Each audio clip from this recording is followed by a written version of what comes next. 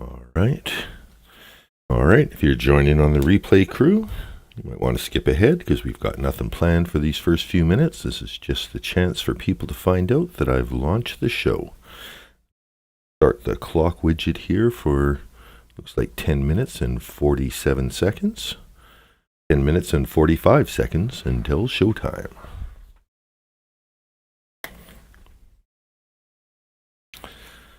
This is going to be a Women of True Crime special. We're doing a Sarah Boone trial rewatch, but there was a video that I did featuring the Women of True Crime. Today's show will feature some of the women who got cameos. Maybe I'll run the Women of True Crime quietly.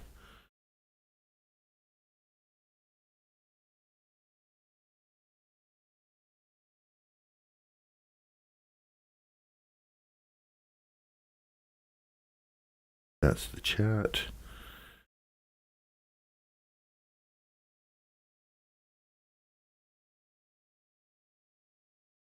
Hey, somebody's just joined the chat. Who's the first one in there? Is it Disney Mom? Look on my phone where it's bigger. Let me shorts cropped view. Okay, there we go. Cropped view though.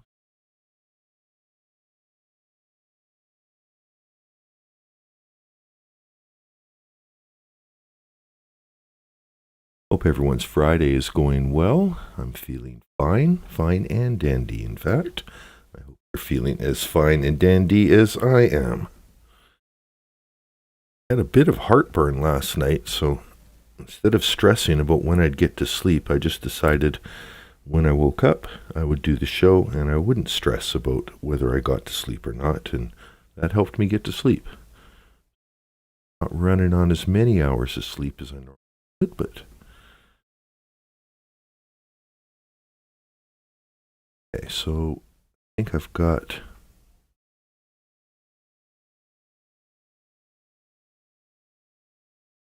there we go.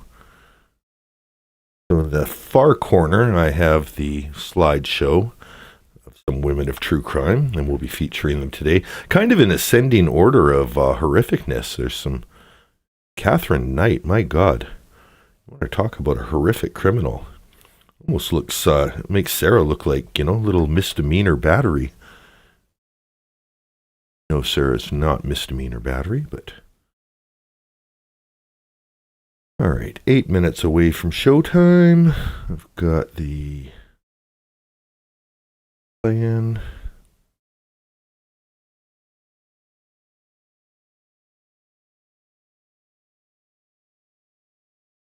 All right, my chat is working.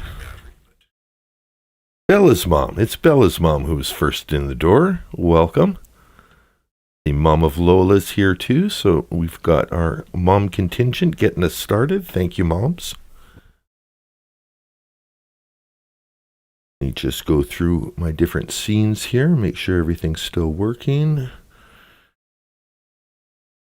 That's going to be the morning transition scene. Hello, hello. This is going to be, we've got a little Dr. Todd Grande today. Dr. Todd Grande will be leading us through a couple of case descriptions. So sure to check out his channel. If you like dry, deadpan, true crime humor with a little psychology, Dr. Grande's your man. He's a little acerbic, a little, he's not going to sugarcoat it for you. He's just going to tell you as it is, and he's not going to put any extra inflection in it either. Right, that's the other view of the same scene. That's me. That's the end of the show. Okay, so that's all good. 6 minutes remaining. Because this isn't a scheduled live, that means I get to have the chat up on the side. You guys can look at the chat scrolling while we watch this. Maybe I'll light a cigarette to get us started. Hope everyone's got medical cigarettes and medical snacks and everything you need to get through the stream.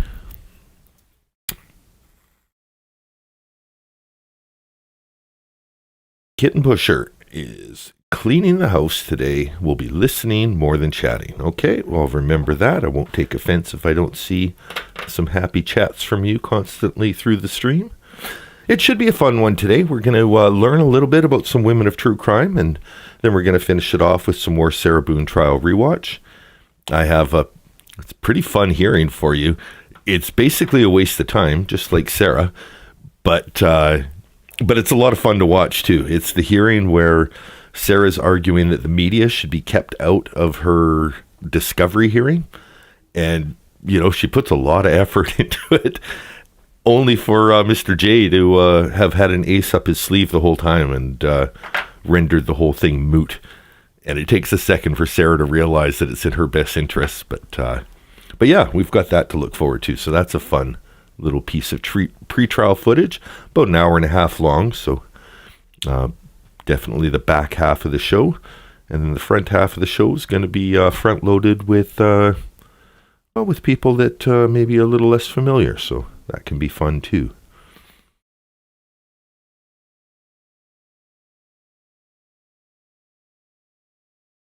Saw Kel, sent me a message, worried that she may have missed the morning stream.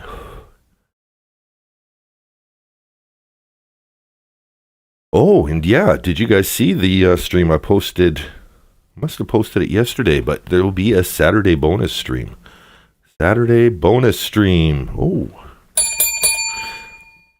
So the Saturday bonus stream is going to be a Sunday fun day I'm doing with my brother and sister-in-law. Let me just go over some of the parameters of Sunday Fun Day. Step 1, wake up. If you have an open bottle of wine in the fridge, drink it before proceeding to the next step. Take a bottle before and after, if applicable. Do some kind of chore for a feeling of accomplishment, and take a before and after pic. So these are the instructions I've given my brother and his wife.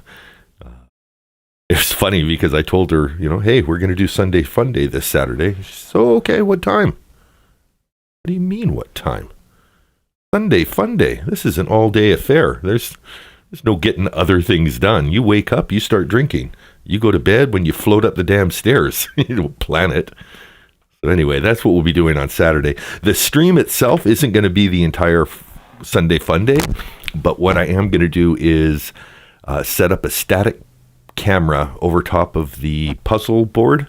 So once we start puzzling, you're not going to see us on the screen, but you will see, do I have effect on my screen? No. Sorry, I'm distracted. Oh, it's not a defect. It's just a graphic on the underlay. Stop smoking this stuff. Anyway, I'll be I'll be just sitting my camera over top of the puzzle board. So you'll see hands come in. You'll hear drunken conversation over I have corner pieces and give me the side pieces. But it should just be 2 hours of that, or however long it takes. Maybe we'll finish the puzzle. Maybe the myth will be busted. And turns out you can do a puzzle in 2 hours when you're loaded. So. There won't be any suitcases. Candace, thank you for that. Candace says keep the suitcases locked away. I'm going to make sure the suitcases are gone long before we start drinking. We don't want anything to escalate. We also will not be playing hide and seek because neither did Sarah. So hide and seek is not a part of Sunday Fun Day, but many other aspects are. So got about 2 minutes left. I've had not enough of this. We're starting with Mr. Grande. Maybe I should pin. And I'm not going to be playing the full Dr. Grande videos. If you guys want his analysis, you'll have to go to his. I will make this playlist available. Maybe I should post the playlist now. You guys want to see any of the videos used in today's show? It is in the Women of True Crime playlist, which I'll be posting into the chat. And we'll post into the video description at the end of the upload. There we go. That's the videos that I'll be using today. So if you want to see any of them in full, that's your opportunity to do so. I have to admit, Dr. Grande, I was looking for a few different channels for, who I could share a breakdown of our first female criminal, Lucy Lee from Canada. And Dr. Grande, the photos he put together for this montage. Now, keep in mind, we're both men, and this crime was pretty equal between her and her boyfriend, Oliver Carafe. Oh, we are getting paint, Candace. Yes, we are getting paint. That's why we're getting the paint and the puzzles. We're getting the paint, we're getting the puzzles, we're doing all of that.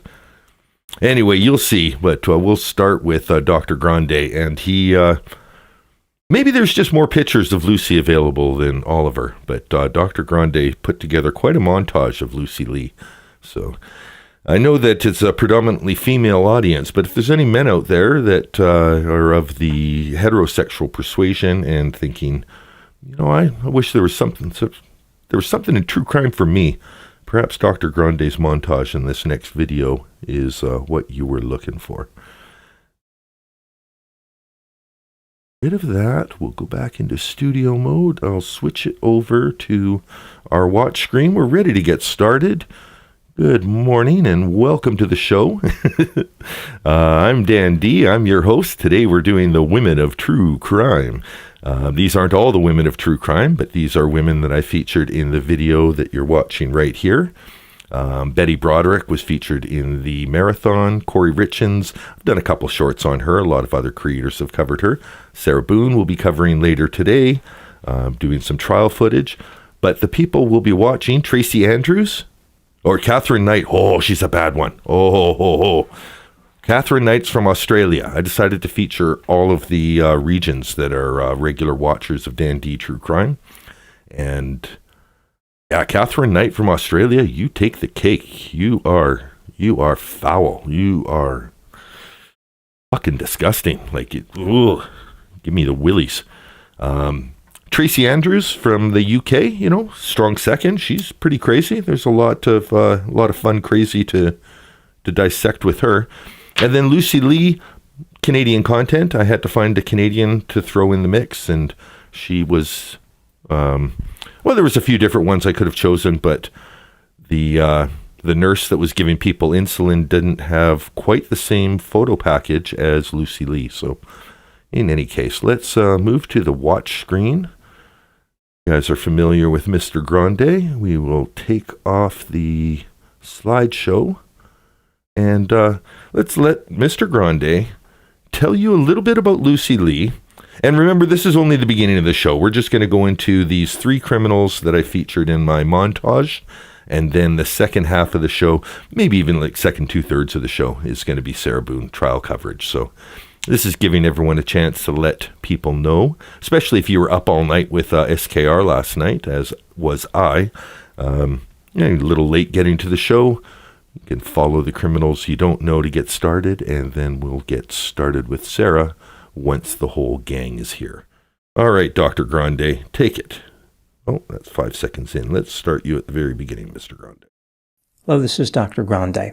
Today I'll analyze the case of Lucy Lee and Oliver Carafe. First, I'll look at the background of this case, move to the timeline of the crime, then offer my analysis. Yun Lu Lee was born in 1995 in China. She went by the name Lucy.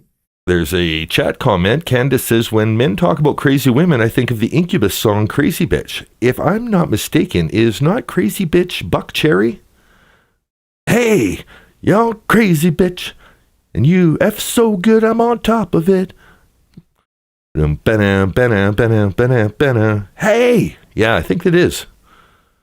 Da-da-da-da-da. I think it's Buck Cherry. Incubus, I think their most famous song I know is Drive. Anyway, here's the first of the photos that Dr. Grande chose to show us what Lucy Lee looks like. Are there any other photos you were able to discover, Mr. Grande? She was a fraternal triplet. Her two sisters were named Kaylin and Jane. Lucy's parents moved to Toronto, Ontario, Canada, and were later joined by Lucy and her sisters when they were 7 years old. Okay, so Lucy is one of triplets, so we know about that half. We haven't seen any pictures of Oliver yet, but don't worry, Oliver was part of this crime. Welcome, A to B. The Kookaloos are doing well today. Glad to see you here. Ocean Sounds, welcome to the chat. In Canada, Lucy's father ran a driving school for Chinese immigrants. Eventually, her mother started an asset management firm and became financially successful. The business generated revenue primarily by selling insurance policies that helped reduce tax liability for people moving to Canada. Hey, Past Perfect Pam. Dr. Grande is kind of a love-hate for me. There's sometimes where I absolutely, I've laughed louder at some of the stuff he said deadpan than a lot of comedians. And then there's other times where I'm like, well, you sound a little full of yourself, but then, I'm guilty of that as well. Welcome to Bella's Mom, celebrating 1 month of Dan D True Crime membership. Congratulations on your bloody keyboard, Bella's Mom. The family lived in a $1.85 million house, and Lucy's mother developed extensive political connections, including hosting fundraisers for Justin Trudeau. Justin Trudeau was the Prime Minister of Canada until recently. One in a $1.8 million house in Toronto. It sounds extravagant. It's nice, but it's not super nice. Like it's well-to-do. It's like a house in the Hamptons. If you've watched Seinfeld, I've never been to the Hamptons, but I assume it's nice, but not too nice.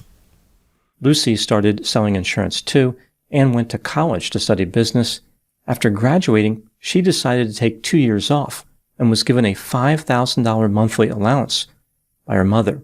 Dr. Grande has found some fantastic pictures of Lucy Leak. Don't you agree? Lucy used some of the money on cosmetic procedures and became active on social media. She and her two sisters posted content wearing various apparel, including swimsuits and lingerie. Various apparel. Yeah, I'm not lingering on these shots. I'm just commentating because that's the important thing for a YouTuber to do, is to add commentary, to add value to a video. So it's important for me to pause it and add value periodically, as I'm doing now. They were active on Instagram and a platform called TikTok. A platform called TikTok. Just for reference, this video was put out 5 months ago, so Dr. Grande is just becoming aware of the TikTok. There did not seem to be a personality component involved. Rather, the trio just offered a little shade from Dr. Grande, brimming with personality himself. There did not seem to be a personality component. Inane commentary when answering questions from followers. Not surprisingly, the social media business didn't make much money. Lucy's sisters moved on to other ventures, but Lucy stayed with it. Blue Giraffes is letting the chat know that this is what she looks like when we're drunk. She thought that she could make it big and be a successful social media influencer. In 2018, Lucy became romantically involved with a man named Oliver Carafa. There's the first we see of Oliver Carafa.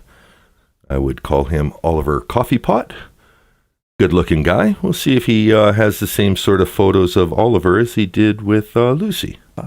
They had dated for a short time years earlier when they were both in school. Oliver was born in Slovakia and immigrated to Canada in 2001. His parents were wealthy. They owned an industrial bakery in their home country. When they moved back to Slovakia years later, Oliver stayed in Toronto with his older sister. His lifestyle was funded by his parents, and he took a job working in a restaurant. On the night of April 2, 2012, Oliver went out.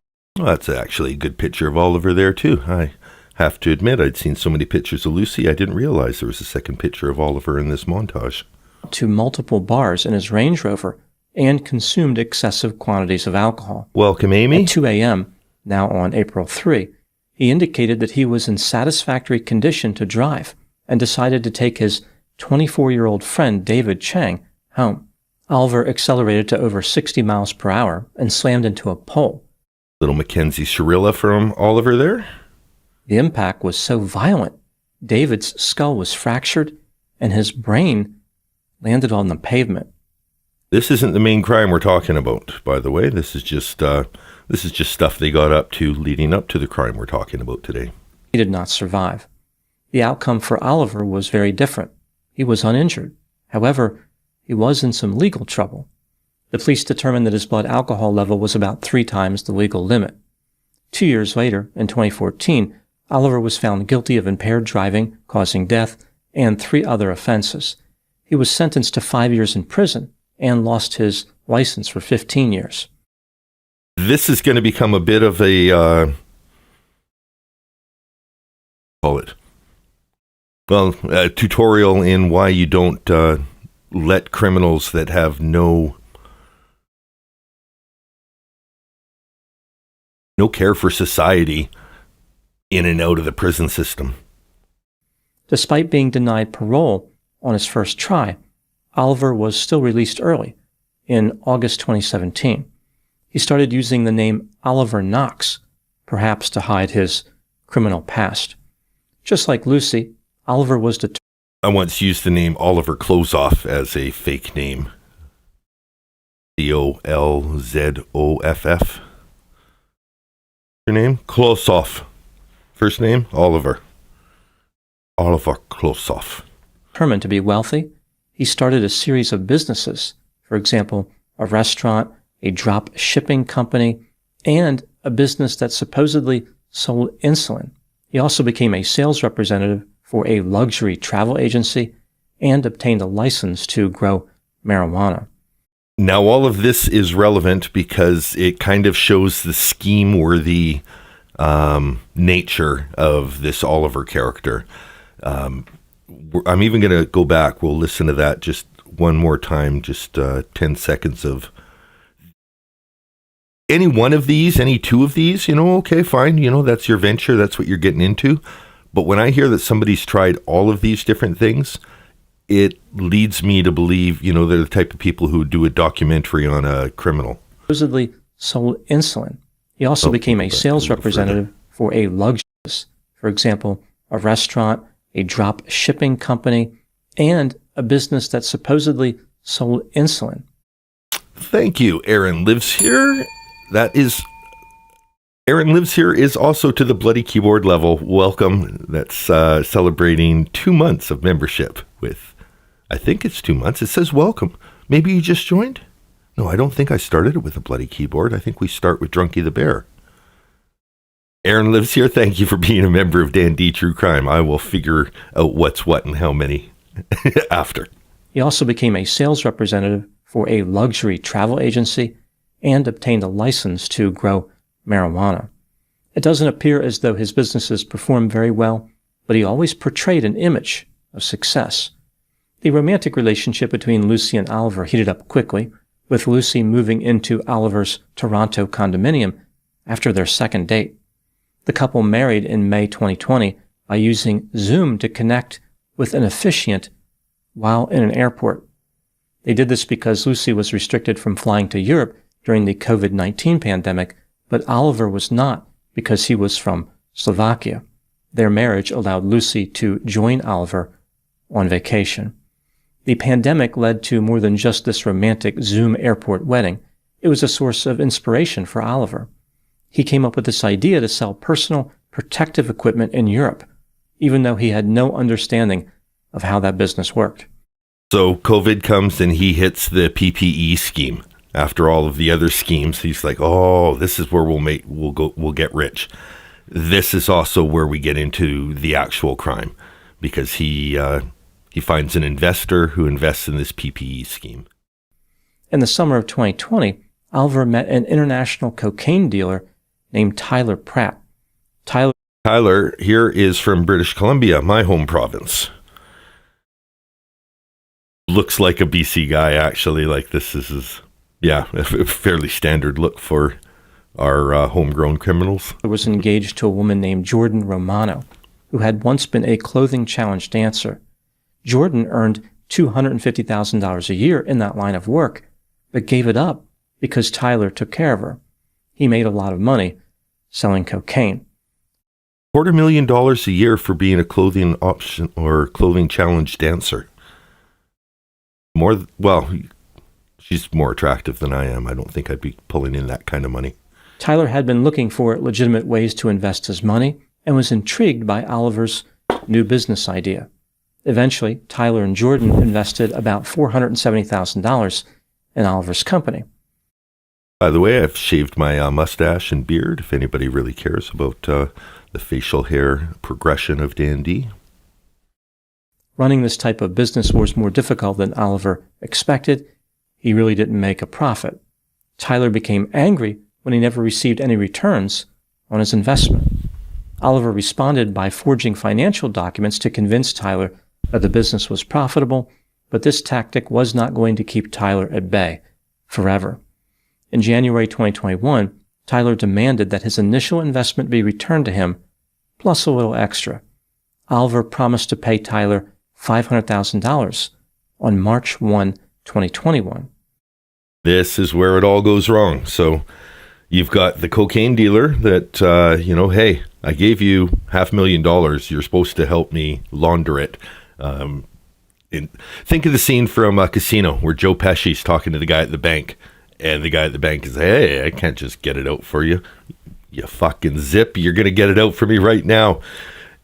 This is now the situation that Oliver is in, realizing that his scheme isn't making the money he thought it was because, it wasn't just him. It was everyone like him and their dog that went into PPE schemes. Unless you, looking back, it looks like the way to have made money with it is you needed to have a government contract. If you had an in, the government would just buy whatever you had. You could, as long as you were able to source your own inventory. But if you didn't have that contact to sell it, you weren't just going to be selling it on the streets like, hey man, want to buy a mask? In reality, Oliver had no intention of paying Tyler back. Rather, he had developed a more homicidal solution. Now moving to the timeline of the crime. So we'll listen to the timeline, and then when it gets into the psychology part, you guys got to tune in to Dr. Grande for that, because I'm not going to, this is more about just finding somebody who is going to describe who these people are that I put in my Women of Crime video. On February 28, 2021, at 7:17 p.m., a woman named Annette was driving in Stony Creek, Ontario, with her boyfriend in the passenger seat. Stony Creek is not far from Toronto. She noticed something on the side of the road next to the Colonial Distribution Center at 347 Arvin Avenue. She turned around to investigate and discovered an injured woman. This woman was Tyler Pratt's pregnant fiancée, Jordan Romano. Jordan said to Annette, "Help me, I've been shot." The police arrived at 7:22 p.m. and found a grisly scene.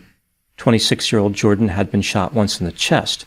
39-year-old Tyler Pratt was found dead next to the distribution center. He had been shot 5 or 6 times in the head and chest. The description of what happened is pretty crazy. It's like something out of a movie, really. Jordan was taken to a hospital where she survived her injuries, but she lost her unborn child.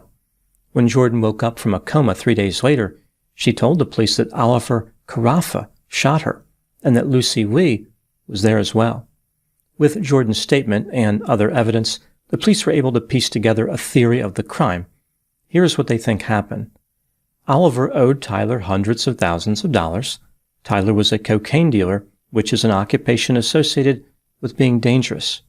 Oliver was worried how Tyler would respond when he never received his money. Therefore, he decided to murder both Tyler and Jordan. Oliver contacted Tyler and told him about a warehouse they could buy for a marijuana business. Even though Tyler was upset about not getting his money from the other business, the one that was going to sell equipment in Europe, he was still interested in the marijuana business opportunity with Oliver. He agreed to meet him at the warehouse to check it out. They were to meet on the day before Oliver was supposed to pay Tyler the $500,000. Oliver purchased an Audi A5 for $18,000. In order to establish an alibi, Lucy switched SIM cards with a friend. Candace is fucking off to Zion to take people on a tour. Fuck you, Candace. Have a great day. Good to see ya. To get out of their condominium undetected, Oliver used the stairs, where there was no video surveillance. No problem, Past Perfect Pam. Whenever you hear that bell, there's a couple of reasons why you'd hear it. One is because I have a real bell. I don't use a soundboard. If the person I'm watching says something that I just agree with and I have nothing more to say with, yes, I agree, you'll hear the bell. So that's just my way of reinforcing somebody else's point. Also, if somebody is celebrating, monthly membership milestone, if somebody buys gift memberships, I will ring the bell. Because it's not a soundboard bell, it's going to sound a little different each time. And that's the purpose of the bell. A bizarre move, Lucy refused to take the... Right, we're going to rewind this, though, because that is crazy. So they're leaving the house. They're off to do this crime. And Oliver's like, okay, I'm taking the stairs. There's no cameras in the stairs. Let's go. We're going down the stairs. We're going to leave the house. Lucy's like, I don't take stairs. I'll just put on a wig and take the elevator. And that's what we're going to see here. Alibi, Lucy switched SIM cards with a friend. To get out of their condominium undetected, Oliver used the stairs, where there was no video surveillance. In a bizarre move, Lucy refused to take the stairs and insisted on using the elevator, even though there was a camera in that elevator. She put on a blonde wig to disguise herself. So, no, Oliver is not the cocaine dealer, Disney Mom, just to catch you up on who all the characters are here. Oliver and Lucy are the couple. Oliver is a schemer. He's run everything from selling insulin to, personal protective equipment during COVID. He tried to do a marijuana business and get his license, tried running a restaurant. So he's just one of these guys that's always on to the next scheme. One of the people he worked with on the personal protective equipment schemes is this Tyler Pratt. He's the cocaine dealer. And that was him and his girlfriend, Jordan Romano, that invested in one of his schemes. And, glib guy, probably fast talker. Hey, we're going to, I could triple your money, make it legal. You can actually spend it on a house, making all that money from cocaine. You'd like to be able to spend it. Anyway, his business doesn't make any money, and he's probably spent a bunch of this cocaine dealer's money. So instead of paying him, he organizes this thing. He's like, I'll pay you tomorrow, but come check out this warehouse I got. We can make a ton of money selling marijuana out of this warehouse now that it's legal, blah, blah, blah. And that's how we get to this situation. In order to avoid some physical exertion, Lucy risked being identified on camera. Many offenders neglect the cardio aspect of being an efficient killer. Oliver and Lucy drove to the... That made me laugh so hard. That's why I had to watch this video's description of the case. Many people neglect the cardio aspect of being a criminal. Exertion, Lucy risked being identified on camera. Many offenders neglect the cardio aspect of being an efficient killer. Oliver and Lucy drove to the warehouse on Arvin Avenue. Tyler and Jordan arrived after them at 5:23 p.m. As all four individuals were awkwardly waiting, Oliver realized he had no way to get in the building. He claimed that a real estate agent was on the way, but Tyler was growing impatient. This is lack of forethought, right? So he gets there and then realizes, oh shit, I'm doing a murder here. There's not going to be an actual real estate agent to let us in just because he scouted the location. So now he's trying to stall the guy while they're all standing outside for no real estate agent that's coming. And suspicious. At this point, Oliver produced a pistol chambered in 9mm Luger and pointed the weapon at Jordan, who was seated in the passenger seat of a Range. This is where it gets fucked up, and it's kind of like a movie. So they're all standing around outside. Jordan's sitting inside the Range Rover, probably in the passenger seat. She's pregnant, 23, 24 years old. Oliver shoots into the car while Tyler's outside of the car. And how does he respond, Mr. Grande? Range Rover. He fired 3 times, striking Jordan once in the chest. Tyler responded to the shooting by saying, "What the blank, bro?" Oliver then... What the fuck, bro? That's sadly also the vernacular of our British Columbia criminals. That would be exactly what I'd expect one to say in that situation. What the fuck, bro? Fucking hell. It's my girlfriend. Fuck, man. Pointed the gun at Tyler and shot him 5 or 6 times in the head and chest. Believing they had killed both Tyler and Jordan, Oliver and Lucy took their cell phones and $20,000 in cash from Tyler. They left the scene in the Audi A5 and in the Range Rover. After abandoning the Audi nearby on Green Road, the couple returned in the Range Rover. They were surprised to see that Jordan was no longer at the scene of the shooting. Oliver and Lucy drove around the area frantically searching for her, but they gave up at 6:52 p.m. and drove away. They figured there was... They gave up. Oh, well, she's clearly not here. Let's just go home. Oliver and Lucy drove around the area frantically searching for her, but they gave up at 6:52 p.m. and drove away. They figured there was no way Jordan could have survived. She probably crawled away and died a few minutes later.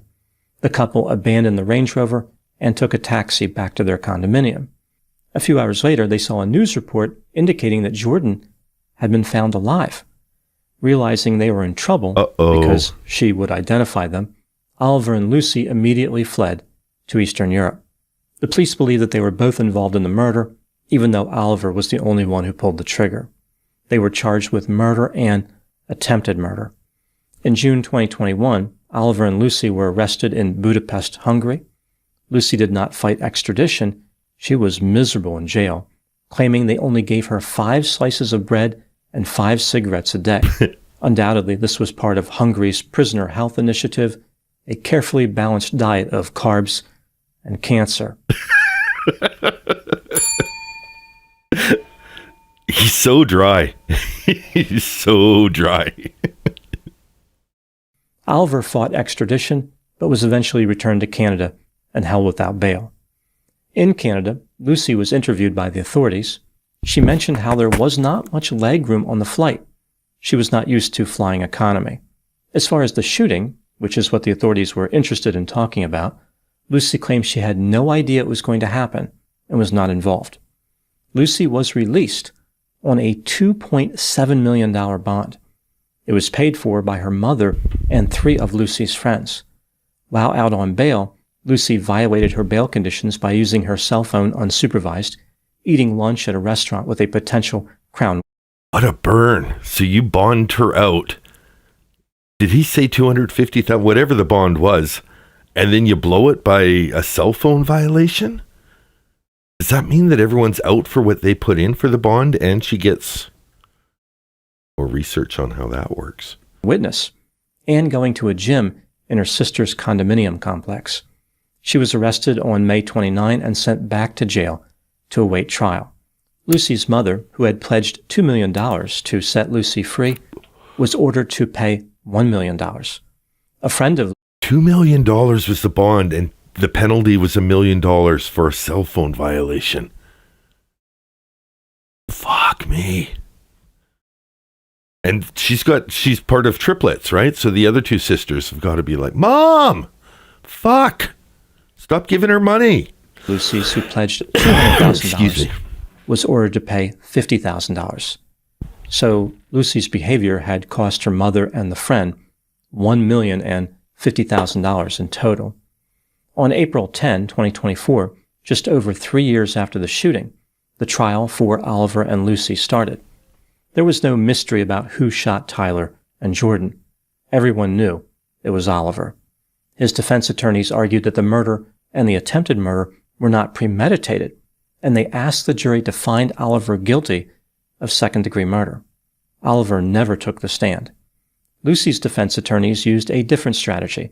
They argued that she was not involved at all, claiming that she was not intelligent enough to be part of a criminal conspiracy. Could you imagine having your lawyers argue that you're too dumb?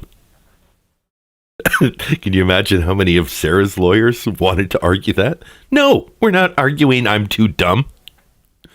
It would work, Sarah. Like, you're clearly an idiot. I think we can get you off by really leaning into how stupid you are. No! Oh my God. You're so snotty. Lucy took the stand in her own defense, I guess to prove this theory. Here is a summary of her testimony. I guess to prove this theory. Oh, Dr. Grande, you're with it today. And good news, I've got one more Dr. Grande clip for the end of this little montage, too. During her romantic relationship with Oliver, she ignored red flags, including how he had cheated on her. Lucy was stupid to follow him. Oliver was not allowed to have a driver's license, so Lucy frequently drove him around. On the night of the shooting, she only went to Arvin Avenue at the last minute, when Oliver's other options for a driver fell through. While they were leaving their condominium, she found a blonde wig in a bag Oliver was carrying. She recognized the wig as one that she would sometimes wear during sex. She believed that Oliver had the wig because he was planning to cheat on her that night. The reason she put the wig on was to push his buttons.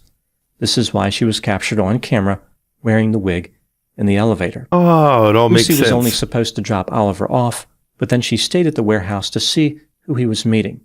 She was hundreds of feet away around the corner at the back of the property searching for a lockbox when she heard the gunshots. Lucy had no idea what happened. Oliver told her that he acted in kind of a pre-planned self-defense. That is, he killed Tyler because he thought Tyler would later kill him. When they learned about the news that Jordan survived, Oliver told Lucy that they needed to leave the country because Tyler's associates would come after them. When being questioned by the Crown, Lucy claimed that she was perhaps the stupidest person in the room.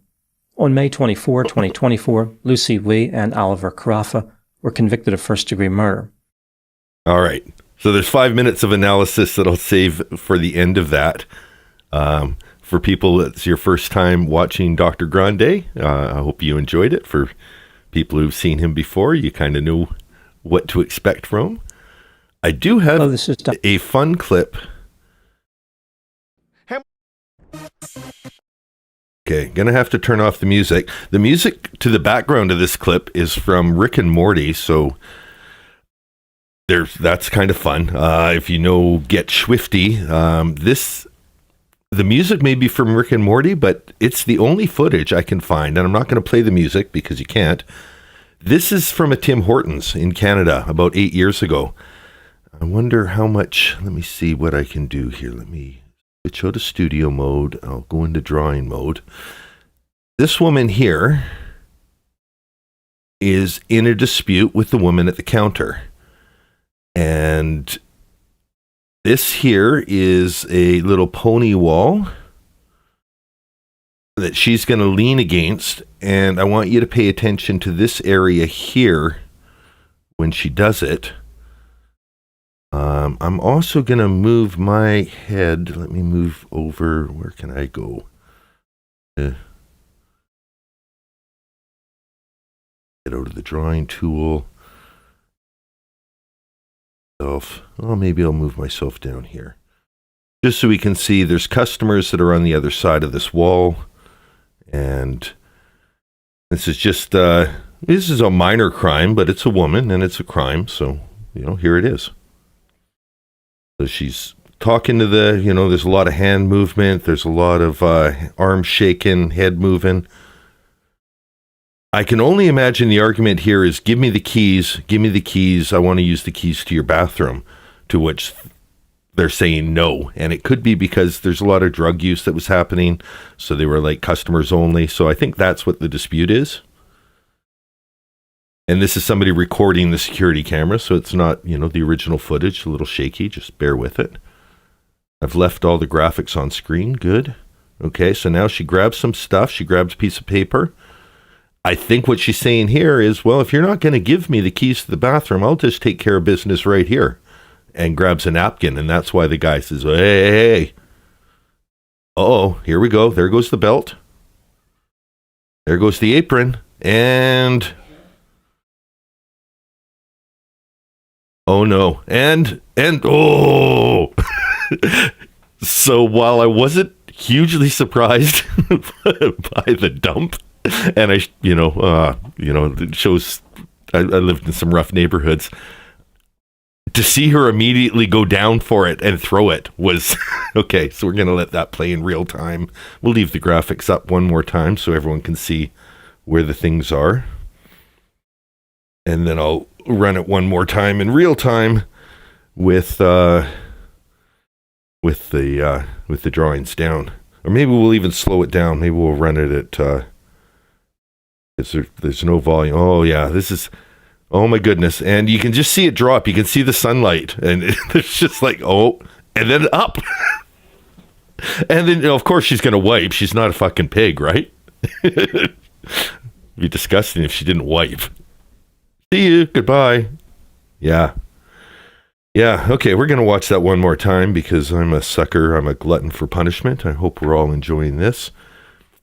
Kevin Hart uses this footage in one of his festivals. Oh, my goodness. Okay.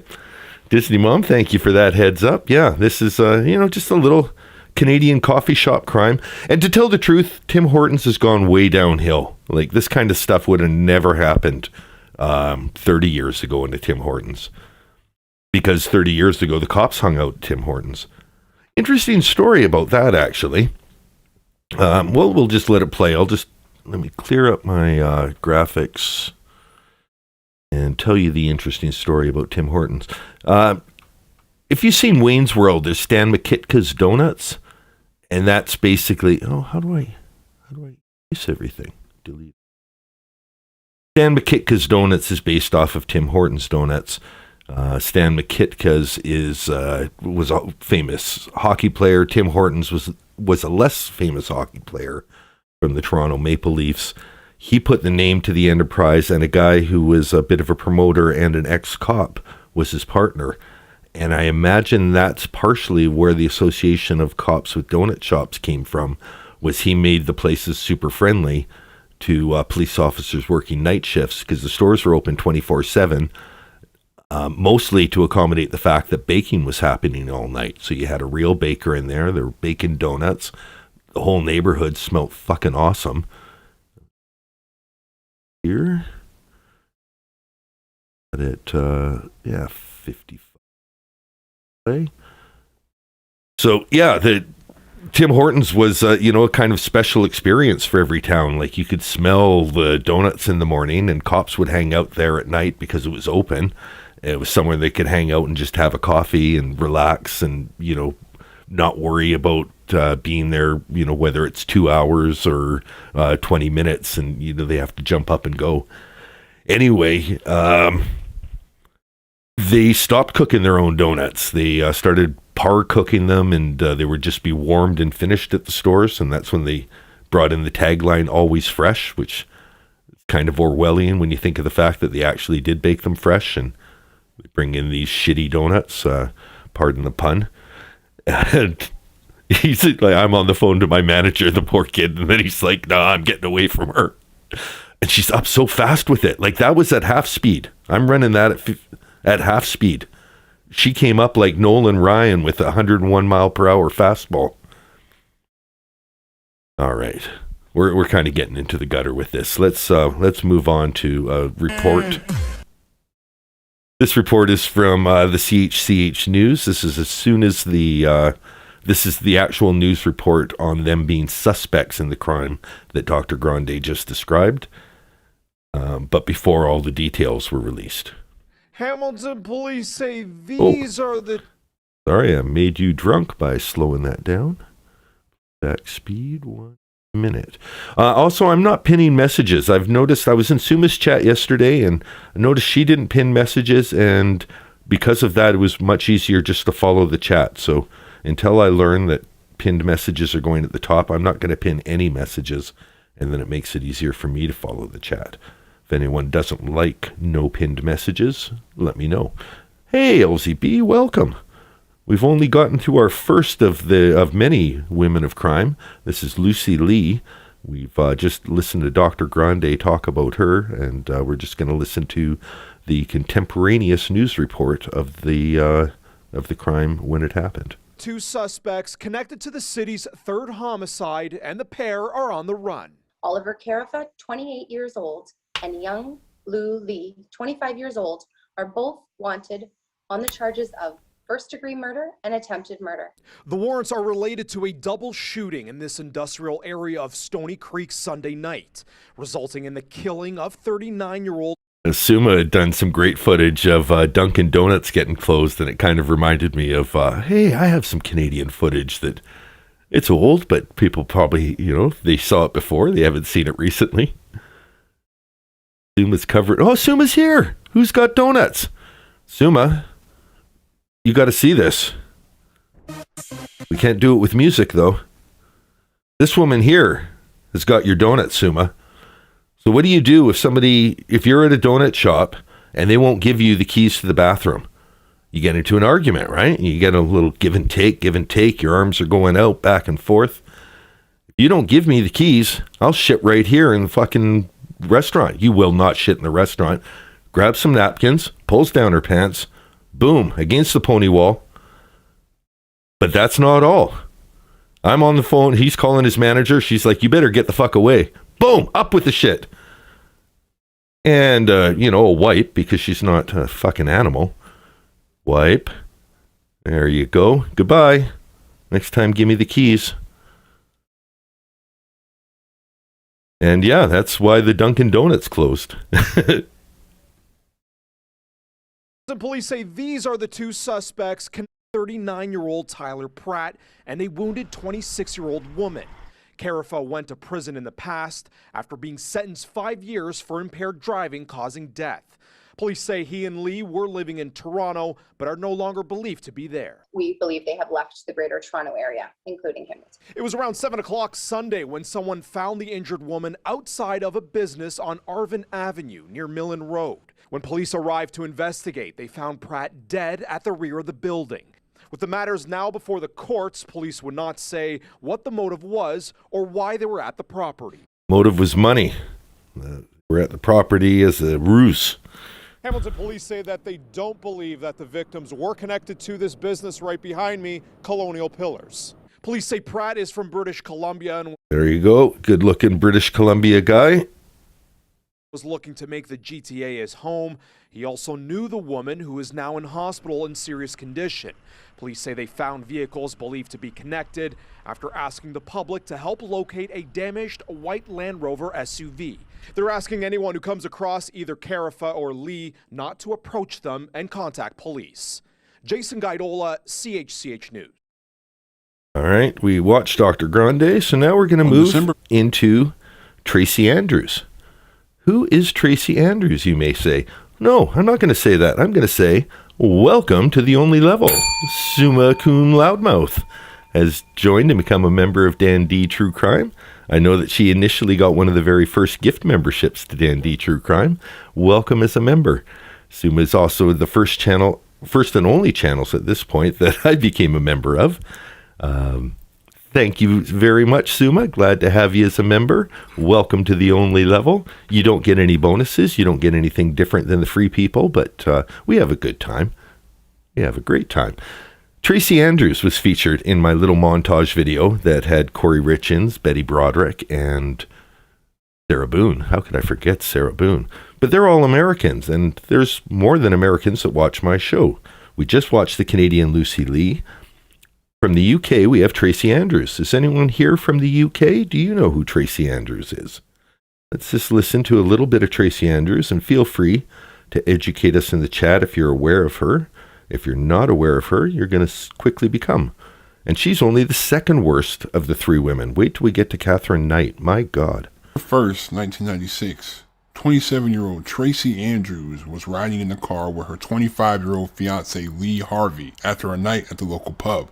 Let's actually just give a little shout out too. I like to try and find smaller channels when I'm finding these videos. Dr. Grande, obviously, big channel. If you want to find him, you can. But this channel is called History's Biggest Villains, and they're just under 1,000 subscribers. So I'm giving my subscription here on screen, giving them their 20th like on this video. It's over 2 years old. It's only got 500 views, so I don't know if they're still producing videos, but that's all the support I can give them as a creator myself. Now you guys are aware of them. Watch this, and if you like it, go check out their channel. Suddenly, a black Ford Sierra started following them, forcing them off the road. After they stopped, 2 men exited the car and confronted Lee as he also exited the car. The 2 men suddenly attacked Lee, stabbing him 42 times, leaving him dead on the side of the road. 2 days later, at a press conference for the media, Tracie elaborated on the attack, stating that a fat man with glaring eyes attacked Lee. But as the conference went on, she gave some contradictory information which confused the reporters and police. After the police conducted their investigation, it was discovered that all was not what it seemed. Welcome to History's Biggest Villains. Never know if these are like copyrighted bits, so I'm just going to turn off the volume a little bit and get past his intro. England on April 9th, 1969 as the middle child of 3 siblings. Okay, so we haven't got any Suma's aware of this case. Ocean Sounds, Charles Greaves. Okay, so yes. What I attempted to do was try and pick someone that, whatever of the big 4 English-speaking countries that are watching Dan D True Crime, a criminal that would maybe be on par with Sarah Boone for being someone that universally hated in the nation. So if you're aware of her as a Brit, as a Englander, as anything in the United Kingdom, let me know if I've made a good choice. Home life was fine until her parents divorced in 1975 when she was 6 years old. Their separation greatly affected her mentally. As she grew up, those around her said that she was highly irritable and was also prone to explosive meltdowns. Since she was an attractive girl, she had dreams of becoming a model. Although she sent out several photo albums, she never got any calls, so she was still stuck working her menial job as a barmaid. When she was 21, she gave birth to a daughter, but the relationship with the father dissolved a year later. In October 1994, she began dating Lee Harvey. Multiple ex-boyfriends remembered Tracie as being extremely possessive, not liking them having a social life without her presence. This was no different with Lee. However, the two were moving extremely fast, moving in together after only 3 months and getting engaged after 6. Their relationship was on again, off again, as both were possessive and jealous of each other talking to the opposite sex. On again, off again. On again, off again. No. For hours on end, sometimes escalating to violence. Tracie was very aggressive and violent to Lee in the months leading up to his murder. She hit Lee on the head with a bottle once and even brandished a knife on him. Red flag. But Tracie went on, right? Both Tracie and Lee's family and friends were concerned about their toxic relationship. Lee had confided in both his friends and his own mother about Tracie's emotional problems. Police were called to the house in late October 1996, where they discovered that Tracie had bitten Lee on the neck during an argument. A month later, that's another huge red flag. Lee Harvey would be dead. On Sunday, December 1st, 1996, Tracie and Lee were having another day of back and forth arguments. They both decided to go to a local pub that evening to try to cool down. On their way back from we went to Muldoon's to kind of cool down. We thought a change of scenery and some alcohol would bring the pub. A black Ford Sierra started following them and tried to run them off the road. After they stopped, 2 men got out of the car and Lee got out to confront them. They then attacked Lee, leaving him dead on the side of the road. Or at least that's what Tracie initially told the police. In reality, Tracie had stabbed Lee 42 times with a penknife while the car was stopped after another argument. 42. Lee's sister would later say that she knew from the... And a penknife, is this... I'm thinking like those, like an X-Acto knife with that little screw-on thing, so it's just that little short tip, and that would be a penknife. Let me know if that's the correct UK lingo. Second, she was told about the murder, that Tracie had killed him. 2 days later, on December 3rd, there was a... Look at that. So this is the press conference. Way better black eyes. Remember Sarah's black eye photo? This is what Tracie did to herself to help sell that she was attacked by men who stabbed her boyfriend and left him for dead on the side of the road. They roughed me up too. Press conference broadcast to the national media, where Tracie had an opportunity to speak. At this point, she was viewed as... Suma, the channel is History's Biggest Villains. It's a small channel. They're just working towards 1,000 subscribers, 883 after my my subscription there. So looks like it's pretty good work for such a small channel. Yeah, so if you guys want to support someone who, just like Cowboy Criminology, I really, that's a bit of a success story. Like, 'cause I was just coming up too, but he'd kind of stopped producing. And thanks to everyone who went over, gave his, year-old videos some love, he ended up getting back into production. And we had a really fun show together the other night. And this could be something where he becomes part of the Sarah Boone community, is also part of the law community as he gets his law degree. So this is going to be, it's always good to help people that are on their way up, or maybe gave up because, it's a real grind. You're putting out a lot of work, and a lot of times it takes a year or two before anyone even notices. So shout out to history's biggest villains. This is a great little rundown. As nothing more than the victim of a senseless attack. As she constantly looked down and away from the cameras, she described the attacker as a fat man with staring eyes, who had stabbed Lee after getting out of the passenger seat It was a fat man with staring eyes of a black Ford Sierra. She then made an appeal for this unknown attacker to reveal himself, saying that he wasn't to blame and that he wasn't in trouble. This was strange, since Tracie initially said that the attacker was the aggressor. She then contradicted her original statement, giving different times to the original story, and the police had to stop her. They found it odd that someone who was supposed to be in shock had so much to say. As the police conducted their investigation, they discovered some inconsistencies in Tracie's story. Moments after the car had stopped, a man who lived close by overheard the commotion and walked over to assist. Lee was lying on the ground, while a bruised and bloody Tracie was kneeling down beside him. He ran back to his house and called the police. When they arrived, they found Lee dead on the road, with 42 stab wounds to his back, throat, and chest. The fatal wound was a blow to the neck that severed his carotid artery. Back. So he's just turning away, trying to shield himself.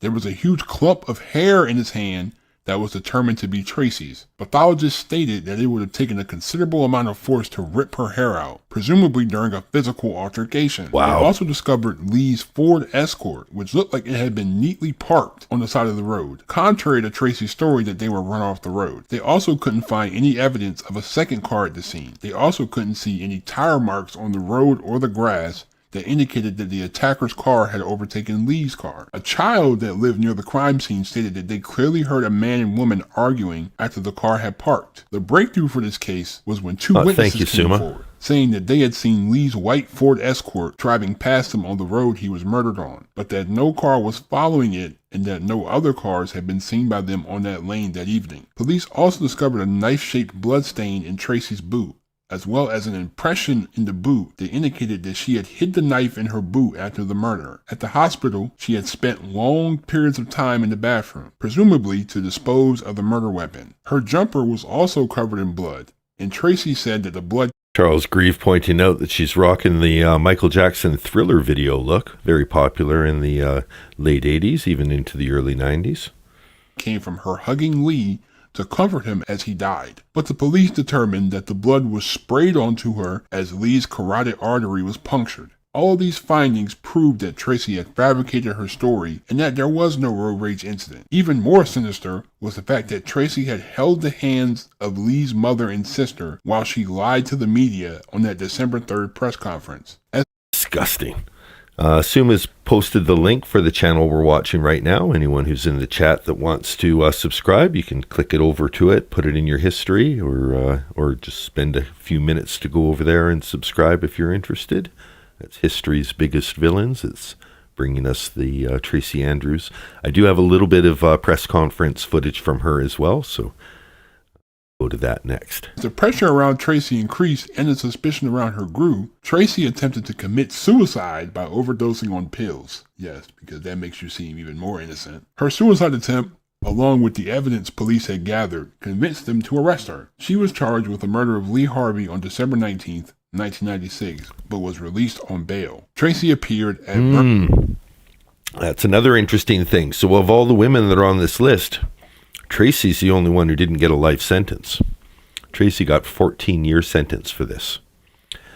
If you remember the dates, that tells you a little something. We'll get to that before the end of this video, but the math ain't mathin'. Birmingham Crown Court on July 1st, 1997 on murder charges. She was found guilty on July 29th as the prosecution carefully deconstructed her story, exposing her as a liar. 7 minutes had passed between Lee being killed and his discovery by the occupant of the adjacent cottage, during which time Tracie made no attempts to get help from the houses on the road or from anyone else. Police also stated that she had tried to leave the vehicle at the location where Lee was murdered, and that an argument had then occurred. Many of Harvey's stab wounds were in his back, indicating that she had stabbed him as he ran to the car. Andrews was sentenced to life with a minimum of 14 years.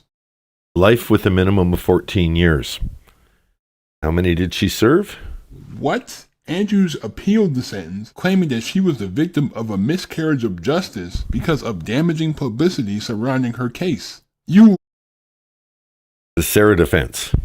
lied! In October 1998, the appeal was denied. In April 1999, that she was the victim of a miscarriage of justice because of damaging publicity surrounding her case. You lied! In October 1998, the appeal was denied. In April 1999, Tracie admitted that she stabbed Lee to death and that her entire story had been made up. Changing her story yet again, Tracie then said that she had stabbed Lee in self-defense. Yes, because you stab somebody in the back in self-defense. Like, do you really think these people are stupid? Despite having a life sentence, Tracie was released in 2011 after only 14 years. She changed her name to Tia Carter and underwent Released, changed her name, underwent cosmetic surgery. plastic surgery to change the shape of her jaw. This 5,000-pound operation was controversially covered by the National Health. £5,000 Canadian money, that would be about $12,500. I'm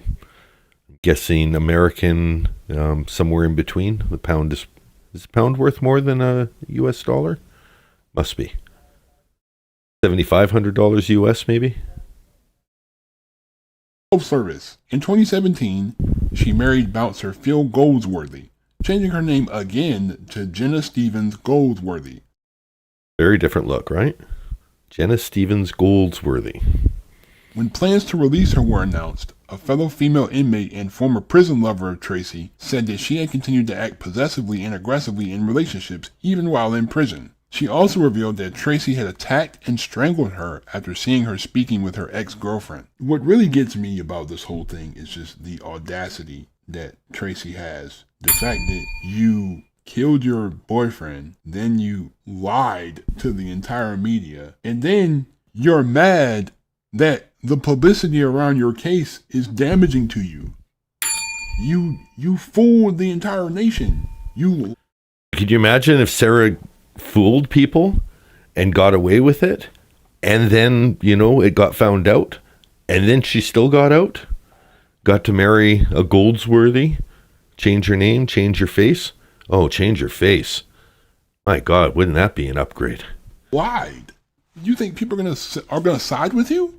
Are you serious? Like, what? And the fact that she got out after 14 years and she just gets to live her life under a new identity. Like, and I even read that her new husband even knows about what she did. Fucked up. I really like this guy. The guy that's doing the commentary here. He's got equal parts research and outrage. It's a nice mix. And he doesn't even care. Like, are you kidding me? So your woman, your wife killed somebody, but you're still gonna be. I don't know, man. You make her mad, she gonna kill you, man. That's really how it is. Exactly. Like, what? She got off so easy. 14 years? Like, why are you going to give somebody a life sentence if you're going to parole them after 14 years? What's the point of giving her a life sentence? Because that's just false hope at that point. She stabbed him in self-defense, but most of his knife wounds were in the back. Like, I don't know how. Like, does she think that people are just stupid and won't critically think? Like, I don't know, man. Like, just the fact that she lied. Got on national TV and lied. And the fact that she not only lied, it was so obvious, and the fact that people could see right through her immediately is just what makes this even worse. Like, you didn't even try to make it an elaborate lie. You just made up some stupid story. People could see that you were lying from the press conference, if we're being honest. People could tell. I hope you enjoyed this story. Leave a like, hit that subscribe button, turn on post notifications. Thank you for the support. Alexander Pierce. That must be on the video. Oh, it's part of History's Biggest Villains. All right. Both me and Here's the press conference. So, judge for yourself now that we know she's a liar. Does she seem credible here? the other person were playing cat and mouse with each other for a while. Kelya is here, and fantastic, Kelya. The good thing is, I've been kind of stalling. I've been saving the Sarah stuff until everyone had a chance to get here. We've been learning about some international despicable women. This is the second most despicable women of the three we'll be watching. So here is her press conference where she, after stabbing her boyfriend and killing him with 42 stab wounds, mostly to his back, some to the back of his neck, she went on TV and tearfully described an attack by a road rager and a fat man with flashing eyes. Me and the other person were playing cat and mouse with each other for a while. And they overtook us. I was shouting at Lee to, slow down, just ignore them, stop the comedy. I don't know if a lot of men are like it and a lot of women are like it, but you get behind the wheel of a car.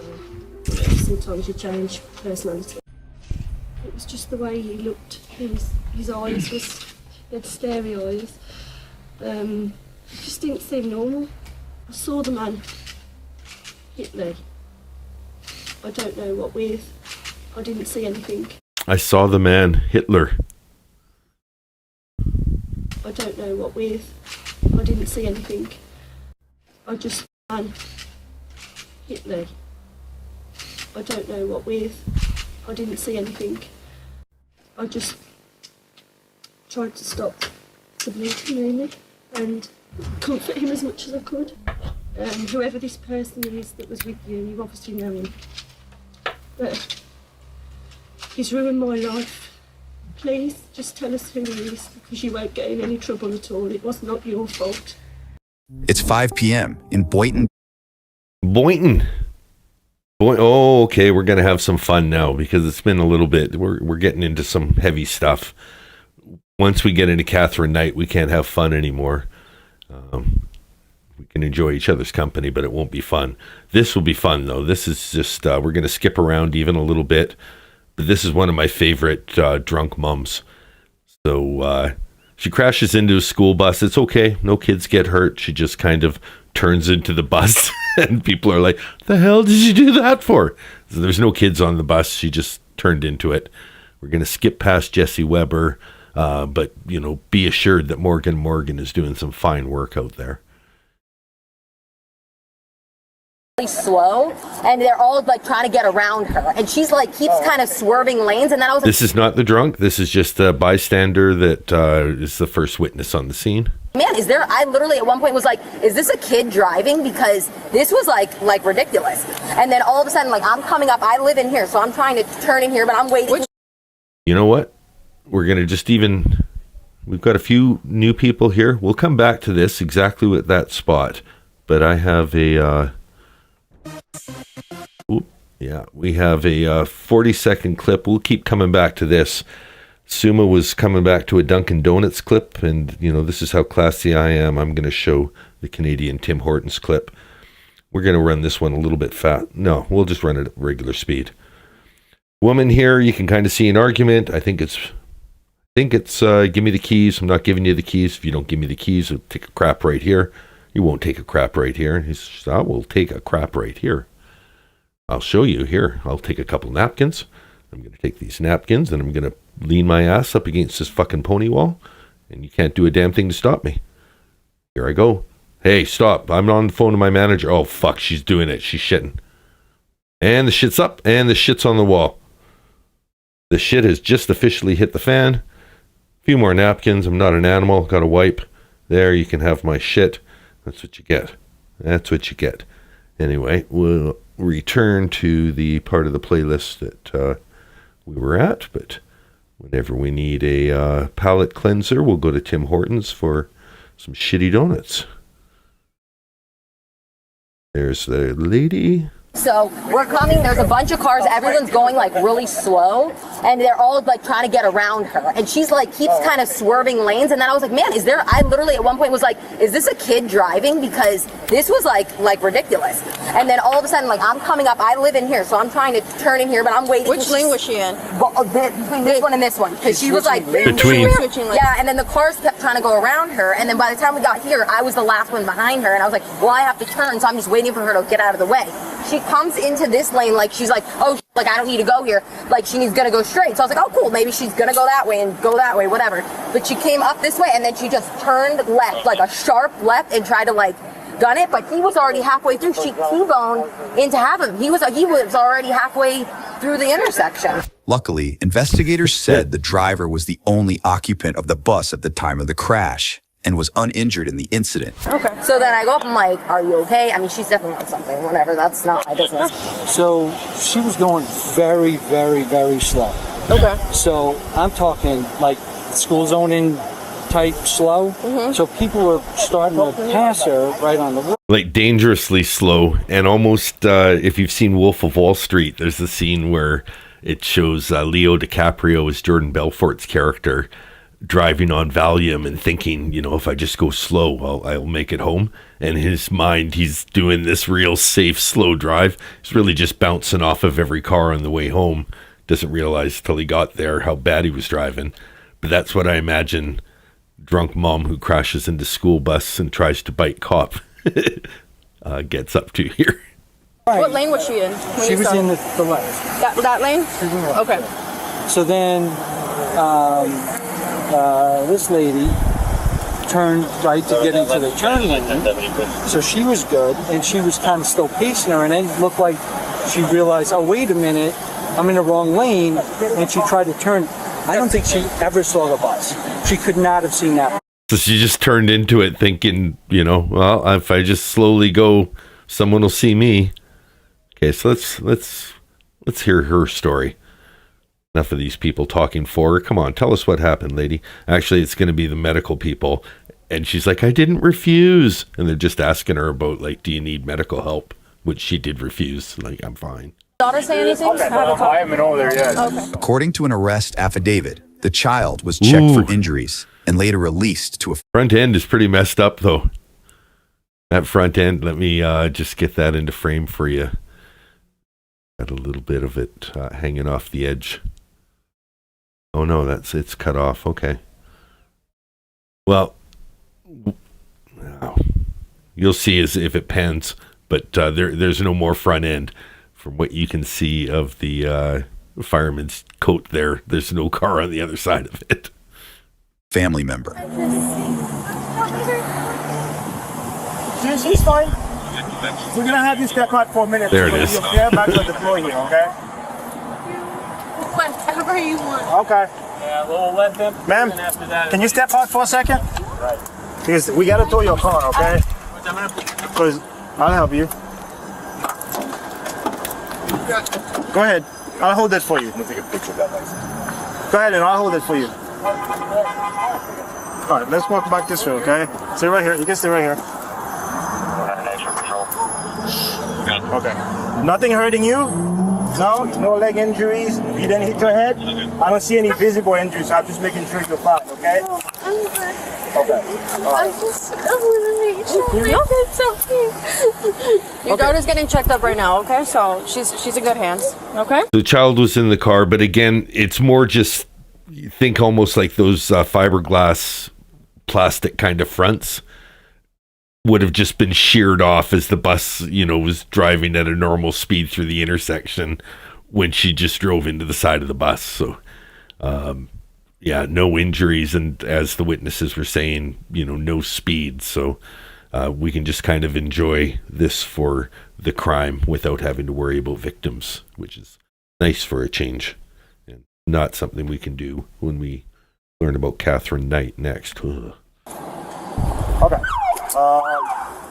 can we let's walk over here around the car so people don't hit you. Okay? Can we walk around just go behind so we can protect you from Can truck. you guide me?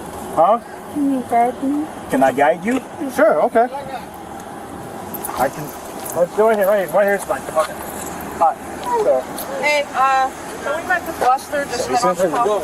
all you gotta do, if you don't stay by your car, that's fine. Okay? All you gotta do is okay. Now, officers try to get to the bottom of what exactly happened. Drunk driving. I'll shorten that up for you, but let's get to where it's a big skip here. You can get this on Long Crime. You can also get this on the playlist that'll be in the description for this video after it's posted. The reason I love this video is how often she wants to do the straight line test. She's clearly drunk. She thinks she refuses the sobriety tests when she refused medical attention. She's so mixed up, but... Close your right. Yeah, we'll take okay. Copy that. Okay. And this one. Okay. And then we'll take her. Okay. I mean, she refused everything anyway, so... Em, come over here real quick. Do you wear glasses? I have contacts. You have contacts now? Yep. We're not going to do it here. Yes, we are. No. We can't. You No. don't want to do it? No. Where would you like to do it? Where's the straight line? We don't worry about that. Okay, so if you guys are having anything to drink, I'm going to take this. This is peach juice with cranberry juice. It's a 50-50 mix. Just a little morning mix, not drinking booze or anything. But every time you hear straight line, have a little sip of whatever you're drinking, coffee, medical snacks, medical... We'll get to that. No. Careful, there's... Straight line. Okay. Like, where's the straight line? We have a tape. We're gonna put a tape on the grounds for the straight line. Go. Okay. You gotta hold on. Where you going? No. Come over here. No. Okay. Straight line. Let's go. That's the next step. Straight line. Let's go. Careful. Watch the car.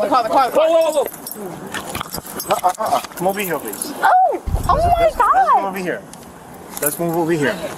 Move my car. Can you take my car and move over here? Ma'am. Back it in here. Stop. Bro. Straight line.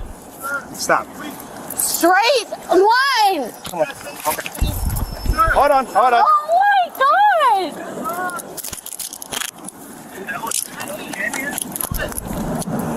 We're done.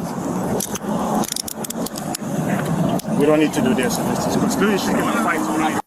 Straight line. Straight We're done. Done. line. Hey, we're gonna go to the hospital.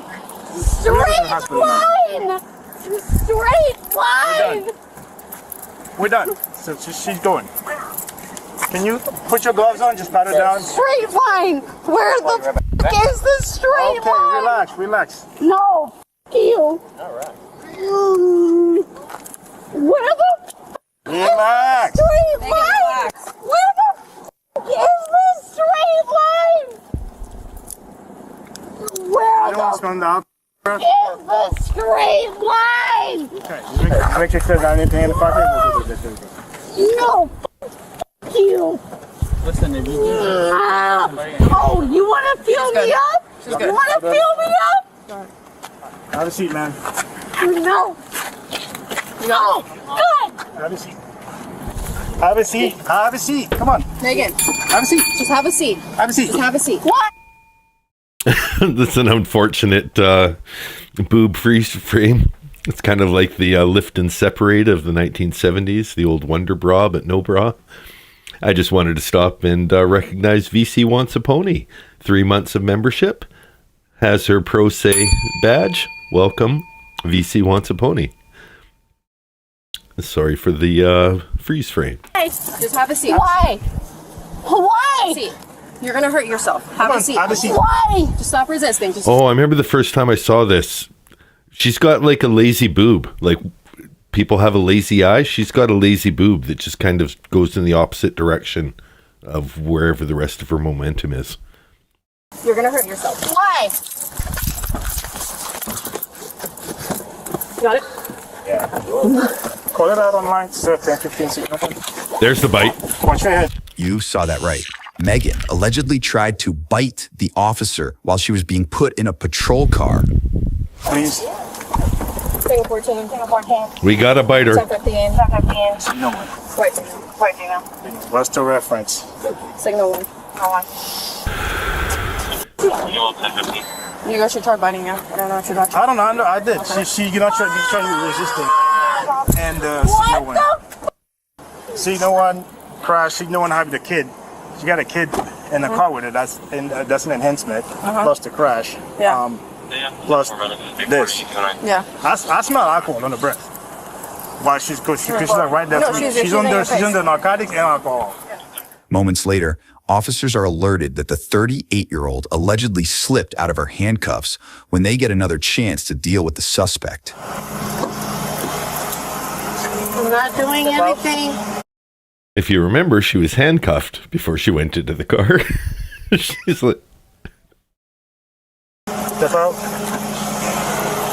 She does have a very Sarah face. Suma was the one who just pointed it out in chat a little bit. But there's a puffiness. There's a bit of a, you know, a free Sarah, not a jail Sarah, but a free Sarah puffiness to her face. Body cam Sarah. I didn't literally do anything. I was just telling you.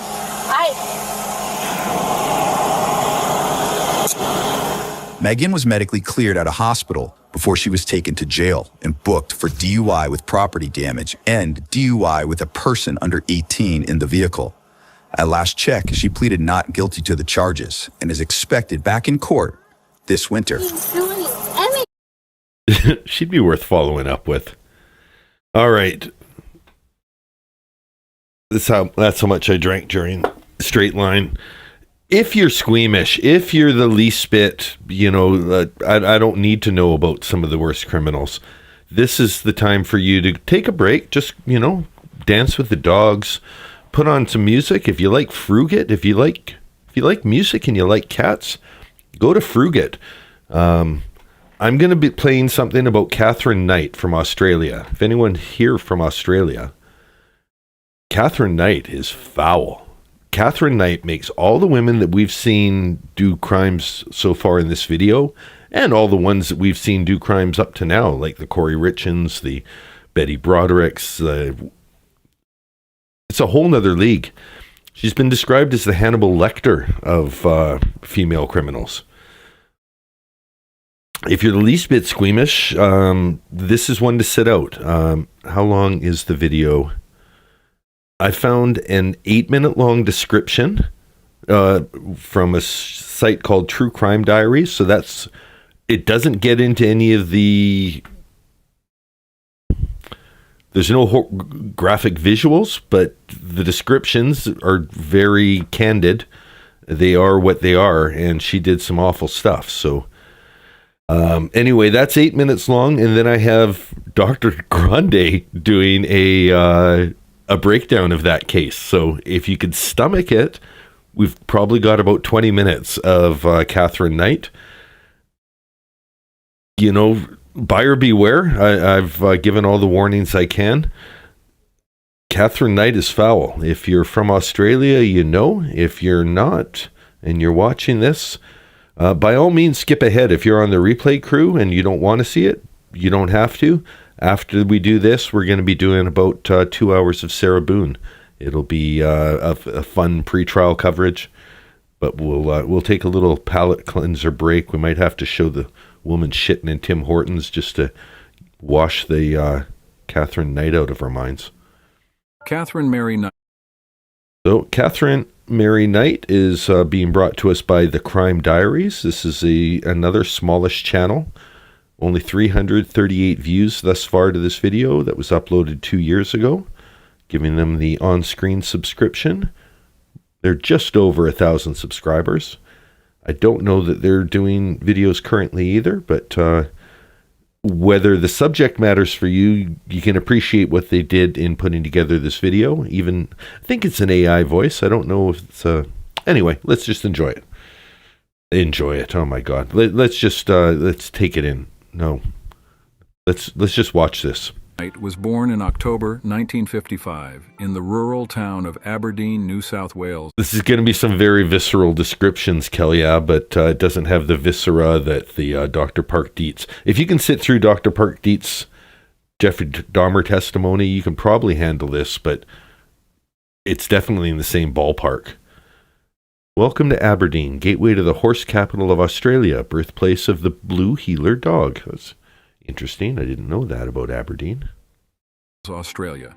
She was one of identical twin girls born to Barbara and Ken Knight, but her childhood was far from happiness. So like Lucy Lee, who was one of triplets, Katherine Knight was one of twins. This brings up an interesting case study in nature versus nurture, and whether your genetics predispose you or whether your situation predisposes you. And the spoiler is her twin sister did not do some of the horrific things we're going to learn that she did. Katherine's parents had a violent and abusive relationship. Her father, Ken, Hey, was Lakeisha, an welcome. alcoholic who would violently rape Katherine's mother, Barbara, multiple times a day. Barbara took out her own temper by verbally abusing Katherine and her twin sister, while also exposing the young girls to inappropriate details about her sex life. Katherine claims she was sexually abused by several male family members during her childhood, leaving deep psychological scars. She became moody and isolated, oppressed smaller kids at school even as she earned awards for good behavior. At age 15, Katherine dropped out of school and started working at a local slaughterhouse, which seemed to perfectly suit her dark nature. She delighted in cutting This becomes relevant. up animal skeleton with large butcher knives, which made her feel powerful and in control. In 1974, Katherine married a co-worker named David Kellett after aggressively pursuing him despite his heavy drinking. On their wedding night, Katherine attempted to bite back David while he slept, simply because they'd only had sex 3 times. Katherine kept abusing David after they got married. She hurt him physically and emotionally all the time. When Katherine was pregnant, she still hit David. One night he came home late. Katherine got mad and burned all his stuff. Then she hit him in the head with a frying pan. Betty Broderick for the burning of his stuff. The frying pan is a Katherine Knight twist on that.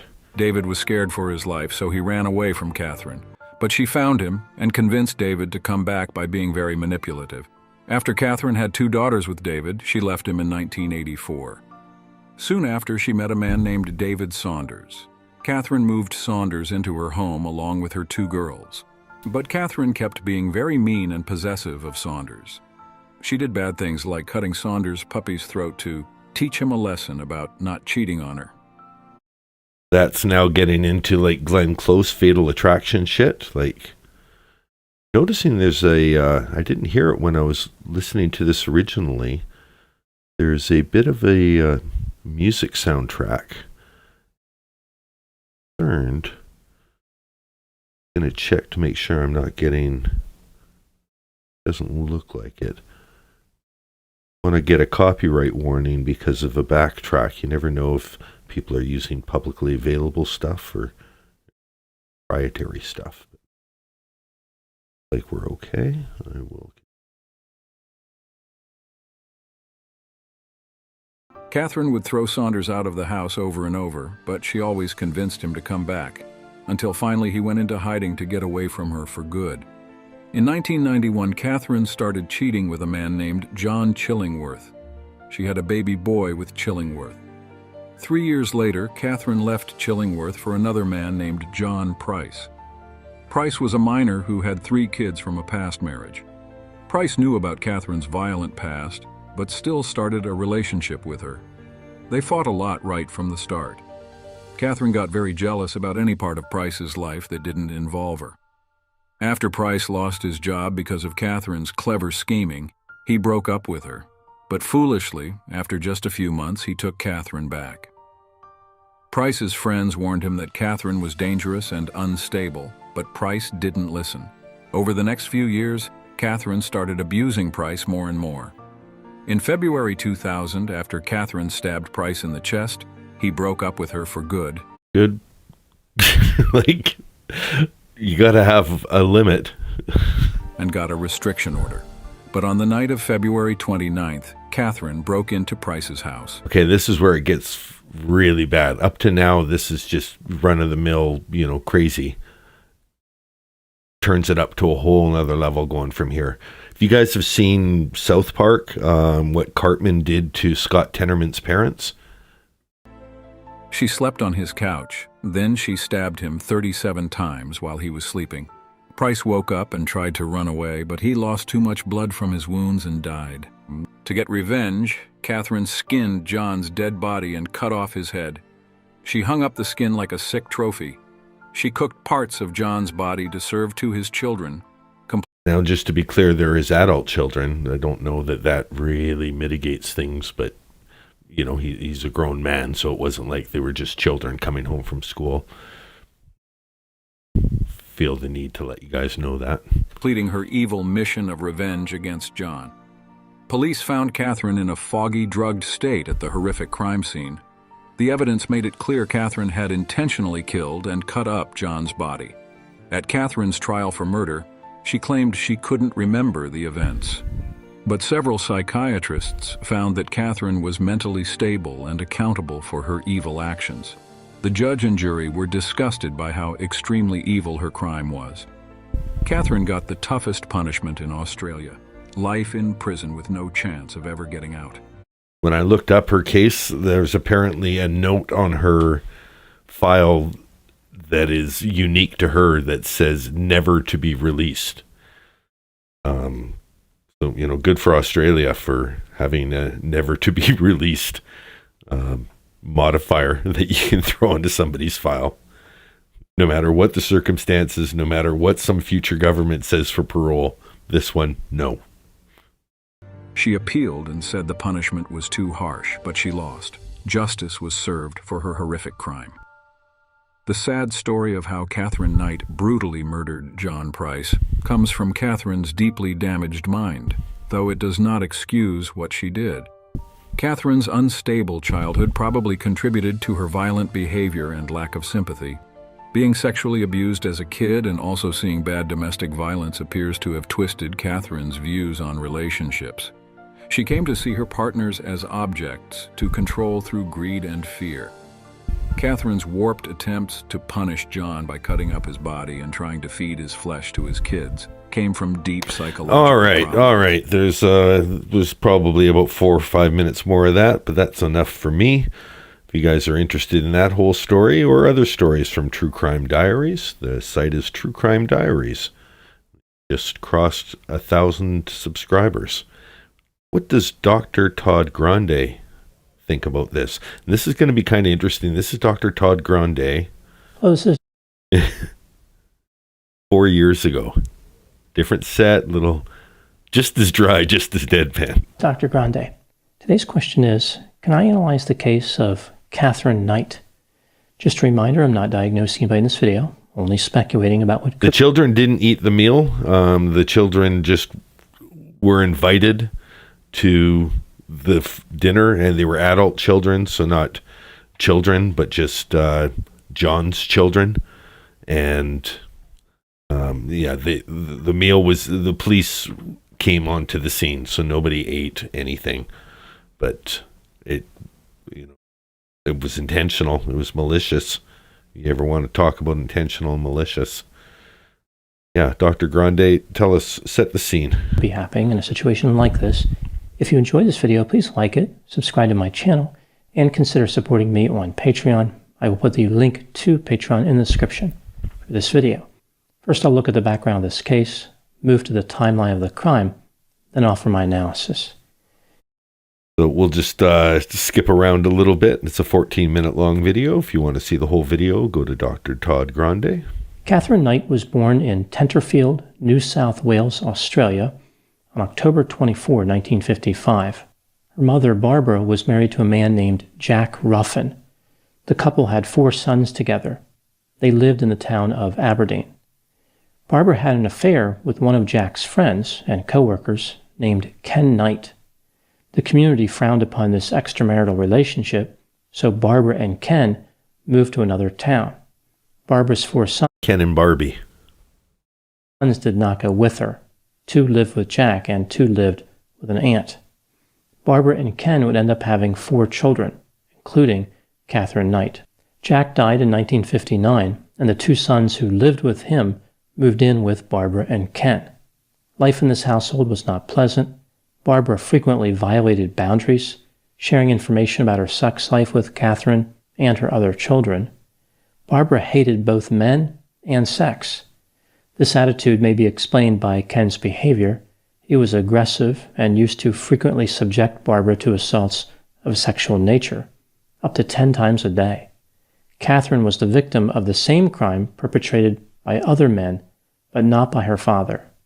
This went on until Katherine was 11 years old. The family moved back to Aberdeen, and Katherine started high school. She was described as a bully. On one occasion, she attacked a teacher using a weapon. During a separate incident, she attacked a male classmate. When Katherine was not attacking people, she was described as a model student. She left school when she was 15 years old, but was still unable to read or write. It's not common to hear about a school refer to a student as a model student when they can't read or write by age 15, but they may have just been referring to her behavior and not her academic performance. Katherine found work in a clothing factory. About a year later, she found a job at a slaughterhouse. She described this as her dream job. Her employer gave her a set of butcher's knives, which she kept over her bed, I guess in case she was attacked by a cow in her sleep. Sleep attack cows are surprisingly stealthy. In 1973, Okay, so he had it right from the start. Sleep attack. I can't even wow. I got to give just let him play it again. How does he find the humor in these situations? Of butcher's knives, which she kept over her bed, I guess in case she was attacked by a cow in her sleep. Sleep attack cows are surprisingly stealthy. In 1973, sleep attack cows are surprisingly stealthy. The police told David about this disturbing revelation. His reaction was to move back to Aberdeen along with his mother to be with Katherine. On August 9, 1976, Katherine was released from the hospital. David, his mother, and Katherine moved to another town. Katherine had another daughter in March of 1980. In 1984, Katherine left David, eventually ending up in Aberdeen. In 1986, Katherine met a man named David Saunders, who moved in with her and her daughters a few months later.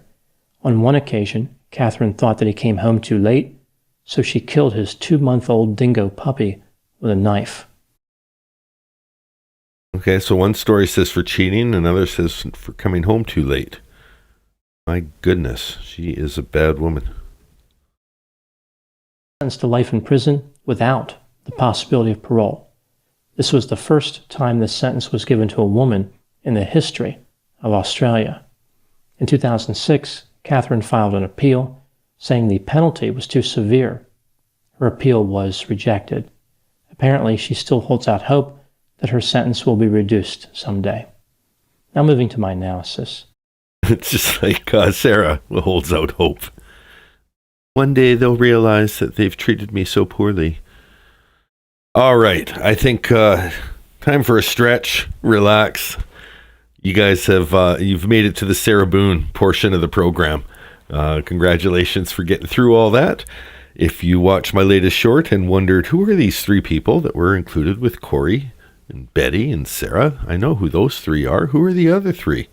Well, now you know they're horrific international criminals from around the world. They can join. They can match up criminal for criminal with any American criminal. I'll say that. Like, my God, Katherine Knight, you are a piece of work. So what are we watching here? Sarah Boone represents herself in Suitcase Murder Trial.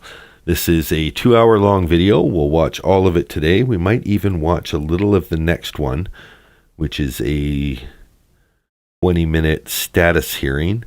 This is the battle over being unshackled. A couple of things to know about this video is there's substantial audio issues that are inherent in the original broadcast, so you can't do anything about that.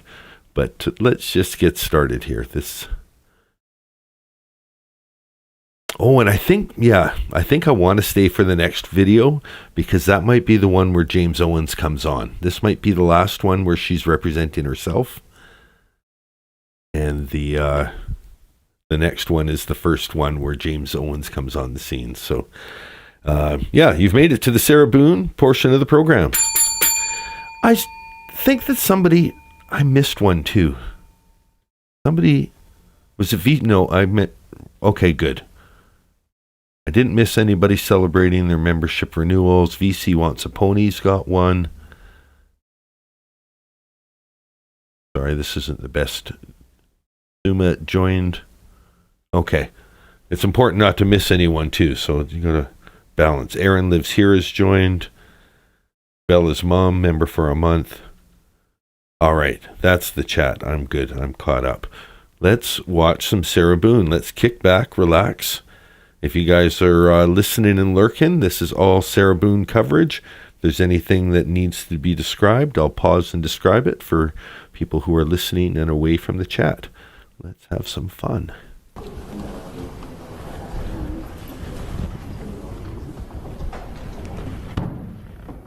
Hi, Lola.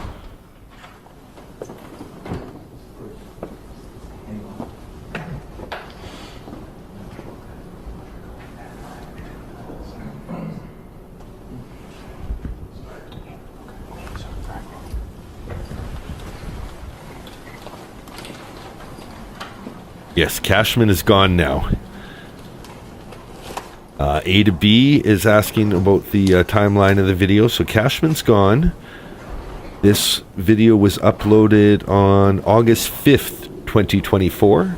This is 2 months before the trial. 1 month before James Owens comes on. I think James Owens came on at the very beginning of September. Which, you talking to Billy Lane there?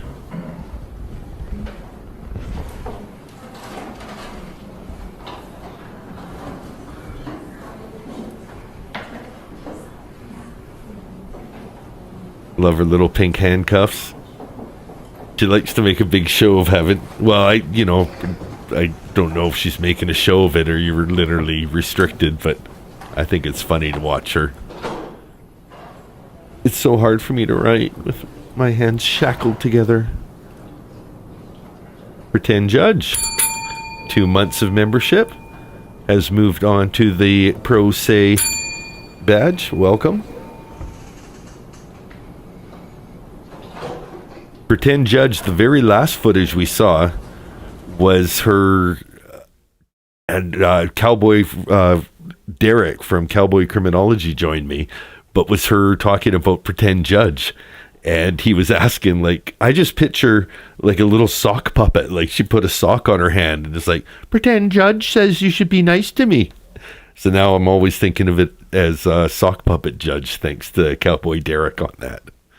If you want to watch the last video where it's, there's a cartoon of me and a cowboy. Well, it's not, we're both cartoon characters, but a Avatar Canadian with an Avatar Texan, and we review the first 3 pretrial hearings. Not all of them, but just, a selection of hearings leading up to the trial here.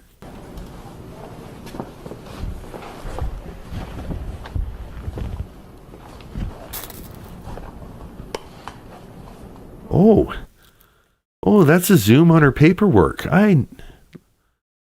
Oh, that's a shame. That's a shame.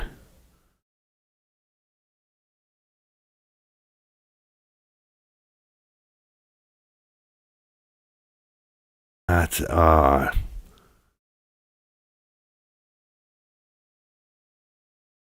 I really wish we could see more.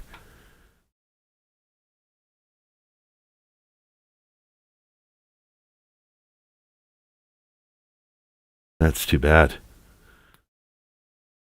Got a lot of things to say.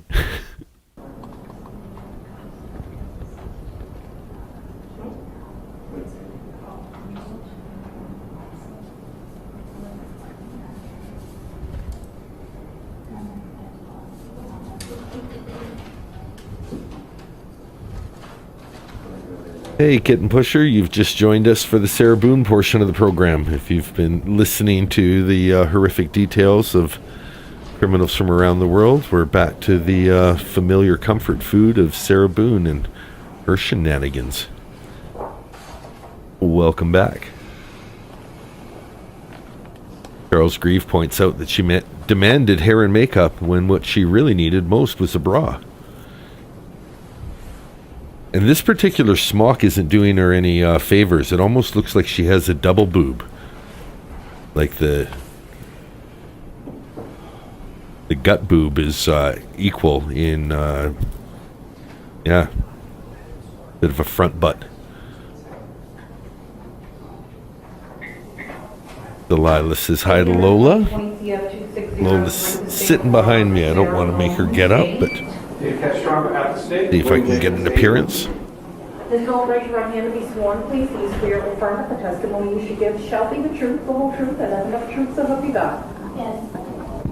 Ma'am, good morning. Can you please state your full name and date of So interesting. It seems like it's in stereo, so if anyone's listening and having difficulty with one side or the other, you might want to turn on mono, because I'm getting some audio in the right ear, some in the left ear. Judge Kranick is all left ear, and Sarah appears to be right ear. birth the record for me? Sarah Boone, 10-10-77. I'm going to throw on the captions. That should help anyone who is having listening difficulties. I do see that we have a representative from JACS that's appearing virtually. Sir, can I get you appearance for the record as well? Yes, Your Honor. Christian Lake with the Justice Administrative Commission. Okay, very good.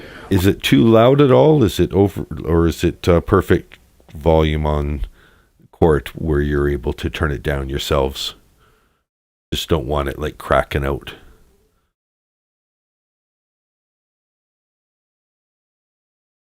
We've got a couple of things that we're going to be addressing this morning. The first is the motions, Ms. Boone, that you had made reference the last time I saw you. The court has reviewed all of those motions. I've reviewed also JACS's reply, specifically their response to the motion seeking due process costs. Hold on, I just got to change my scene. If they're going to have Sarah over there, I need to change all of this.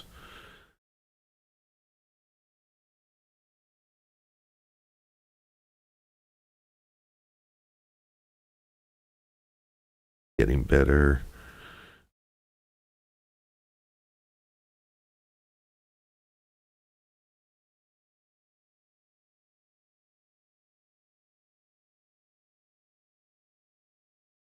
Better for Sarah's reactions. That was filed on July 30, 2024. State, have you had the opportunity to review all of Ms. Boone's motions? Yes, Your Honor. Okay, all right. Ma'am, I want to go through each one of them and hear from the state, from yourself, and from JACS. We're going to start first with the, y'all can be seated, you don't need to stand, thank you. The defendant's temporary motion for reservation of proposed cost to acquire investigator for defendant's defense and trial dated July 18, 2024, received July 29th. That request seeks to reserve any and all costs proposed to be incurred to acquire investigator. The defendant's temporary motion for reservation of proposed costs to acquire all witnesses for defendant's defense and trial dated July 18, 24, received July 29th, 2024. Okay. The request is to reserve any and all costs proposed to be incurred to acquire all witnesses for trial. And then defendant's temporary motion for depositions to be conducted per FRCP Rule 3.220 by defendant under pro se attorney title and position ordered by the judge in court dated July 18, 2024 and received July 29, 2024. I have reviewed all of those motions. All three motions reflect to be determined or TBD with regard to the investigator, witnesses, and deponents. The total amounts are to be determined. How to calculate is unknown. As for the depositions, the date are to be determined and the amount of transcripts are unknown. Mr. Lake, I've reviewed your response. Do you have anything else to add, sir, with regard to those items, investigators, witnesses, or deponents? Not really, Your Honor. The only thing is if we can provide Ms. Boone a copy of our pro se packet that has information about, including model motions. We would be happy to send her a copy or to send your JA a copy that you could send to give to her that might help her for purposes of future motions. But as far as these are concerned, I think our response pretty much outlines what our position was to each of those, as to each of those requests. Okay, thank you, sir. If you would be so kind to send that to Ms. Barrios, we will ensure that Ms. Boone gets a copy of it. State, do you have any position with regard to those three motions that the court just identified? No, Your Honor. Okay. All right, ma'am. So previously, Prison Break Investigations was already appointed to be your investigator. The JAC has no objection to authorizing $5,000 in costs for Prison Break and for $500 for obtaining case-related documents and materials on your behalf. So seeing as there's no objection, even though you were asking for a reservation, I'm going to go ahead and permit that cost to be incurred. With regard what does to incur mean? The costs for witnesses and the depositions, you are requesting, as I identified earlier, just to reserve those costs. And as I had said earlier, the motions do not identify who the witnesses are or what the deponents are. So I'm going to deny those motions with prejudice, but that means you can refile them and we can readdress them when you file motions in the future addressing any of those items for ensuring witnesses being subpoenaed or appearing for your defense at trial, or for any persons that you may seek to depose. Because as of right now, I don't know who it is that you were seeking to depose based on your own motions. Do you understand the court's ruling as to those three motions, and do you have any questions, or do you want to add anything? I would like to add, please. Sure. I would like to add, please. With your delegated due date of July 22nd, for all of my pretrial motions to be submitted, I have yet to receive my discovery, so I was trying to beat that deadline or at least beat it. So I don't know what I'm supposed to ask for or who I'm supposed to ask for, and again, I have yet to receive my discovery, so I don't even know who it is I need. So I understand for those, so you're telling me at a later date once I have that information to revise them. I'm giving you the opportunity to refile them. Yes, ma'am. Thank you. With regard to the defendant's motion for reservation of proposed costs to With regard to defendant's motion for reservation of proposed costs to acquire expert witnesses for the defendant's defense in trial dated July 18th, 2024 and received July 29th, 2024. Mr. Lake, anything else to add other than what is identified in your response? No, Your Honor. Again, the issue here is, with the exception of the mental health expert that's already been approved, there would need to be much more specific motions for these costs. Ms. Boone needs to include essentially what we included in our response. And again, the model motions that we will be sending to will have that information. Without specific information, neither us nor the court can make an informed decision on whether the requests are appropriate. Okay. Ma'am, the motion fails to identify any specifics. It has to be determined for your expert witness or witnesses. It does not identify the type of the witnesses. It doesn't identify the amounts, and it's difficult for me to identify the particular showing of need, which is what's required for the appointment of that expert. So again, I'm going to give you the opportunity to refile in the future a motion pertaining to any specific experts, identifying the specificity that JACS has requested in their response. So at this point in time, that motion is denied. Denied. Welcome to Paula Nichols, another one to say. Everyone who's just joining in the recent minutes, you're just here for the beginning of the Sarah Boone portion of the show. I wasn't able to schedule the show because I was having trouble sleeping and didn't know when I'd wake up.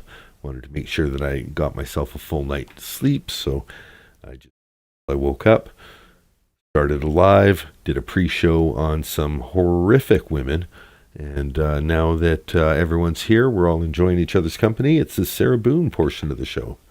Without prejudice, and you'll have the opportunity to refile it. Lastly is the defendant's motion requesting immediate relief to the defendant by appointing effective standby counsel to aid and support and this is where Sarah Boone doesn't know what standby counsel is and doesn't realize that by firing every lawyer, she's not going to get a lawyer that just stands by and is her secretary, because she's already burned through all of her public attorneys. Preparation of a criminal case for trial dated July 18, 2024 and received July 29, 2024. The request, ma'am, that you were seeking in that motion is to provide immediate relief to defendant by appointing effective standby counsel to aid and support in preparation of her criminal case for trial. State, do you have any position with regard to Ms. Boone's request for standby counsel? No, Your Honor, other than what's already been placed on the record in the court's order. Okay. Mr. Lake, anything over and above what's in your response? Yes, briefly, Your Honor. What, if I may, is over and above? The point we would make, Your Honor, is I think Ms. Boone misunderstands the role of standby counsel. You're absolutely correct. She doesn't understand the role of standby counsel. And from my understanding of standby counsel, mostly from trials like Darrell Brooks and Robert Tellez, but it's for a defendant that wants to go pro se, but may at some point decide, you know what, I'm wrong and I do want the public defender. And instead of having to have a big trial delay, the standby counsel who's already been there and advising on how to phrase a motion or, you know, how to say an objection can step in and immediately help take over the trial. But they're not going to give standby counsel to somebody who's fired 6 lawyers or, you know, gone through up to the public defender. Yeah, so she misunderstands it. Tell us about standby counsel. See if I'm correct. Standby counsel is not co-counsel or assistant counsel to a defendant. Standby counsel is there for when in the situation where a pro se defendant who is elected to represent herself decides at some point they want a lawyer. That allows the court to put a lawyer back into play at that point in time. In other words, it's a safety mechanism so that if a defendant who is decided to represent themselves decides at some point they do no longer want to represent themselves, the court has a lawyer already in place so that the progress is not delayed. It is not an assistant or a co-counsel. It is someone whose role is incenting not to get involved until the defendant says, I no longer want to represent myself. Ma'am, the court's had the opportunity to review the case law on this issue. There is no constitutional right to standby counsel as decided by Paul v. State, 152 Southern 3rd, 635 at pinpoint 641 by the Florida 4th District Court of Appeal in 2014, citing to the Florida Supreme Court case in Jones v. State, 449 Southern 2nd, 253 at pinpoint 258 from 1984. As the court has determined that you have forfeited and alternatively waived by your conduct the right to court-appointed counsel, the court is not required to appoint standby counsel. That's Brown v. State, 45 Southern 3rd, 110 at pinpoint 114 through 115, Florida 1st DCA 2010, citing to, again, Jones v. State by the Florida Supreme Court in 1984. There is no Sixth Amendment right to simultaneously proceeding pro se and with legal representation by the Florida Supreme Court in 2009 in Shepard v. State, 17 Southern 3rd, 275 at 279. For the reasons that the court identified in its 16-page order previously entered, your request for standby counsel is denied. I love the little look over, too. Do you have any other questions, ma'am? How's she going to react to that? 1304. Just quickly looks over at her and then kind of right back to his notes. Previously entered, your request for standby counsel is denied.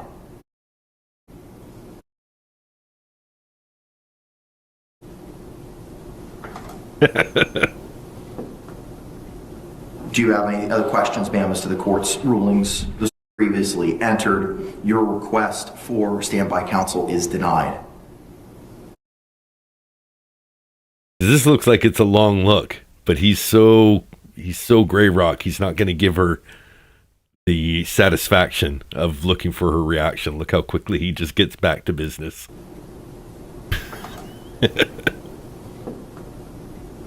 Do you have any other questions, ma'am, as to the court's rulings this morning? First off, of course she has questions. This is something to notice in the early hearings with Judge Kranick. is he often leaves it open-ended. Do you have anything else to say? Do you have any other questions? He starts really narrowing it down the more he deals with Sarah. Do you have anything else to say on the motion? Do you have anything further to say on this matter? But he starts narrowing it because he realizes anything else to say is way too much runway.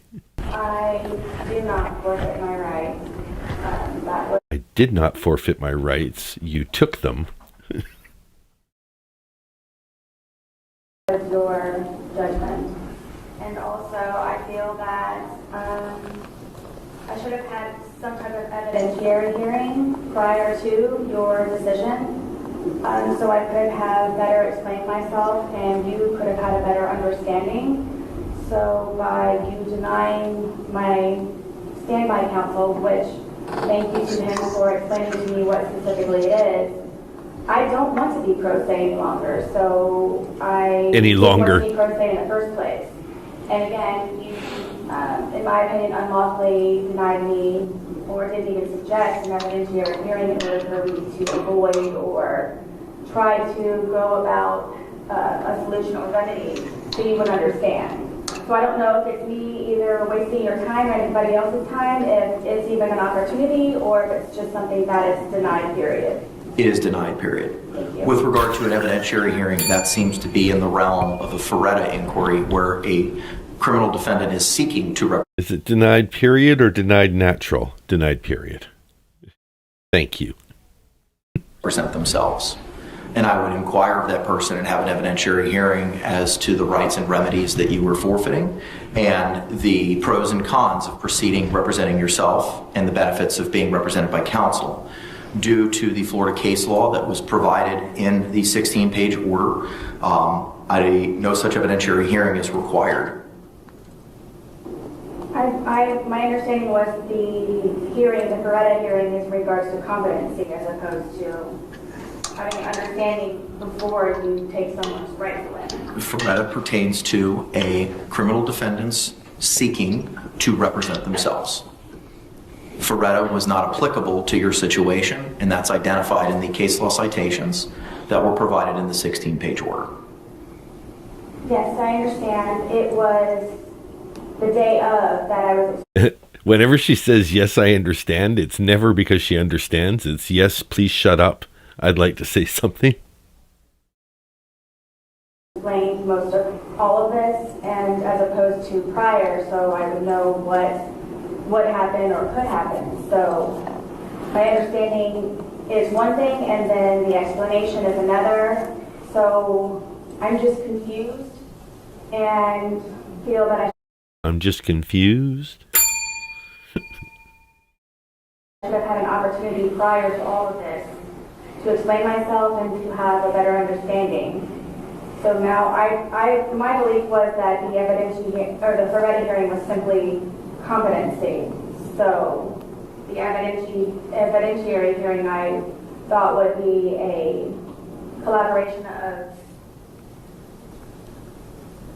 the information of why I wrote my letters in order for you to remove my right to counsel. That, in my opinion, I felt that it was a type of retaliation by the court because you did not understand or attempt to understand any of my letters that I wrote previously, which was for the intervention of the judge and or the court to avoid any of this with me sitting in front of you presently.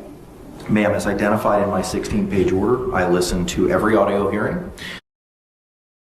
I listened to every audio hearing. I've read every one of your letters. Poor guy. But yeah, she's complaining if you were unable to hear Sarah's low-level whining there. Her main complaint is in that little diatribe was, I don't know if you're just ignoring my letters, but you're not answering me. And he's like, I do read your letters. I read them to make sure there's nothing that I actually have to say back. Once I've determined that, I file them appropriately. I specifically provided dates and times and words that were specifically said at particular hearings involving yourself and prior counsel. I also made reference in the 16-page order to statements that were made in your letters. I've promised you, I've read everything in the court file. I've read every single letter, and I've listened to every single audio. little thing her face does when he says, I've read every single letter. Like, oh, really? Even the ones to Wooten? Yeah. You can probably see my pattern. I also made reference in the 16-page order to statements that were made in your letters. I promised you, I've read everything in the court file. I've read every single letter, and I've... Kelia asks, have I read the 16-page order? I have not. That, maybe I'll do some reading for the Friday Night Ramble tonight. I've got a few documents. I don't know that I have the 16-page. Somebody's got access to that as a PDF. By all means, send it to Dan D True Crime at yahoo.com. No spaces for Dan D True Crime. Yeah, maybe that's what I'll do for tonight. I think we need a Dietz rest. I think it was a little too visceral. So I've decided to, if I'm going to do more Dietz coverage, I'm just going to do selections of his trial footage that are maybe not so visceral and do it as a combined video rather than an 8-hour marathon. We'll continue with Sarah here, but I think maybe tonight we'll do we'll just do readings. Oh yeah, doesn't remember anyone reading it. Well, that's even better. Yeah, we'll do some live readings tonight. That's what we're doing. Thank you. I didn't really have an idea for the show tonight, and now I do. Tonight, Dan D, Friday Night Ramble, live readings. Classified Crime was good enough to provide me with some very early documents. I read the Judge Wooten letter from March of 2022, but I think I still have 5 other letters that are in PDF form. And yeah, if we can find the 16-page order from Judge Kranick, we'll put that in the mix because we're covering it today. Listened to every single audio. That decision was not made lightly, and it took a lot of time to make that determination and that decision. That decision was not made lightly. Can you imagine, like, after he reviews every letter in the court file just to take on this case, and he has to read all of the crazy, like, and then try and come in unbiased. Which explains why it was also a 16-page order. That order stands, it remains. The court's not going to revise its findings or its determination as to your forfeiture, and alternatively a waiver by virtue of the conduct identified in that order. Okay. I believe, in my opinion, the order is erroneous, and after I reviewed your 16-page order, there are quite a few incorrect entries, and some of them are based on perjury by... You know what this is? This is a preview of Sarah's letter complaining about Judge Jackson's order. Have another listen, because we know she repeats herself. She repeats herself just like history. So if we go about 15 seconds back, identified. She's got a letter complaining about Judge Kranick's letter. Judge Kranick is like, yeah, well, I'm not reviewing the decision. The letter's the letter. Let's move on. In that order. Okay. I believe, in my opinion, the order is erroneous, and after I reviewed your 16-page order, there are quite a few incorrect entries, and some of them are based on perjury by the attorneys. And by you reading and then also listening to the audio, you did not listen to me in any way, shape, or form in order for me to explain myself better, so you have an exact understanding of the particulars of each letter for each attorney. By reading my letters without talking to me, you're biased against me. You needed to talk to me so I could explain to you one-on-one as peers, equals, as it were. I'm not going to revisit my prior decision. I understand. I'm just trying to make you aware that is my opinion. You, and like we talked about last time, ma'am, you're certainly entitled to that opinion.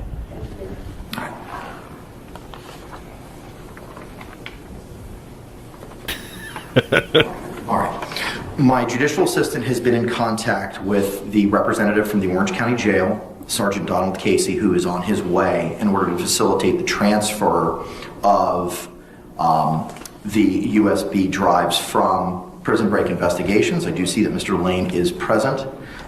So as soon as he gets here, we'll be able to address that exchange. What we can do while we're waiting for that representative to appear is address some of the things that were identified in the notice of hearing for Phil for Dom Russo. I've seen you in a few chats from some other creators we enjoy together. I'm glad to see you in my chat. Welcome to the fine and dandy crew. Phil is obviously in favor of Dom Russo, who was one of the victims of Mackenzie Shirilla. So you can share your opinion on that too. Welcome to our little fine and dandy crew. Today, which is kind of a scheduling conference for when we might be setting up certain deadlines. As of right now, the trial is scheduled for October 7th. The trial will be extended from 2 weeks to 3 weeks. So the trial will take place on October 7th, October 14th, and the third week of October 21st. So we know he scheduled 3 weeks knowing what a shit show it was going to be. That's perfect timing for the captions to be on screen. We know that Hurricane Milton, which is not a euphemism for James Owens coming in from Milton, Florida, but Hurricane Milton, the actual weather event, delayed the trial by 1 week after Judge Cranick denied any delay. But the trial itself, I think, was over in a week. So it must have started, was it the October 14th? And trial was over almost as quickly as the deliberations, especially in respect to the 3 weeks we were expecting. But pro se would have been a mess. It would have been, wouldn't have gone nearly as clean. And that's the one thing to give James Owens credit for. There's a few things on a minor scale, but James Owens coming in at least allowed it to proceed like a trial and with a lawyer making objections rather than Darrell Brooks objecting for things that were objectionable to him, but not objectionable in a court of law. October 21st is not this division's normal trial week. However, the court has obtained coverage for that week so that should this trial proceed into a third week, we will not have to scramble in order to find coverage, and that we'll be able to efficiently proceed with any evidence or testimony on that third week on October 21. Pretrial was scheduled for September 24th at 1:30. The court typically has its regular trial case managements on that Tuesday. Due to Ms. Boone representing herself and some of the complex issues that may be involved in this case, I'm inclined to change the date of the pretrial so that we might be able to have our own pretrial separate and apart from all the other cases that may be set for that same trial period. That was smart. He knew, I'm not going to schedule this to go from 9 to 11 on Tuesday, and I'm going to have another case that starts at 1 o'clock. Every day could be its own individual shit show, so I'm just going to carve out a week of time, of the court's time, to deal with it, or 3 weeks of the court's time, as he decided at this point. My thought would be to move it to, rather than the Tuesday the 24th, to Tuesday the 26th at 9 a.m. We'll be watching more of the pretrial hearings as we lead up to the trial. I think I have, let's just go to the playlist a little bit here. Phil for Dom Russo, I think, was exposed to Dan D True Crime through the cooking collaboration I did with Danny Chavon, which is fantastic. Daniel Chavon and I did a little cooking with Dan D. We recreated a Lowell prison meal. Danny, my goodness, she did this prison tray perfect. Like, if I was in prison, this would be the idealized, oh my God, it's actually really good. But, just did it to the letter and did everything perfectly.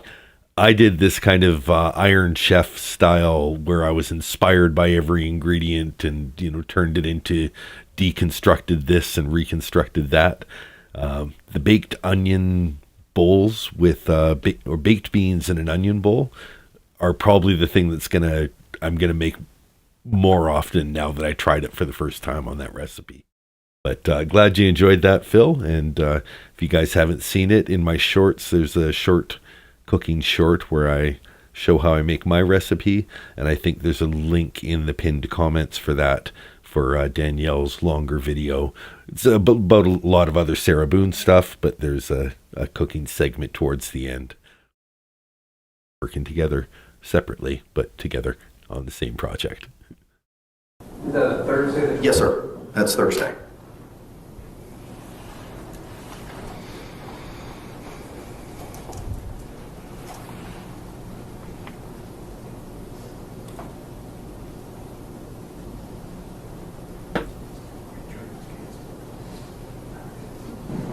That's acceptable to the state.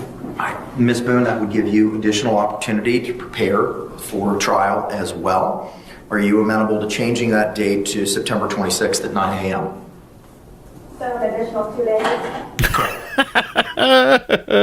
days? Just throwing shade. Like, it would have been the 24th. Now it's going to be the 26th. Are you okay with that? So, an additional 2 days. You would still have that time to prepare regardless if we had the hearing on September 24 or September 26. I'm just moving it so that we don't have 50 or 60 other cases and I can focus more attention on your case specifically. Oh, well, if it means all eyes on me, then how can I refuse? Sounds like some main character energy you're throwing at me there, Judge Kranek, so I'm going to have to accept this. Of course. Okay, all right. So pretrial will be rescheduled till September. That's funny. He threw it out. I almost was like being facetious, but it worked faster than I thought. Attention on your case specifically. Of course. Okay, all right. So pretrial will be rescheduled. Of course. You finally understand me, Judge Kranek. Please do go on. What else are you going to do for me? September 26th at 9 a.m. One of the issues that I wanted to address was deadlines for production of the state's exhibits and the defendant's exhibits.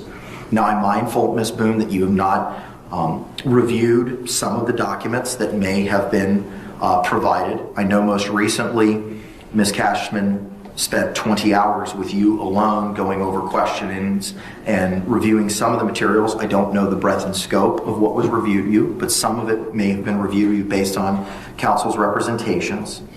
State, I want to address with you first, because Ms. Boone hasn't reviewed the discovery yet, as to what your position is with regard to assembling or finalizing an exhibit list or your exhibits for trial. As far as providing a list of the specific items that the state seeks entry of? Correct.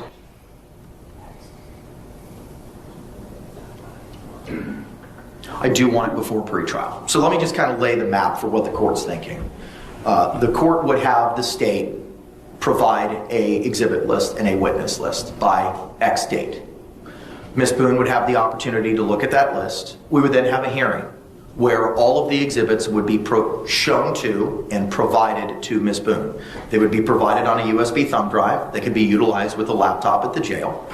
And then she could view all those exhibits here in open court. And then she would be afforded the opportunity to make an objections in writing to any exhibits at a later time by a certain date. I guess one of the concerns would be that if the state... Is that Mr. Cacciatore wearing a duster? That's a pretty sweet long jacket. Like, that's the kind of jacket that that Cake likes. The lead singer of Cake likes girls in short skirts wearing. That's a fantastic looking long jacket. Identified specific items.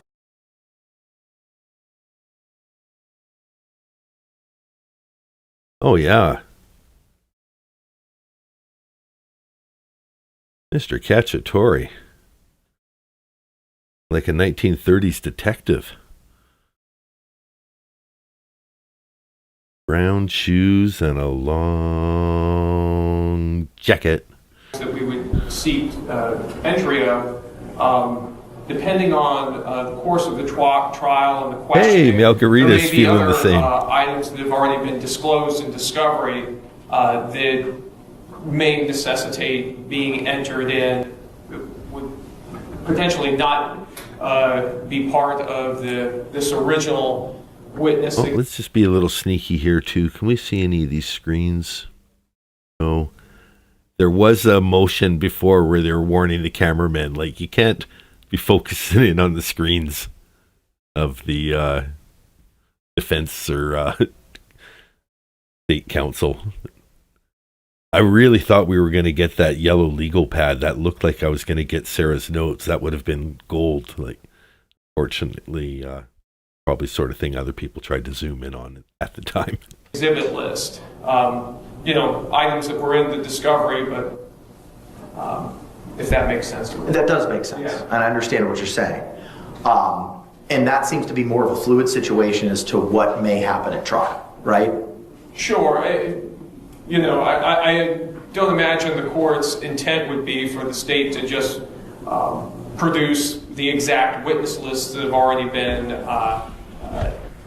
sent in discovery and just make a notation of every item of evidence. The idea would be to try to pare down. That's exactly the idea. Yeah. Now, obviously, that wouldn't foreclose you if something was produced in discovery and something that would not be relevant or admissible at a certain stage of the trial, but maybe later became relevant or admissible due to something that happened or something that was said. I would not foreclose the state, nor would I foreclose Ms. Boone. Every girl in chat crazy about this sharp-dressed man. From attempting to move that piece of evidence into evidence for the jury to consider. But it would be almost like a civil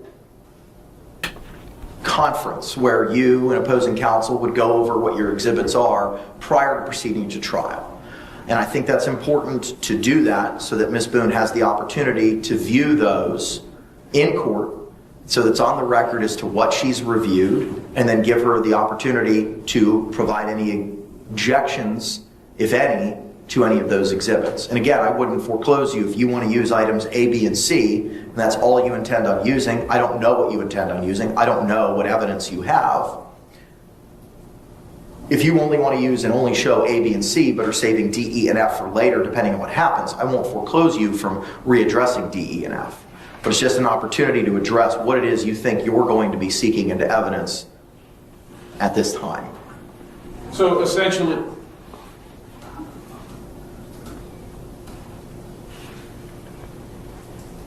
What'd I miss?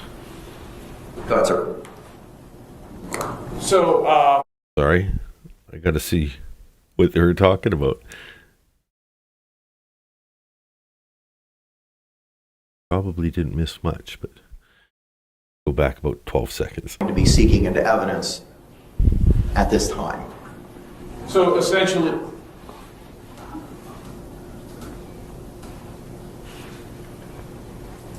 Yeah, I got to give credit to the microphones because Mr. Cacciatore's loud and clear. I didn't hear a damn word that Mr. J said.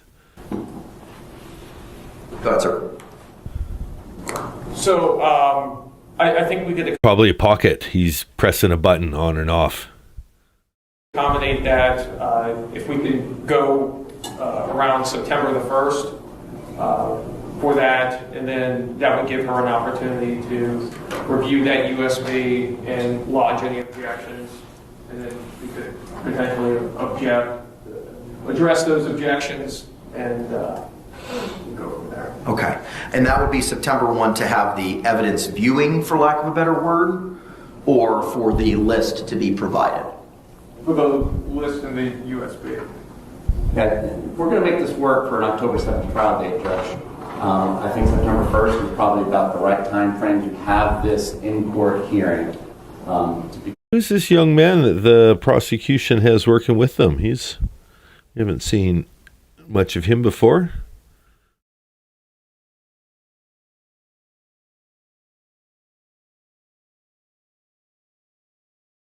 Protege of the team. Blocking those objections if she has any. My next question is, are you expecting the physical evidence to be brought? Cadillac's a basement creature. This is up in the attic, and Lola's pretty good about patrolling the middle floor. Sometimes the cat sneaks up, but Usually the cat just takes the opportunity to sleep in the basement during the dark hours and stays up with me all night. So saw a lot more of Cadillac on my early vertical feeds because I was usually shooting those just from the comfort of my basement, knowing that nothing would be on camera. But now that we're up here in the dandy true crime attic with a 3-railed background, it's a whole different kitty. No kitty, just Lola. And Lola's been on strike. Doesn't want to do camera work without getting paid. I'm not giving her any lines because then she gets to be part of the union, and in the union they're demanding like so many lines per episode, and sometimes they just don't have anything for her. Here into court by a CSI so that she can potentially open it, or are we just talking about digital evidence and giving her a list of the physical items? That said, while we're talking about cats, if anyone isn't getting their cat fix, and without Cadillac on the stream, I get it. Black cat. Great black cat to watch is Frugit, Frugit. Frugit does music videos that I don't care if they're AI or not. I don't think they're AI. Like, it's the best use of saxophone I've heard in music since Careless Whisper by Wham. The music is all kind of hype, it's stuff you could walk to, you could exercise to. Yeah, this is an impromptu ad for Frugit. But the lyrics are all based off of a cat's point of view. So if you like hype music, you like horns, you like brass, you like cats, especially black cats, you like dancing chickens and high energy backgrounds, watch some Frugit. Frugit is I love Frugit. Frugit is so good. Boom Shiki, we were talking about it in chat too, and Boom Shiki was asking Suma, have you seen Frugit? And I'm like, I love Frugit. I don't know how it found me on the stream. Like, I almost always just use my dandy true crime account for looking up crime, and this really wild animated video for cats, maybe because I do some animation in my shorts, whatever it is. YouTube was like, hey, you might like this. And I'm like, I love this. What else do they do? And every video is like the same, like different, but it's like, they're all about cats. Oh my God. So yeah, if you need a break from true crime, watch some Frugit. I might even take give you guys a Frugit break. I'll put up just a pause. And another thing. This is one of my first streams with monetization. If you guys are watching with ads, let me know how the ads are. If the ads are too much, I can turn it down. I'm thinking I have it right now set to medium, but I might just set it for a hard every 12 minutes. Medium, I think, looks for pauses and like scene changes, or basically I stop talking. But yeah, if you're watching with ads and the ads are annoying, I don't want it to be annoying. I'd much rather it be on low. I'm doing long enough streams that even on low, you'll get a few ads. So let me know if it's bothering you. Be objective with it. Just, hey, I'm getting an ad every 8 minutes, or, I've gotten 3 ads in the last 10 minutes. I'll see it as not a complaint. Just let me know. Okay, another one to say says they're okay paced. Cool. Yeah, I'm not going to know because obviously I'm not going to see ads watching or doing my own video, but and another thing I recommend, if you do have ads where you're missing what happened, set me on like 1.5 speed so rewind to whatever you missed. I set my latency so that a feed can be, scrubbed back. I think I've set it like that. And then you can just watch on 1.5 until you catch up again. So you don't. All right, we're back to the grown men in dusters. They look like they're going to go off and fight crime in a small town, like a county out on the outskirts, ride their horses and take names, all out of gum. If there's physical evidence that's sought, I want her to have the opportunity to review it. And we should be looking at the top of the month for September so that we can get this done. Okay, all right. Ma'am, do you understand that what it is that I'm discussing right now, so that you have the opportunity to review the evidence that the state may be seeking into evidence in your trial? Is it my understanding that they will supply me with a USB drive, and then I am to review it while in court? No, ma'am. So it's No, ma'am. No. Have you been listening? There's only like 6 of us here.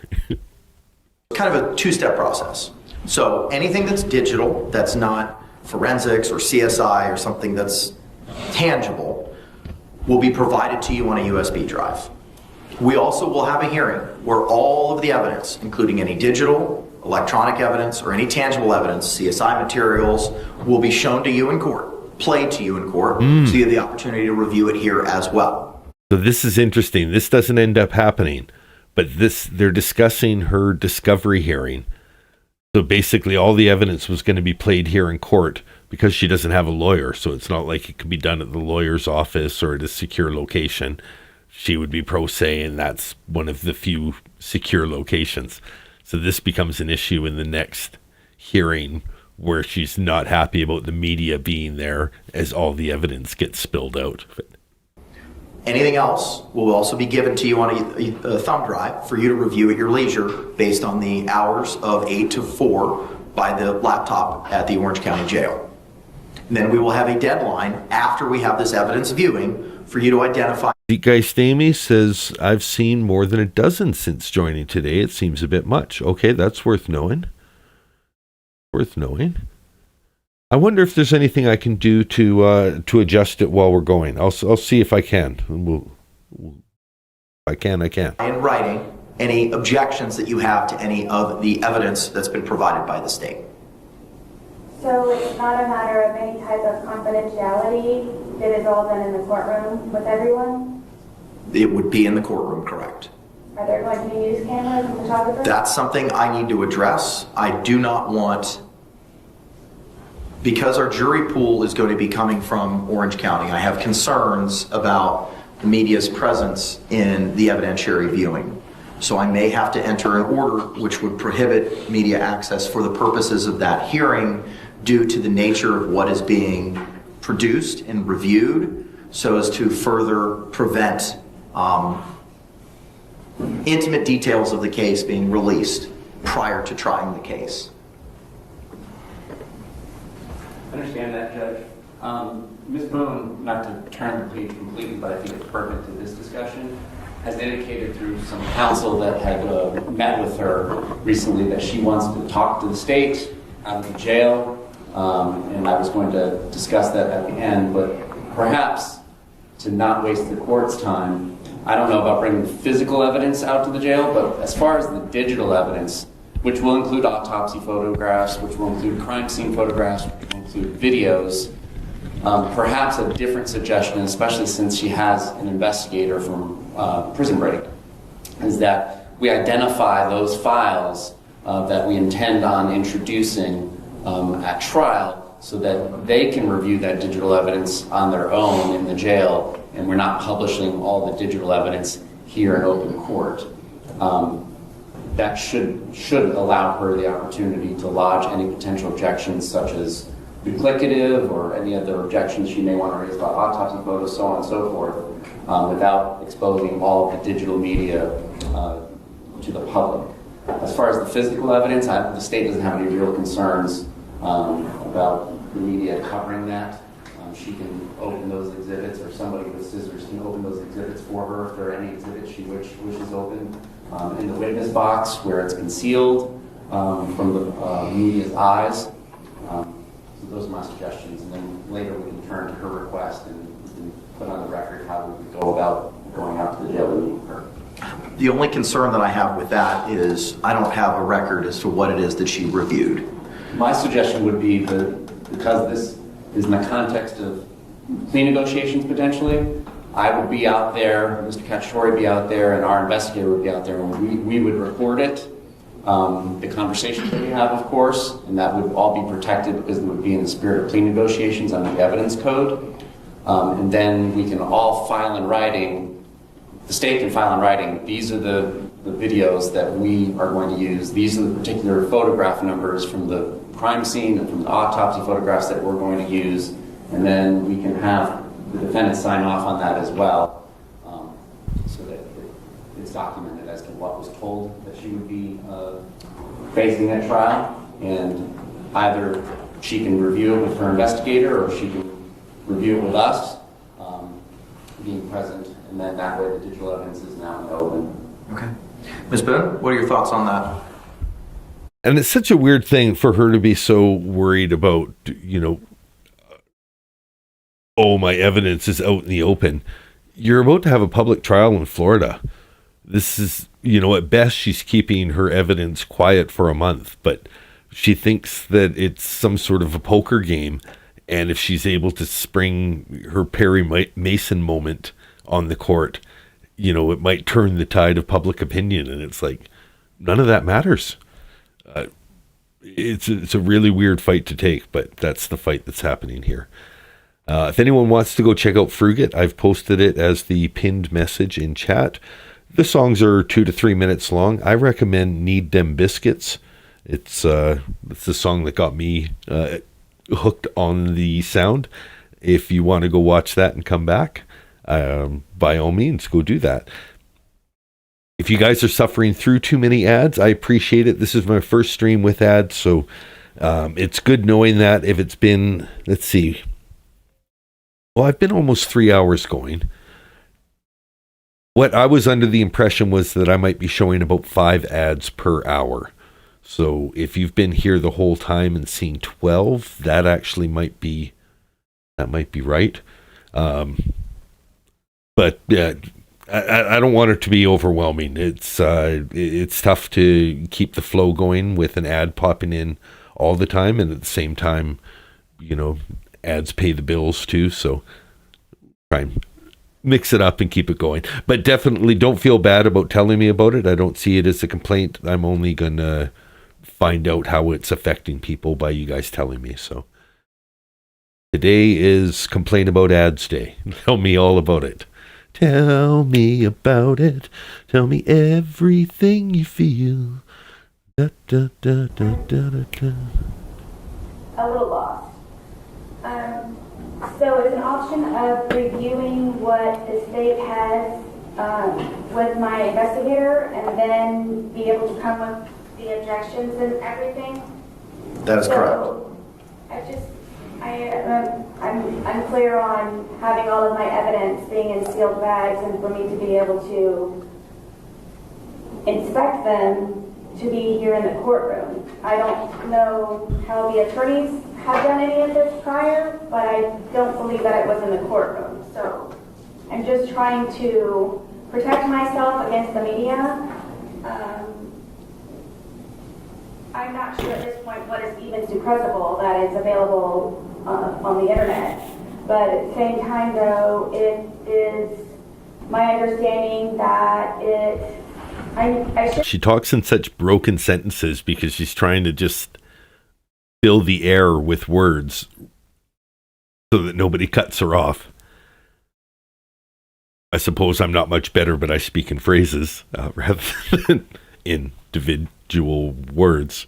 I have some right to privacy in reviewing my the evidence. So I didn't know if my investigator and I are able to collaborate prior and view and then come to court with everything finalized and ready to go as answers. I'm certainly going to give you an opportunity to meet with your investigator to address it. The question is just the method of how to do it. The state's proposal is digital. They would meet with you, identify specifically digitally what videos, what photographs they intend on utilizing, and anything that may be physical, CSI, etc., would be addressed here in open court. And just so the court and the defendant understands how physical evidence viewing would operate normally, the defense attorney and or her or his. This is where Sarah gets told about a Faraday box, but is embarrassed to say she doesn't know what a Faraday box is. Investigator would come out either to the sheriff's office or OPD's evidence center, whichever agency, and they come and view it, but it's done in the presence of the state, it's done in presence of law enforcement, it's done in presence of the CSI for the chain of custody. So attorneys don't get privacy when they're reviewing the physical evidence either. So that wouldn't really be any different than if she's doing it in the witness stand or wherever we deem suitable in the courtroom. She thinks she's going to have private access to the evidence, and it's like, no, that's not a thing. Like, there's somebody who has to maintain the chain of custody with the evidence. So But I think she thinks she was going to get private time with the phone. Even if it was just to go into her phone to get phone numbers and stuff, like stupid stuff. But whatever it is, she really wanted to turn on that phone. And, maybe she just didn't know how to access information from a USB drive of a, what do they call it? An image of your phone rather than, using it through the software of the phone itself. I think that's the most appropriate way to have the opportunity, ma'am, to review the evidence. Hey, I can't release EDBD. that evidence to Mr. Lane to bring to the jail for your review because of the chain of custody issues concerning some of the physical evidence. So CSI would have to be here, just like an evidence viewing at the sheriff's office or elsewhere where counsel just identified. And I cannot bring you anywhere else other than here, and I can't release you to anywhere else. So I think the only solution that we have is to have the evidence viewing here. And again, this becomes mute. Mr. J comes up with a solution in the next video. But it's just fun to see Sarah flounder and argue here, trying to maintain some sort of privacy of her evidence in the trial that's happening a month and a half away. With regard to any of the physical evidence. Why is it that it cannot be transported anywhere other than here? Because I cannot make a record anywhere else of what you saw or what was reviewed. The only opportunity for me to make I love when the cameraman decides to zoom in. It's like, ooh, twitching. Better come in tight. that record is here in court. What did prior attorneys do? That was already identified by the state. I know I'm trying to keep up with everything. And now I'm trying to keep up with everything. The state said, when an attorney comes in, we do it, lots of different places. But there's a CSI expert that handles the evidence. You don't have private access to evidence. All your attorneys got access to it. It's not like we've been hiding discovery from you. It's just that you keep getting rid of attorneys. So now we have to do it a different way with you because you're not an attorney. You're also not free. So we're going to do it here in the courtroom. And if the media wants to watch, the media has the right to watch. What was the answer, please? So an attorney who's doing an evidence view would come out to the law enforcement agency's evidence warehouse, for lack of a better term, and then in the presence of the state attorney, the CSI, and the lead detective, I'm not buying it. Hey. And if they deem any particular package worthy of opening and examining, they can do that. We can have the CSI bring butcher paper here so that any particular item can be opened, put on fresh butcher paper, and then changed out between exhibits so that there's no contamination. Sarah's taking her pen. She's writing down butcher paper. And then you can examine it. If Mr. Lane or any other representative from his organization is here, he will have the opportunity to photograph those exhibits once taken out of the packages. And that's essentially how an evidence viewing is conducted. Thank you. You're welcome. And again, please, would the media be involved And again, please. in that? That's a conversation that I need to see if I can exclude them from participation or viewing that proceeding. There are The answer is no. rights where the media has to view proceedings in court, but due to the sensitive nature of what may be being discussed or viewed, I need to see if I can prevent media access. And this is an interesting thing that came up during the Betty Broderick trial, which is one of Court TV's first trials. The one of the witnesses, one of Betty's daughters, after testifying for about an hour, asked for not to be shown on camera and had it granted, partially because there was an argument for the next witness, who was a jail informant, that felt like her life may be in danger by testifying against Betty in open court just for the connotation of being a rat. In any case, the lawyer, it was like a real slapdash thing on the scene. They had a lawyer on the phone talking to another lawyer in the courtroom, like on a dial-up phone, to, try and listen into the judgment and, shout a little bit of legal case law to the lawyer on the scene. In any case, they weren't prepared to argue it.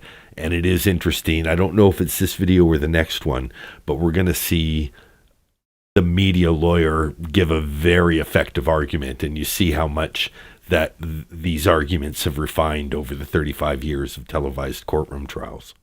So without doing a little bit more further dive of research in that, I don't know if I can make that call at this time. Yes, I have not heard of a case where the evidentiary. Oh, well, if you haven't heard of it, then I don't know what we're doing here. Sarah's never heard of a case. Hearing has been televised, so. I've never heard of a case where the evidentiary hearing has been televised. So she's parroting probably Lana here, who probably told her that. And, you know, that's true. I can't think of a time that I've seen the evidentiary hearing be televised. But she went and made herself televisable, and now every aspect of the hearing is going to be televised because there's people who watch it. So if you create an aspect to your hearing, that's now a new televised or, you know, potentially televised moment. It's not that unheard of. It's just that there's not that many defendants who are pro se. Therefore, usually their lawyers can do the evidence viewing in a secure location without the media. But the media has every right to be in a public courtroom. Therefore, if you're doing your viewing in the public courtroom, the media can be there. Okay, there's this, there's this. If you could please look into that. If you could please look into that. I understand your position, and again, for the reasons that I stated earlier, I'm trying to prohibit as much as I can from dissemination to the public, especially some of the exhibits that the state may be seeking to utilize. We are going to go ahead and set the evidence hearing. The first is Sunday. September the 1st is a Sunday, and that is Labor Day. The court would be setting a hearing for Tuesday, the 3rd at 9 a.m. to have the physical examination here in court. At that time, if the USB drive or the after our viewing here in court, state is it your position to then have that meeting with Ms. Boone and her investigator and your investigator under the plea negotiations or settlement discussions auspices to review all of the digital and identify what it is specifically? We are happy to defer to the defendant's wishes on that, and I want to have that discussion. It seems like we're turning that discussion. So I'll leave it in Ms. Boone's court. My indication from one of the attorneys that she had discussed things with said that she wanted to have a conversation with us, and so I'm offering that up. In the past, with female defendants at the Orange County Jail, there are classrooms, or at least one classroom there, where we could arrange to meet. It would be a big enough room for 4 or 5. This may have been discussions about a pro se plea hearing where Sarah would have had the opportunity to try and negotiate her own plea deal. Of us that would need to be there, and then we can discuss that, whatever it is she wants to discuss, and it would be recorded. And again, those portions of the conversation that are about plea negotiations and the evidence and there you go. There you go. Sarah thought she could negotiate a better plea. Not in the trial, I believe under the evidence code would not be admissible to be used against her. And I leave it to her when she wants that to happen. We can make arrangements to try and accommodate that. It should not take us very long at this point, given the age of this case, to select and identify which digital evidence exhibits we're going to use. It's simply a matter of getting rid of duplicative and irrelevant photographs from the scene and the autopsy. And I believe the videos won't be too hard to decide which ones to use.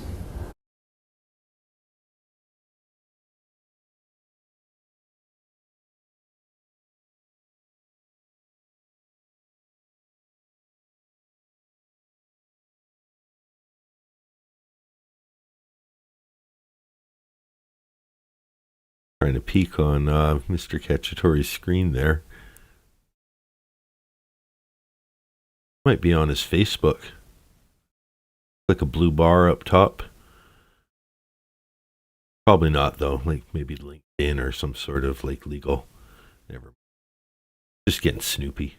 I don't know that there's a whole lot of other digital evidence. Okay. All right, ma'am, do you have a thought on when you would like this viewing to take place at one of the classrooms at the Orange County Jail under the concept as identified by the state?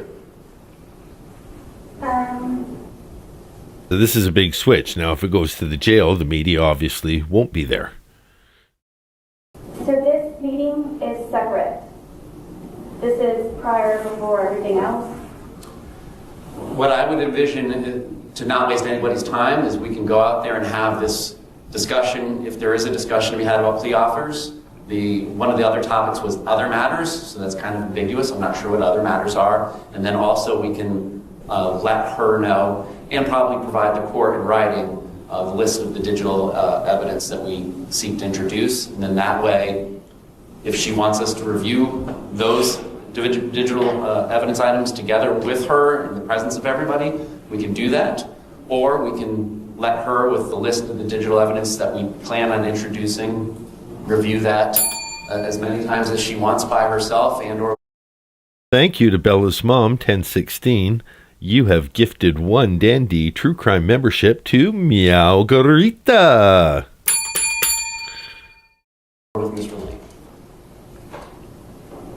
I understand. So would I be leaving with the digital evidence today, or how soon may I receive that? So the state needs to assemble that.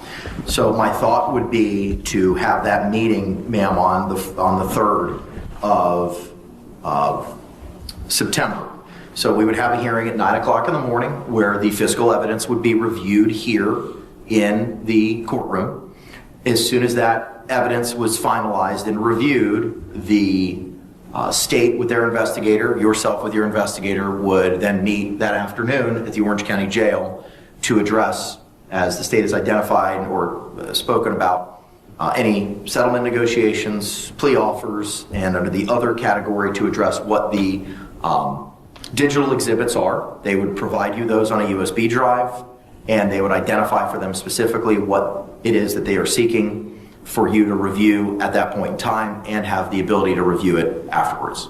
We're happy to do that beforehand, and I just want clarification. By providing her the USB with all the narrowed down exhibits out of the discovery, are we providing it to Mr. Lane? How are we physically? It would have to be provided to Mr. Lane, okay, who would then have to provide it to a member of the staff at the jail, the names of which I have from the captain at the jail as to what persons are involved in the laptop process. And then once that's done, I would require Mr. Lane to identify with a filing in the court, probably in the form of an affidavit, as to when, where, and how the USB drive was received by him, and when, where, how, and to whom it was delivered. Thank you. Your Honor, I feel uncomfortable when you supplying my evidence to the jail. Your Honor, I feel uncomfortable with y'all supplying my evidence to the jail. So I don't know if there's a way that, I don't know if you are aware, but my jail phone calls have been released, and If only you knew, Sarah. If only you knew. The things I could tell you. The things I could tell you. This is August of 2024, so she has no idea of what's going to happen with her jail phone calls. And her jail phone calls at this point still haven't been released. Her jail phone records have been released. Shout out to Classified Crime and Snoopy.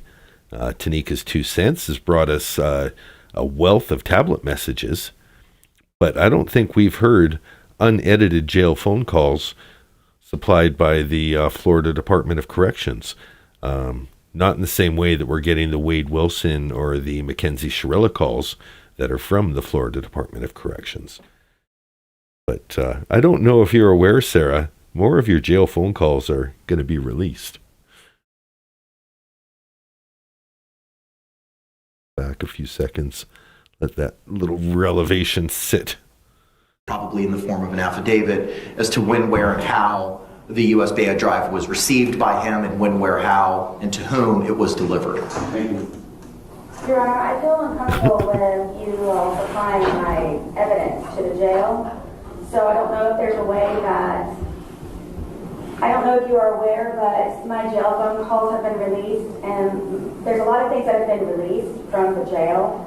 So I don't know, I do not feel protected by you all handing it to the jail. I know that Mr. Lane and I previously have worked on the laptop with USB drives that he has furnished himself from bringing in from the outside. So I didn't know, and I would feel more comfortable if there was a process or a procedure. I don't know who your names are from the jail. I do know the captain whom I spoke to the other day. I don't know who your names are from the jail. I do know the captain. I bet you know the captain, Sarah. Regarding my laptop. But I would very much... Who was that, ma'am? I'm sorry? Who was that?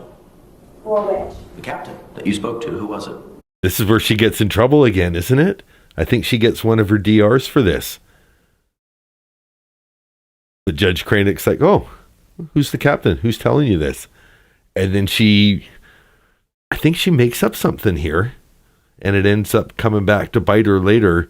God, I miss those, but I remember when Tanika was reading these, and it was almost like real time living with her in the cells when she would like read the discipline reports and inmate Boone XYZ, and I did XYZ documented for her file. Who was the captain you spoke to? Who was it? D. Giovanni. Okay. Captain D. Giovanni. So I remember Captain D. Giovanni. She doesn't take no shit. I'm sure she didn't like being thrown under the bus here for, and now Sarah's probably, if I remember right, probably says something. I was mistaken. I thought it was this. There's multiple sergeants involved, and I did meet the gentleman who was supposed to be here today to pick up the USB drives. So I don't feel comfortable, please, with providing the USB drive of my evidence with things that have been leaked or released from the jail. So if there's a possibility, please, I would like for my investigator to have that and bring it with me prior. If I understand the jail's protocol, which I read to you at our last hearing, the jail will keep custody of the USB drives and release them with the laptop as well. So I don't know how I can bypass that process that they've created, because the USB drives and the laptop, when it's checked out by you and when it's returned by you, is all going to be logged in their IMS system. Right. It's simply a laptop. It's a very basic laptop where anyone... It's simply a laptop. Like Son's laptop, you'll see that it's full of games. It's a very basic laptop. Like she expected to get a MacBook Pro, like Dan D. True Crime is using to come to you today through Prison Live Stream. MacBook Pro did not pay me for this advertisement, but I will accept monetary compensation, prioristically or futuristically. Good people at Mac. One affiliated with my case has any type of digital evidence they bring in with them from the outside. It's simply a basic laptop that we are able to utilize at the Orange County Corrections Department. That's how we have done that prior. So I don't know what it is different, and I don't know the jail protocol because no one's included me. You were provided a copy of it through the court filing, and I read it to you at the last hearing. Your understanding is different than my understanding because my contacts from the jail are telling me something different. Who? We want names. Give us names. I don't care who needs a green card. You tell me who's telling you something different at the jail. That's what we want to know. Who? What are their names? We want names. Multiple sergeants. Multiple sergeants. What are their names? So good. That play again. 43-45.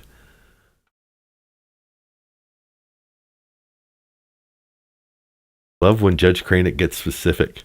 They bring in with them from the outside. It's simply a basic laptop that we are able to utilize at the Orange County Corrections Department. That's how we have done that prior. So I don't know what it is different, and I don't know the jail protocol because no one's included me. You were provided a copy of it through the court filing, and I read it to you at the last hearing. Your understanding is different than my understanding because my contacts from the jail are telling me something different. Who? What are their names? There's multiple sergeants. What are their names?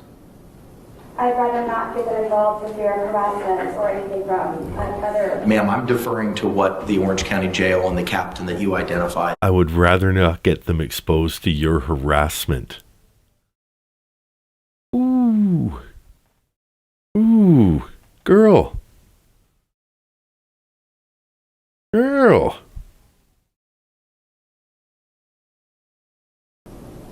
Your understanding is different than my understanding because my contacts from the jail are telling me something different. Who? What are their names? There's multiple sergeants. What are their names? I'd rather not get involved with fear of harassment or anything from another. Ma'am, I'm deferring to what the Orange County Jail and the captain that you identified specifically Dorgan. as to her memorandum to the court, which was read to you at our last hearing, which was sent a copy to you by a notice of service, and it was provided by U.S. mail. It was sent out last week. I have yet to receive anything such as. Don't worry, I have a copy to give to you this morning. Where is the lie? Exactly, Margarita. That was when she was bitching about Patricia bitch-ass Cashman. He lied to me about the bond. Where's the lie? Where's the lie? Exactly. Oh, I've fallen behind on chat. I was paused. Dorgan, you know what you missed today? Dorgan, I know, is one of the Down Under viewers. We talked about Katherine Knight. Is she a piece of work? Are you familiar with Katherine Knight, Dorgan? Just in case you have not received it. Yes, the last thing I have is your order that you provided me with the implementation of your USB drive. Okay. Option. All right. So anything that you are speaking of in the meantime, I do not know, and it was served by process? It was served by U.S. mail. By U.S. mail? Mm-hmm. It was served by U.S. mail. He almost has a bit of a Yogi Bear, that one, like he was ready for it. Let me tell you, Boo Boo Bear, it was served by U.S. mail. Which was sent a copy to you by a notice of service, and it was provided by U.S. mail. It was sent out last week. I have yet to receive anything such as. Don't worry, I have a copy to give to you this morning, just in case you have not received it. Yes, the last thing I have is your order that you provided me with the implementation of your USB drive. Okay. Option. All right. So anything that you are speaking of in the meantime, I do not know, and it was served by process? It was served by U.S. mail. By U.S. mail? Mm-hmm. Yes. I actually have 3 motions, please, if I may submit them to you. In a moment. Yes, in the process of, because the address that you are, I'm guessing, sending these to is incorrect. I received your letter addressing the address issue. That's been remedied. So the appropriate legal mail address will be utilized. It was simply a clerical error, and that has been remedied. But regardless, I did read to you at our last hearing the protocol for the USB drive in the jail. The court is inclined to follow the Orange County Jail's protocol with regard to the USB drives.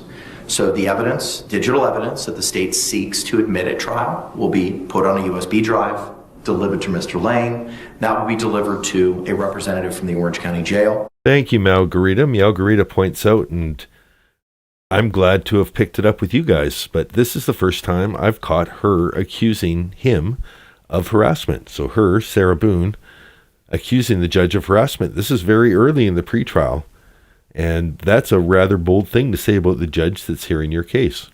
I would rather not expose them to your harassment. And she did it like nothing. Like, you know, we've already had a tiff, and I'm sick of you. As dismissive to Judge Kranick as Chelsea Kepsel was to her. And Mr. Lane will thereafter file ad break for another one in the form of an affidavit. Oh, that's another thing. Okay, so another one to say. When I pause the video, that's most likely to be when it decides to throw in an ad break. So I'm trying to pause it a fair bit so it doesn't do it to all of them, but at the same time makes it easier for people who come back from an ad break. If I talk for the 5 to 30 seconds it takes to either skip or watch the short ads.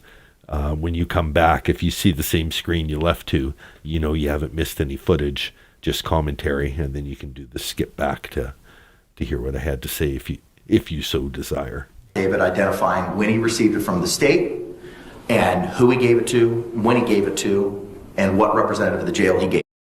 Hell yeah, wants a picnic basket. Oh, Boo Boo Bear. I think the campers are coming with a lovely picnic basket. Gave it to. So it goes from the state to Mr. Lane to the jail. For the purposes of indexing it, for the purposes of their records, under the protocol, and then it will be available for your use.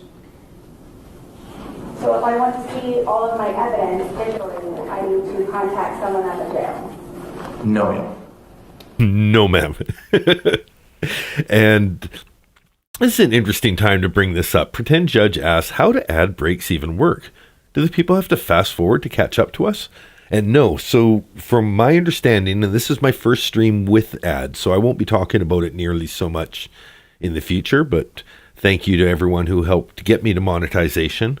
But one of the dark sides of monetization means that ads are going to be more of a feature if you haven't been exposed to them before in my streams. So I'm trying to dial in the frequency so that it's not too annoying.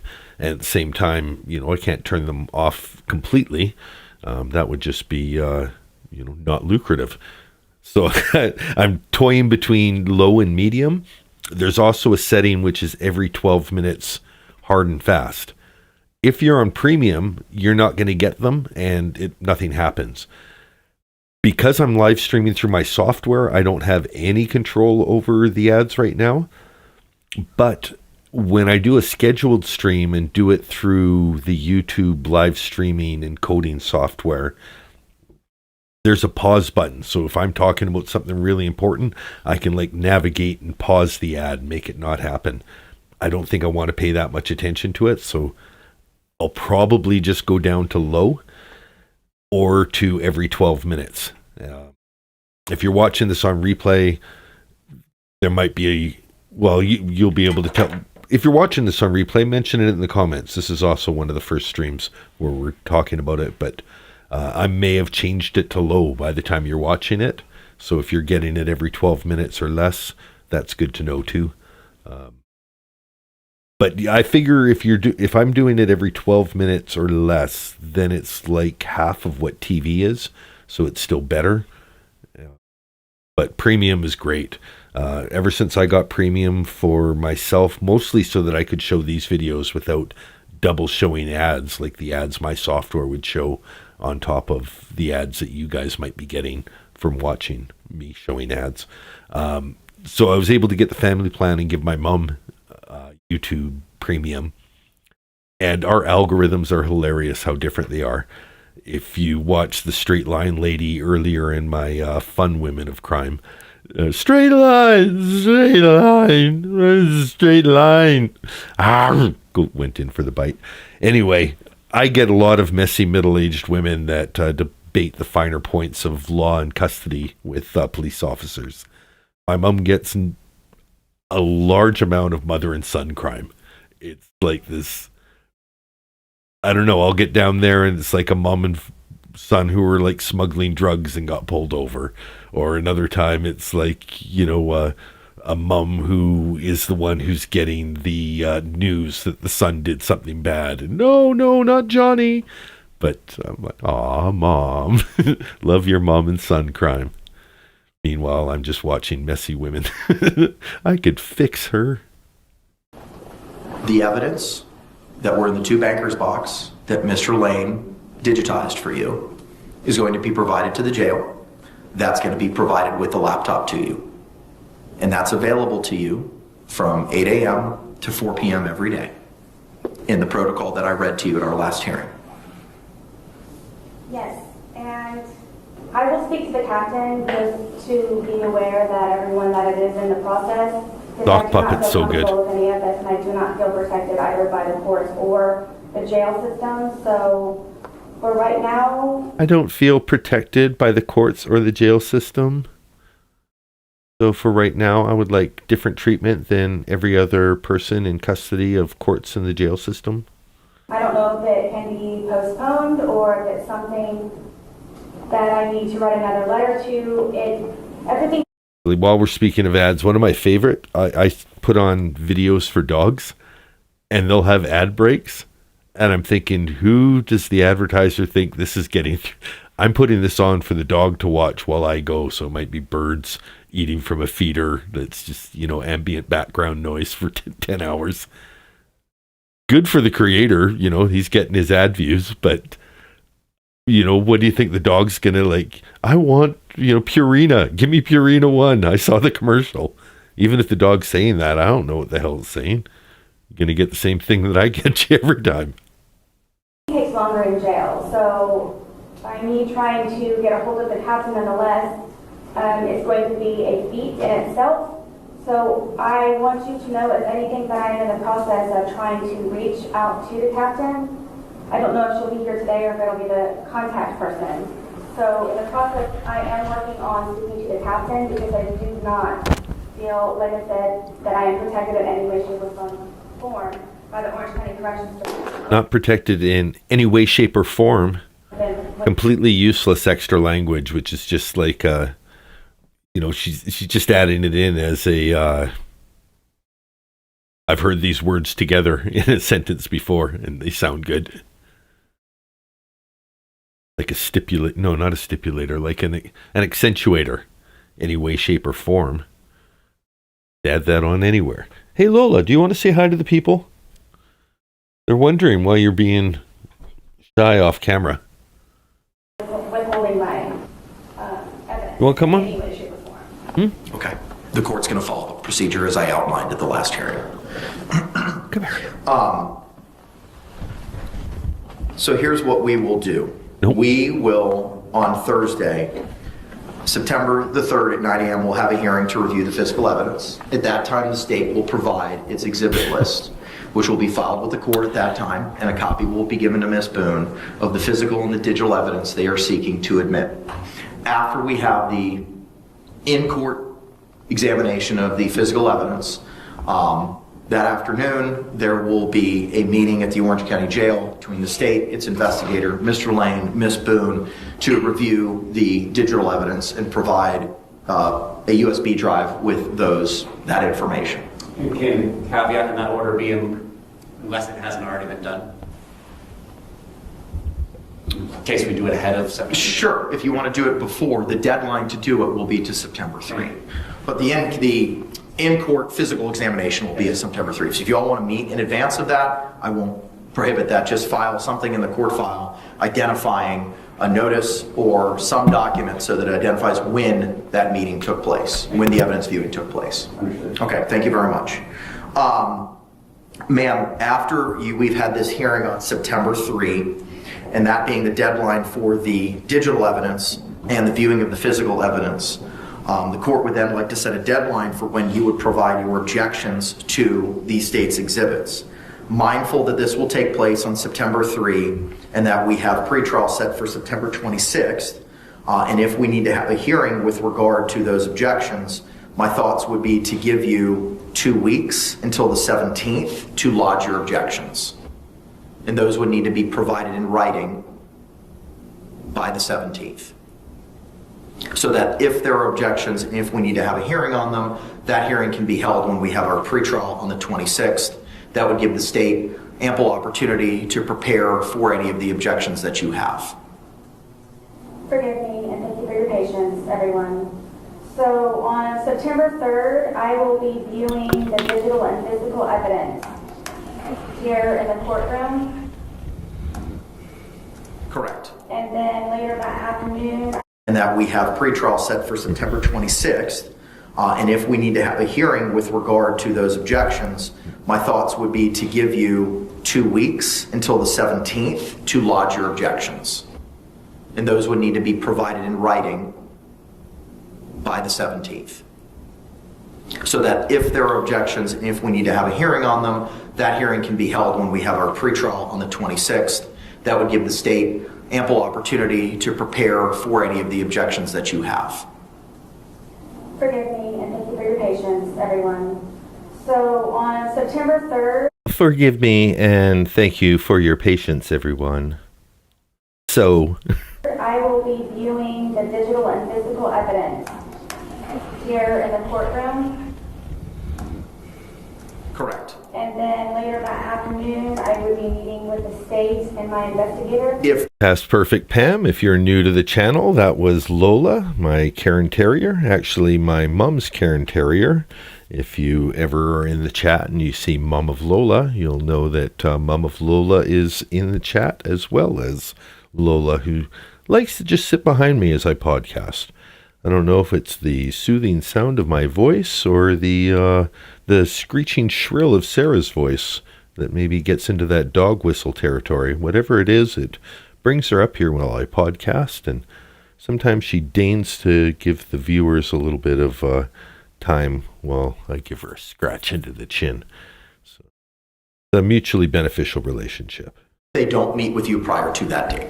The deadline for the state's investigator, your investigator, and yourself to meet to review the digital evidence would be no later than the close of business on September 3. And Past Perfect Pam asks about the breed. That's a Cairn Terrier. If you've seen a dog like that, it's probably from watching Wizard of Oz. Dorothy is holding Toto, also a Cairn Terrier. Smaller version. Toto is probably closer to 10 pounds, while Lola, you know, we don't like to talk about the weight for a lady, but she's well over double that. So, but she's sturdy. She's solid. You know, she carries it well. Line for when I would like it done, but if the state wants to meet you in advance of that date, they can do so. Past Perfect Past Perfect Pam, I have chatted with you before. You used to be one man's trash. Moved on from trash to just a Past Perfect Pam. Well, welcome. Triple P. I think Pobody's nerfic, but it's good to be cognizant of the fact that perfect days are behind us and just be happy with who we are. Welcome to the chat. Let me ask, please, what is your name, sir? William J. Deborah Rockhill's here. J-A-Y. Don't get that. Oh, that's so good. I'm so glad that we got this one. Could you spell your last name for me? How do you think Jay was... Everyone in the chat put all the different incorrect spellings of Jay. How could Jay have been spelled that wasn't J-A-Y? Mr. J. Do you think that she thought he was like the basketball player, like Dr. Hook, Julius Erving, or Dr. J? That's so good. That's one of... She's so unintentionally hilarious. If she was trying, she wouldn't be funny. But that kind of stuff, like, without missing a beat. Could you spell it, please? And I would like it done, but if the state wants to meet you in advance of that date, they can do so. Yes, please. If I may ask, please, what is your name, sir? William J. Oh, and that's funny. Even the captions got it wrong. So good for her for getting her to spell it. Did you say William Jade? Could you spell your last name, please? J-A-Y. Don't Don't get asked that much. J-A-Y. Mr. Wow. get that. And what is your affiliation with the state? I'm a homicide unit chief. Yes, please. And I am... Yes, please. There was a... You know, we make fun of her for throwing in yes, pleases for nothing. That one wasn't even connected to a thought. 5024. Okay, we'll go from asking the name, but then you get this yes, please, just to fill space. She says yes, please, like other people say Could you spell your last name, please? J-A-Y. Don't get that. And what is your affiliation with the state? I'm a homicide unit chief. Yes, please. And I am okay. Yes, please. And I am okay. There was no request. That was just a completely extraneous yes, please. And what is your affiliation with the state? I'm a homicide unit chief.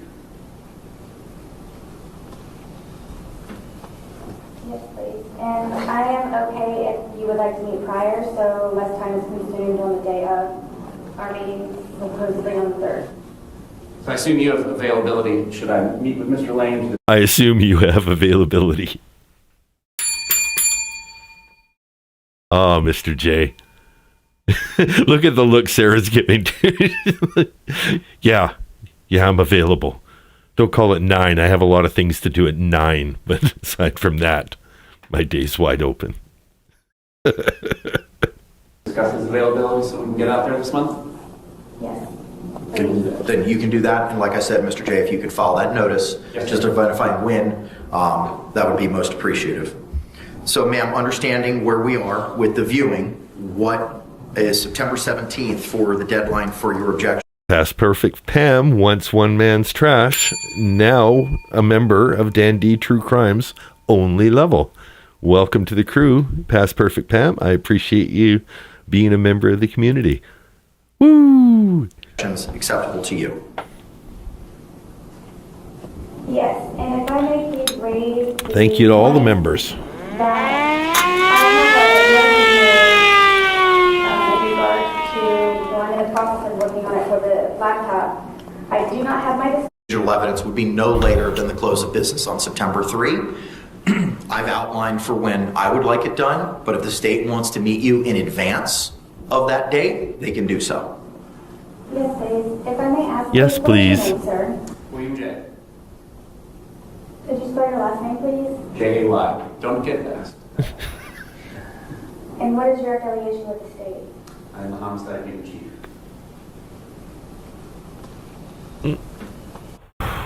She's asking this because she wants Lana to dox all these guys. Yes, please. She brought her pen and her paper. And yeah, that's why she's taking this. That's why she brought her little notepad. She wants to get the inside scoop. Unfortunately for Sarah, none of these guys have done what... did you guys watch Sarah's stream? Suma's stream last night? Suma had footage of a district court judge having a pee outside her courthouse on top of her husband's puke. It was really quite a scene, but exactly the sort of thing that you imagine that Sarah was trying to look up about the people who were prosecuting her. Like, come on, there's got to be something on them. Watch Suma's live last night. Things got out of hand. It was quite a 2-4 show. You got to see Suma, and then immediately after that, SKR did a long-form rant session. We were up to the wee hours. I got started a little later this morning, but there's a lot of great content out there. After you're done this, and maybe watch some Frugate in between, and then, watch the Suma and watch the SKR. There's so much good stuff. And I am okay if you would like to meet prior, so less time is consumed on the day of our meeting, supposedly on the 3rd. So I assume you have availability. Should I meet with Mr. Lane to discuss his availability? The little smirk she gives to the availability, like she dismisses it here. I did this exact same pause last time we got here. 50-34. On the 3rd. So I assume you have availability. Should I meet with... There it is. Yeah, I'm available. And then she immediately drops the smile, like she doesn't even want to give that. Mr. Lane to discuss his availability so we can get out there this month? Yes. Then you can do that. And like I said, Mr. J, if you could file that notice, just identifying when, that would be most appreciative. So, ma'am, understanding where we are with the viewing, what is September 17th for the deadline for your objections acceptable to you? Yes, and if I may please... Yes, and if I may please, because there was no way I was just going to answer with a single word. Raise the point that I have a motion here in regards to going in the process of working on it for the laptop. I do not have my discovery as of yet, and I do not have the laptop as of yet. I do not know what hiccups may be involved. There's a lot of hiccups with the jail already. So I'm trying to figure out when and where I'll be able to view anything. So there's a great restriction also that is being put on the laptop usage from 8 to 4. I'm unable to utilize my time to the full extent. Also, I have a motion here to receive my hard copy evidence because when the laptops are in quotes, the laptop is in quotes, closed for the day at 4 p.m., I can therefore pick up using the hard copy evidence. I haven't had the opportunity to review the motions that you're speaking of. You're not getting the, well, you know what? You are getting the hard copy evidence. You're not supposed to be getting your hard copy evidence. It's a fire hazard. You lied to get it in there. Then it was a big hassle. You needed 3 fireproof bags to take care of all the crap that you had. Fucking hoarder. Neither has the state. We'll address them today. I don't have a problem doing that. I'm just not going to do it right this second because I haven't had the opportunity to review them yet. Yes, and I'm just explaining myself in the meantime, please. So you're Yes, and I'm just explaining myself in the meantime, please. Just so you're aware.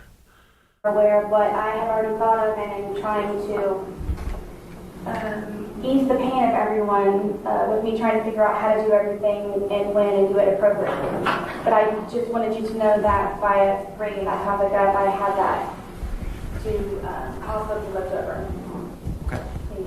Okay. 9/17, if that has to be changed, and I'm okay to do that. I'm trying to set deadlines now, ma'am. That would give Sarah's trying to carve it in Jell-O while Kranick is carving it in stone. So, what, like the 17th-ish? you 2 weeks to review the physical evidence. You'll be provided the digital evidence, it seems, in advance of that September 3rd deadline. A to B hates her with the heat of 1,000 suns. And that may give you more than 2 weeks to review and lodge any objections. This is just for the evidence? Correct. This is only addressing any objections to the evidence that the state seeks to admit. The digital discovery, is any of that included in that? Yes. Okay. Yes, Sarah, this is your chance to review the evidence that we brought against you in court and say, I object to that. You didn't have the right to get it. I object to that. That's false. It's falsified. It's, faulty science. I am very weary to make any kind of deadline. Well, we're setting them today. I understand. So the 3rd is a what day? Thursday? Tuesday. So the 17th would be 2. She makes a little note in her thing. 3rd is Tuesday. I thought it was a Thursday. Damn it. I'm losing days all the time. Weeks later. Tuesday the 17th. And that is me coming with my objection. That would be you filing your objections in writing with the court.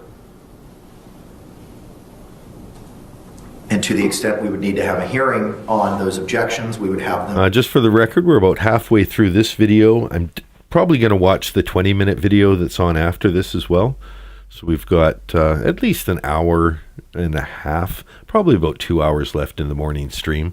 And thanks to popular demand, the evening stream will feature just some live reads of Sarah documents from, I think, from 2022 mostly. So a little blast from the past of Sarah reads.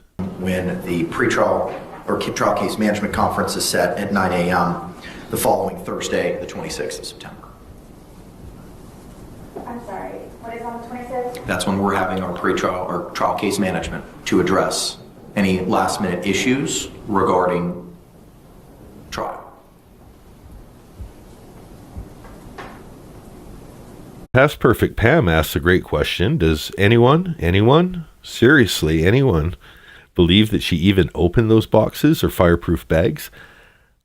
I think the answer comes in the one hearing where Judge Kranick directly asks her, did you open any of the digital files?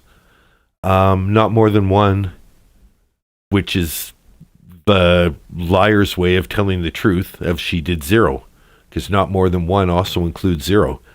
But I think even once she got the laptop, once she got the USBs, she had all that time, and then Billy Lane came in, and all she wanted to do was show off how tight her pants looked with the new staples.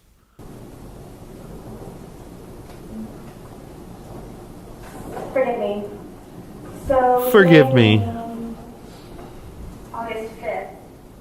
I'm supposed to expeditiously complete my case that in every way, shape, and form by September 26th in order to go to trial for October 7th.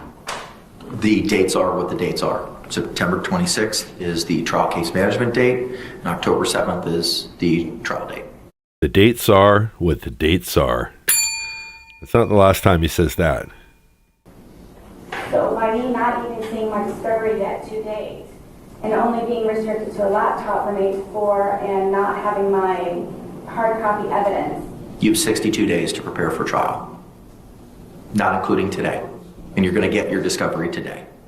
It was 60, but then we added 2 more days in. You have 62 days. Wow. So, and over 4 Wow.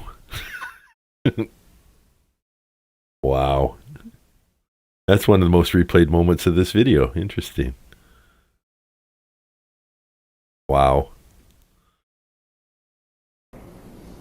So by me not even seeing my discovery yet 2 days, and only being restricted to a laptop from 8 to 4 and not having my hard copy evidence.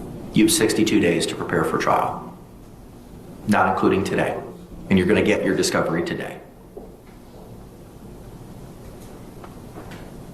Wow. So in over 4 years, it comes down to me representing myself in 62 days. So in over 4 years, it comes down to me representing myself in 62 days.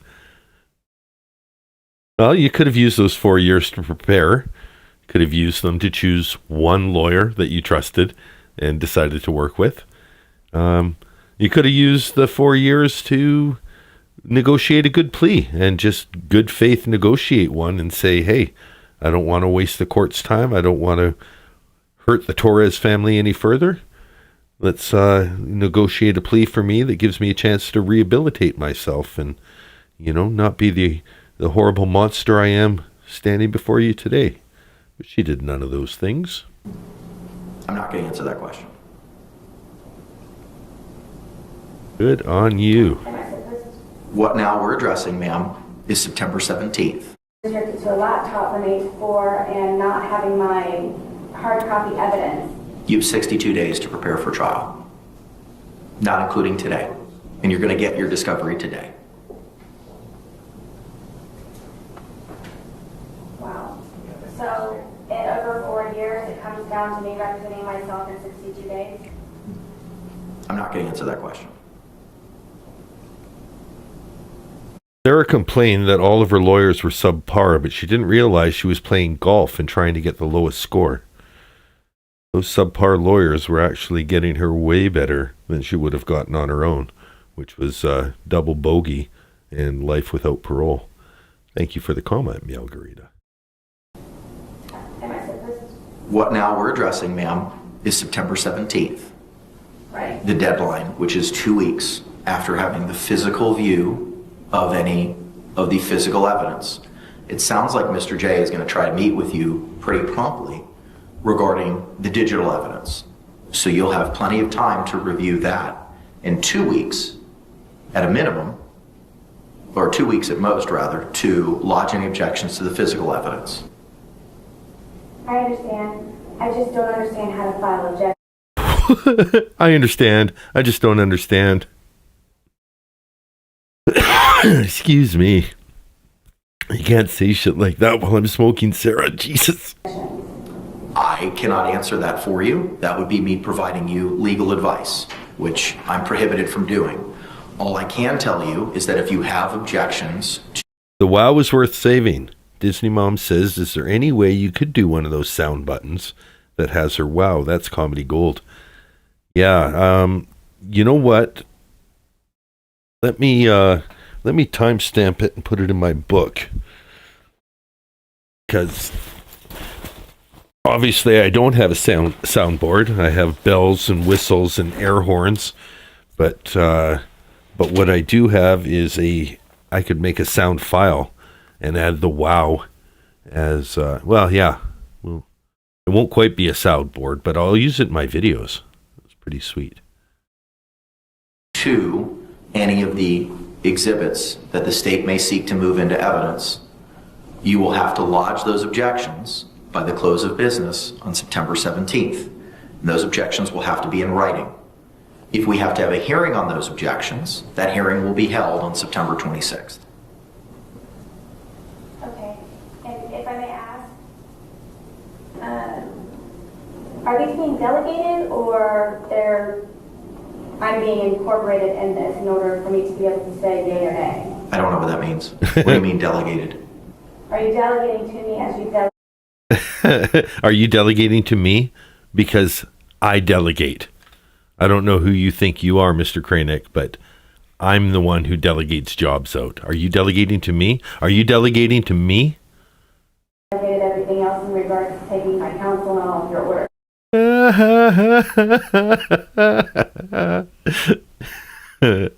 Okay, let's give that the full attention it deserves. Legal advice, which I'm prohibited from doing. All I can tell you is that if you have objections to any of the exhibits that the state may seek to move into evidence, you will have to lodge those objections by the close of business on September 17th. And those objections will have to be in writing. If we have to have a hearing on those objections, that hearing will be held on September 26th. Okay. And if I may ask, are these being delegated or I'm being incorporated in this in order for me to be able to say yay? I'm being incorporated.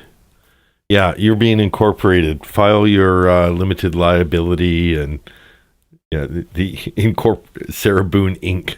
I don't know what that means. What do you mean delegated? I don't know what that means. Are you delegating to me as you delegated everything else in regards to taking my counsel and all of your orders? You are representing yourself for the reasons that the court identified in its 16-page order. It is your responsibility, as you are representing yourself and proceeding pro se, to comply with the court's orders and deadlines. So if you have objections to any of the exhibits that the state may be seeking to offer into evidence, be it digital or physical, based on your review of those, the deadline to submit those in writing would be on September 17th. Okay, so you're making statements, so I don't have any say in it. I'm asking. Oh, okay. You're making statements, so I don't have any say in it? No, the court rules. The court doesn't. She thinks this is like a conference. Like, this could have been an email, Your Honor. I've asked you what your thoughts would be as to when. You've never provided me in a disagreement with regard to that date as of yet.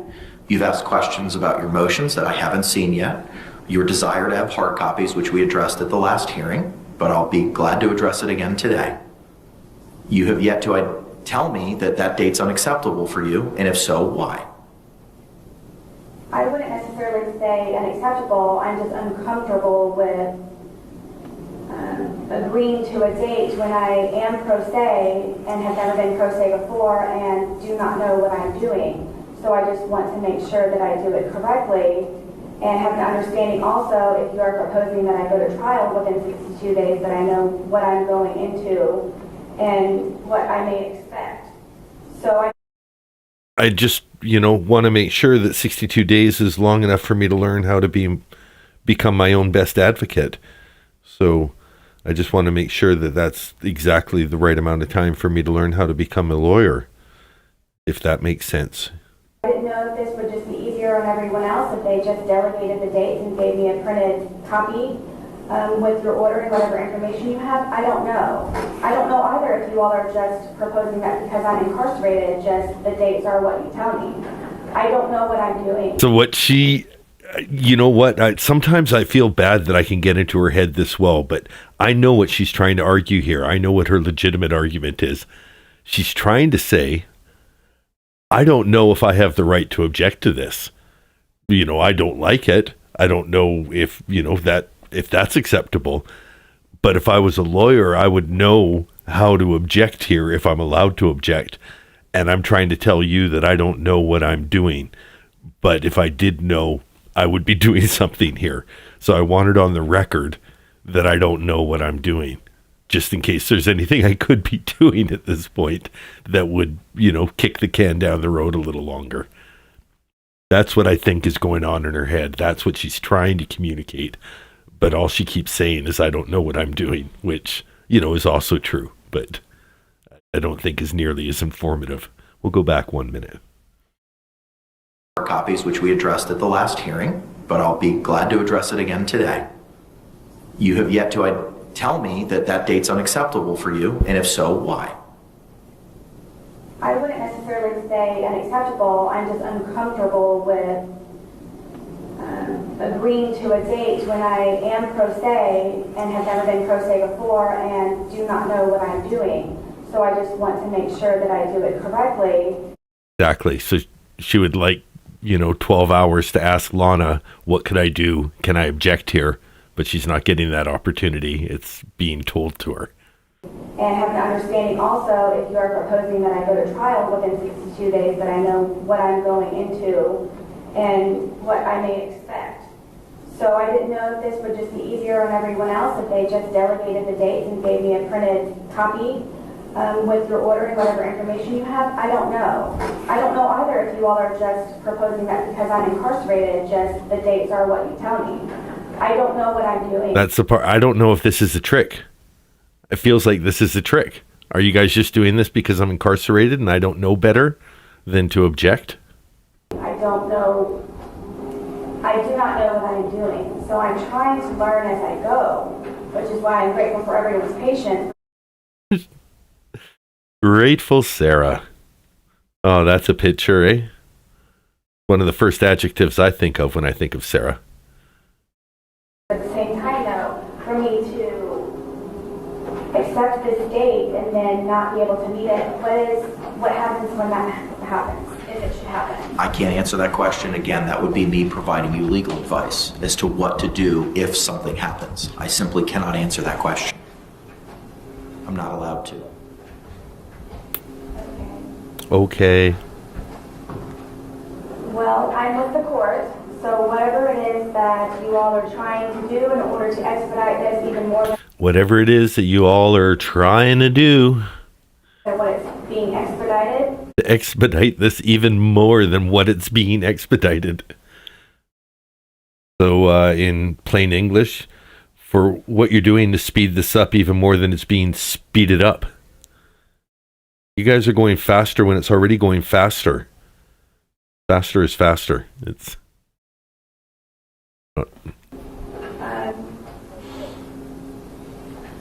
I'm guessing I agree with September 17th. Okay. All right. I'm guessing I agree to September 17th. I should have almost put on a timer. It took her a full 5 minutes to say yes to the date that she had no objection to. I believe that takes care of all of the deadlines with regard to the state's exhibits. Now I want to address the deadlines for any exhibits or witnesses that you may be seeking. I am mindful that you will be receiving the discovery today and that you have not had the opportunity to review some of the items that may be in the discovery. So how much time would you like to provide to the court? Might be a time for the first poll. How much time do you think she's going to ask for here? I don't remember. I don't even know. It's going to be to review the evidence, right? But we know that the dates, she's got 62 days before the trial starts. So how much time is Sarah going to ask for if Judge Crane is offering time? How much time will Sarah ask for? Say, how about 1 to 5 days? Say 6 to 10 days? 30 days? 30. Reasonable, but we know Sarah. Okay, starting the poll. we'll just talk amongst ourselves. There might even be an ad playing because I've paused it. So anyone who's gone with the ad, you can relax. You can, when you come back and you hear me saying this, you realize that I just vamped it up for the entire ad break, and you're not having to further. You can skip ahead. How much time will Sarah ask for? I'm even going to rewind it about 30 seconds.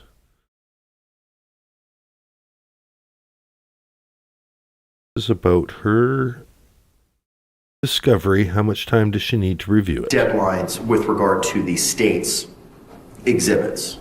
Now I want to address deadlines for any exhibits or witnesses that you may be seeking. I am mindful that you will be receiving. Oh, never mind. This is interesting. This is for her own exhibits. So she can't, just bring all of her exhibits in the day before the trial starts in 62 days. So what is going to be the deadline? And he's asking for her input on what's a reasonable amount of time to get her shit together. So this isn't about how quickly should Mr. J get his shit together, to which Sarah's answer is yesterday. This is how much time do you need to get your shit together? Change your vote if you need to. Welcome back, Kitten Pusher. Yeah, we still got a lot left to go today. I think it's going to be a long morning and shorter evening from the way things are scheduled. But I'm having a good time, so as long as everyone else is, we're going to keep rolling. The discovery today, and that you have not had the opportunity to review some of the items that may be in the discovery. So how much... Great reminder to be on all messages as well. So while you're getting in your final votes on how much time Sarah thinks she needs to get her discovery together before her trial in 62 days, the dates are what the dates are. What do you think she's going to ask for?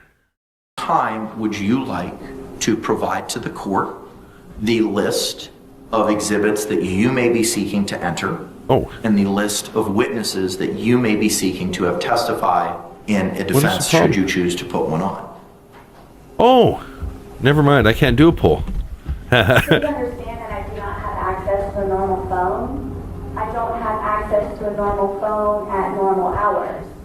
So I am trying... Okay, so it turns out I don't have access to a normal poll. I don't have access to a normal poll during normal hours. I do have access to a poll when I stream a scheduled stream, but if I don't schedule the stream and I do it directly through the software, I can't do a poll. So you guys can throw it in the chat. The options were 5 to 10 days, 10 to 15 days, or 15 to 30, or 30 plus. How many days? You can put any of those numbers in the chat. Yeah, I'll forget about trying to send a poll to a stream about Betty Broderick that existed prioristically, not currentistically. Thank you everyone who has liked the stream as well. We're at equal number of likes to viewers, so if that is everyone, then you're all accounted for. Everyone's duck is in one row. Start a poll that does. To overcome the hurdle of trying to, number one, locate any of my witnesses, and then also... I will poll collect, exactly. I will get you guys to dial in with the answers rather than me dialing out with the poll. We have some 30 pluses. She's trying to, number one, locate any of my witnesses. Do you remember who her witnesses are? Who would Sarah have gotten without a lawyer? Probably Julie Harper, because she was already on the list and obviously interested in peddling her bullshit. So she would have been called back. Wouldn't have had Hank Brennan, who ended up being a pretty good cross-examination witness for Mr. J. Probably would have tried getting witnesses from convicts trials, like, basically people in prison who'd gotten off on cases that had nothing to do with hers. But, if I could get that witness, that's the golden ticket. It's like, no, it probably was the evidence that helped that particular case. The property manager and Pearl Walker. Yeah, I really thought that we were going to see the property manager during the trial.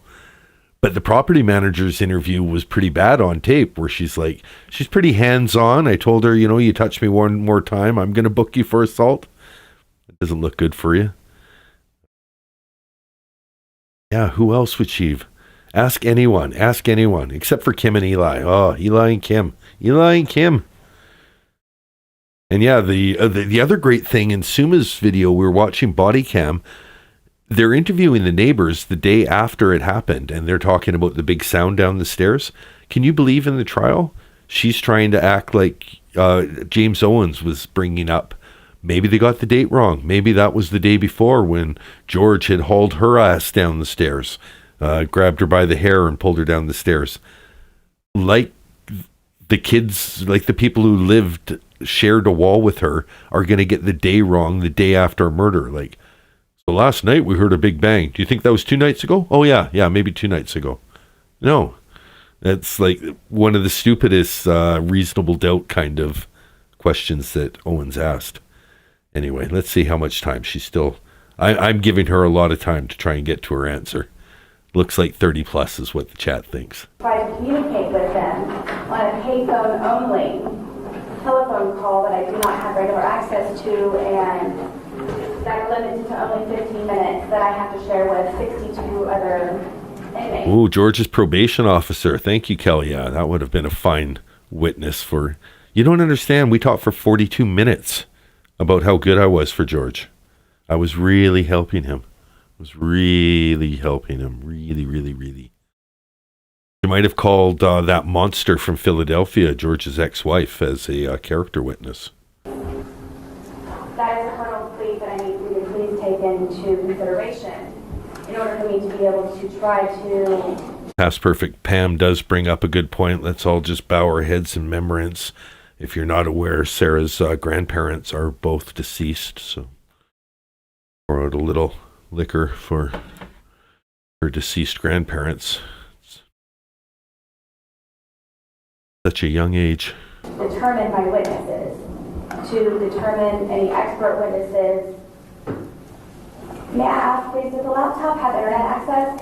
And then completely off, like she's just trailing on about how long it's going to take to get the witnesses, and then, oh, may I ask, please, if the laptop will have internet access? Not because she wants to be efficient. She wants to be the big girl on the compound with internet access that she can trade for snacks and favors. I'm unaware.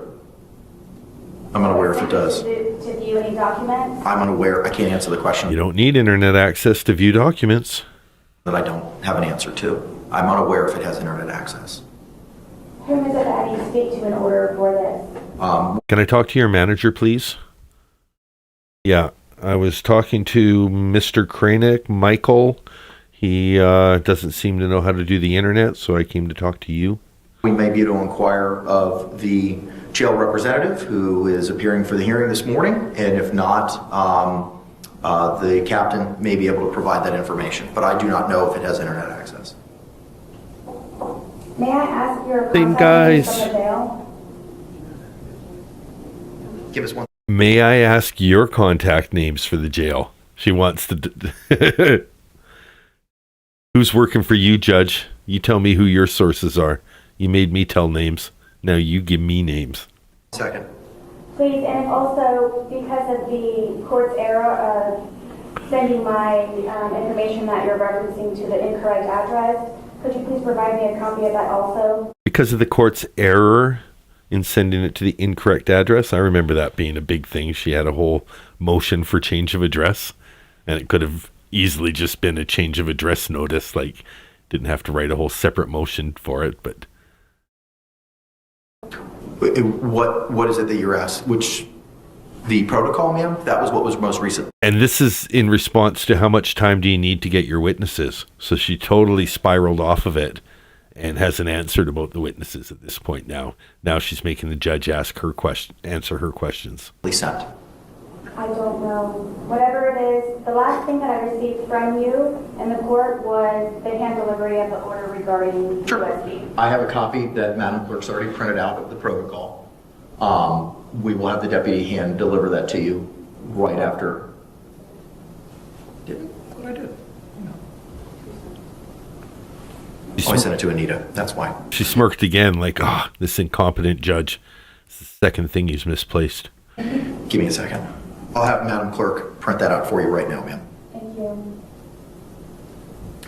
So, understanding that as of right now, you do not have hard copies. You'll be provided digital copies. And to review all this evidence, ma'am, when in time do you feel comfortable in providing the court and the state the list of your witnesses?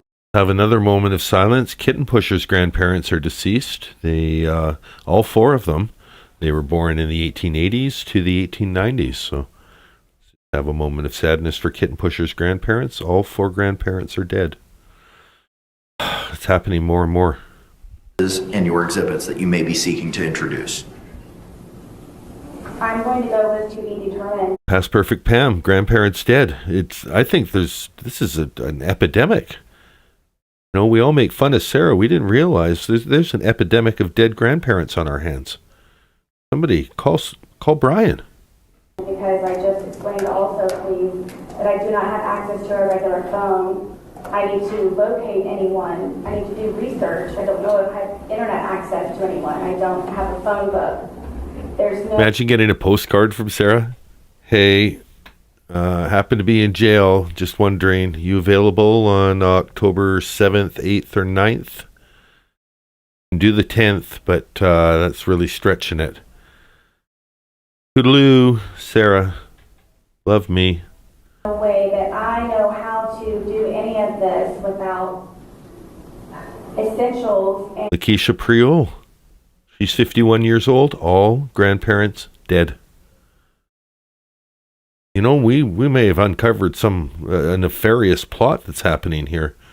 This is happening more and more often. I blame it on the wine. Deep Geist Amy, dead grandparents. Kelya brings up that she has Billy Helmetia.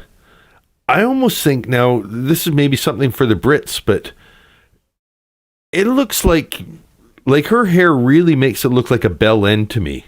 Like she's got a bell end tip to the top of her head. And I don't know, like just like a mushroom tip. So I don't know. It's like a weird discolored mushroom tip of a bell end.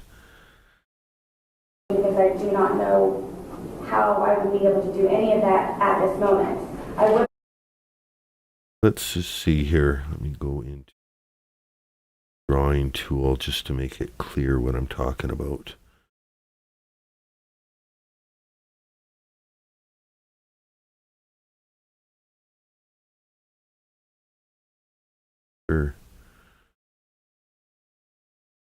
That's her hair, right?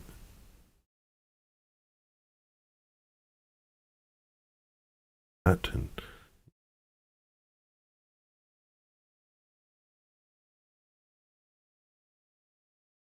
I don't know. And then you got a couple. Something going on here. Anyway, getting a little childish. Oh yeah. I'd like please to propose your understanding of a meeting that I would like to have with the captain, so I can see if I can have access to a regular phone, if I can have access to an internet. A certain president, right now, Kelly, I have yeah. a tablet that is used for text messaging and movies. And It looks like Toad from Mario Kart. That's right, Kelly, yeah. If you've ever played Mario Kart, there's the character Toad. Her head looks like the character Toad. the law library that I utilize. I don't have access to the phone. I don't have access to the internet. You can certainly have those conversations with the jail representatives. But ma'am, we were on notice today to address those deadlines, and I cannot set a to be determined deadline at this time. I understand that there's been some delays with regard to the discovery. As I told you at the last hearing, we're moving as expeditiously as possible to get you that, and it took some time for that process to be created. That process is going to start today. Mr. Lane's here, representative from the Orange County Jail will be here. That handoff will take place. You'll have access to that laptop with all the information today. If the defendant's not going to make a suggestion, make a state? Sure. My suggestion would be to give her 14 days after the point that the specific evidence identified by the state to be used at trial is provided to her. You see that? Well, if she's not going to give a date, do you mind if I do? Sure.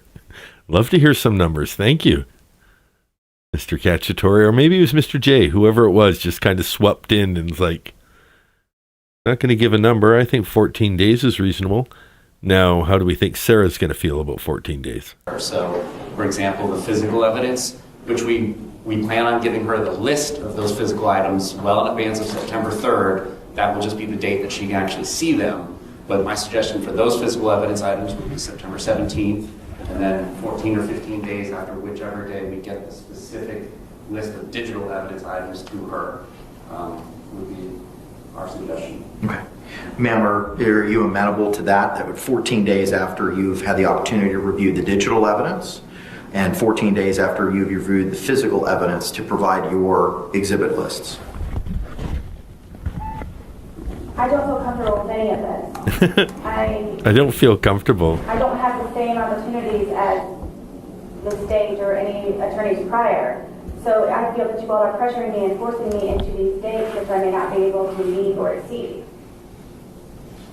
Can I add that obviously either side, if there's good cause for why a deadline wasn't met, if something comes up, then we're not prohibited either side from complying with the rules of discovery afterwards.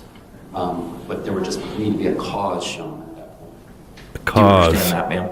I do. That I'm setting these dates for now, and if either party can establish good cause why these dates should be moved.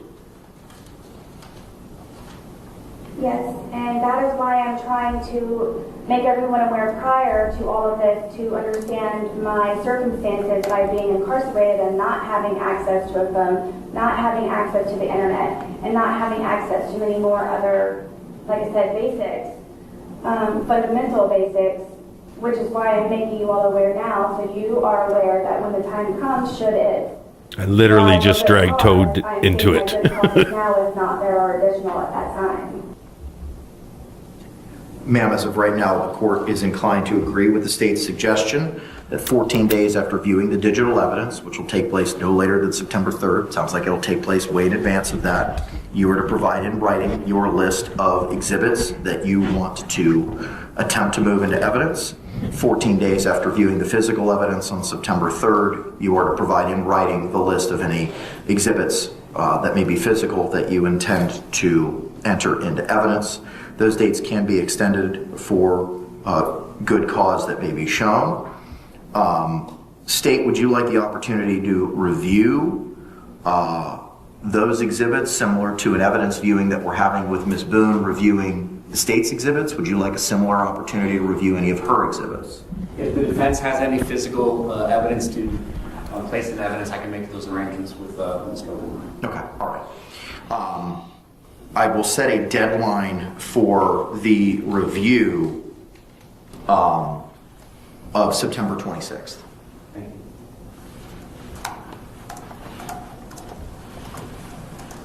Is the review that you're speaking of, please, for my exhibits and witness list? That is correct.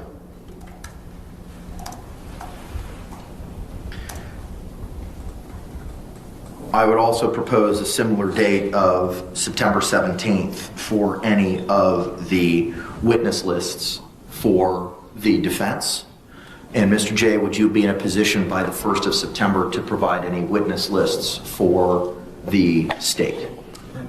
She should have the witness list in the discovery that's being provided. As far as the order and the list of witnesses that we're going to call at trial, we will get in that ahead of 9/3. Okay, all right. So the deadline for the state's production of the witness list will be September 3, no later than, and September 17th for Ms. Boone. Ma'am, similar to the objections to any discovery, that'll have to be in writing as to who it is that you may be calling as a defense witness. And you'll have to provide that to the court in writing by September 17th.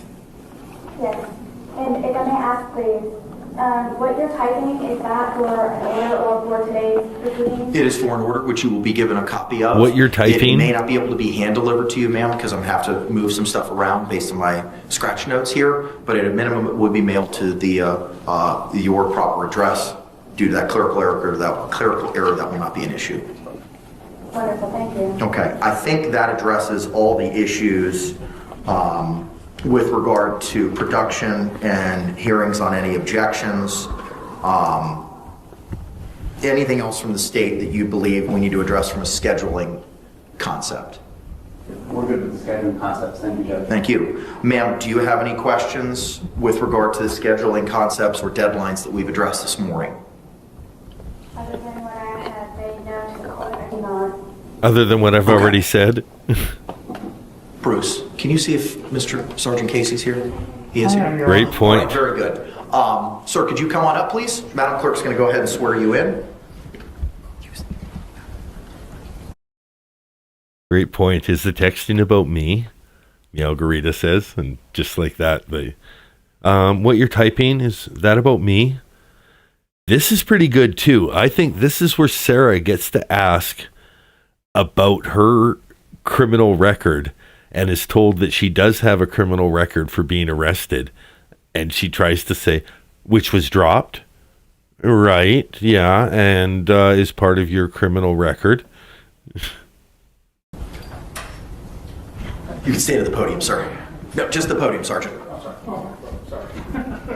If you could raise your right hand, Madam Clerk can go ahead and swear you in.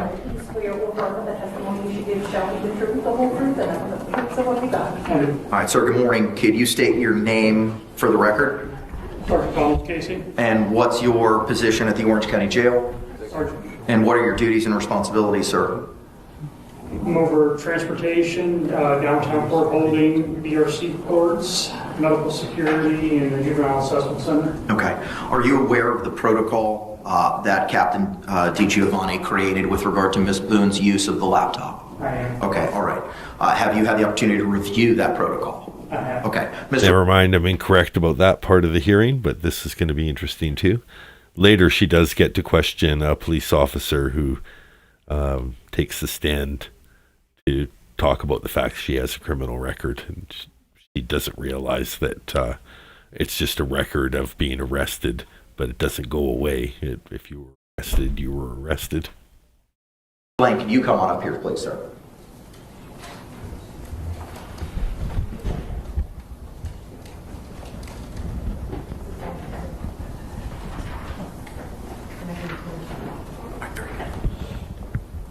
That's a good-looking suit, Mr. Billy Lane. I can see why Sarah saved up her staples. Billy Lane looking sharp coming in. Like Mr. Clean with a glow-up. Sir, good morning. Could you raise your right hand? Madam Clerk's going to swear you in. You swear or affirm the testimony you give shall be the truth, the whole truth, and nothing but the truth, so help you God. I do. All right, sir, good morning. Could you state your name for the record for me? Billy Lane. And what's your affiliation with Prison Break Investigations? I'm the owner and chief investigator. All right, sir, last time I saw you... That's like a perfectly tailored suit. Like he hasn't gained or lost an inch since this suit was cut for him. I had tasked you with digitizing 2 banker's boxes of information, and you said that you would endeavor to accomplish that task by today, understanding that you were out of town for your son's wedding. I hope you had a great time. Were you able to fulfill that task, sir? Yes, sir. Okay. How many jump drives or drives do you have? Of the digitized information, there's one of those. This is exactly why Sarah saved her staples. Look how tailored the suit looks, right? So she knew that Billy Lane appreciates a tailored look. So she tried to affect something like that in prison. This drive here. Good call, Super Kelly. All digital discovery that I have in my possession from Ms. Boone, where the court's needs if they wish to facilitate that through figure it'd be easier to facilitate it now through the jail than me trying to bring it in myself. That's exactly my thought. So you've shown to me, sir, a small thumb-sized USB jump drive. That USB jump drive is the information that was contained in the 2 baggers boxes, correct? And the other jump drive that was... Yeah, Mr. Willie Lane has 40 ounces of funk in that trunk. A honky tonk, but donk-a-donk. The larger of the two, that jump drive is any digital information that you have had previously by virtue of being the investigator. Yes, sir. Okay, all right. The record's going to reflect that information is going to be hand-delivered by Mr. Lane to Sergeant Casey. So, Sergeant Casey, if you could please take custody of those two thumb drives. And I'm going to ask you, sir, to comply with the terms of the protocol. There's the handoff of Sarah's discovery. Now, this is going to be interesting, too, because in a few hearings that come up, we'll hear it go both ways from, I never asked for this to be on digital. If I'd gotten my laptop, I would have been aware of this hearing. To have those added to the laptop. It'd be available for Ms. Boone's use today once she's returned to the Orange County Jail. Do you have any questions for Mr. Casey? No, Your Honor. Okay, sir. Thank you very much. If you can proceed with that task, I appreciate you. Thank you. Mr. Lane, you took custody with you, sir, as well. Well, before you leave, Sergeant Casey, state, do you have any questions for him? No, Your Honor. All right, ma'am, do you have any questions for Sergeant Casey regarding his compliance? Do we think she has a question?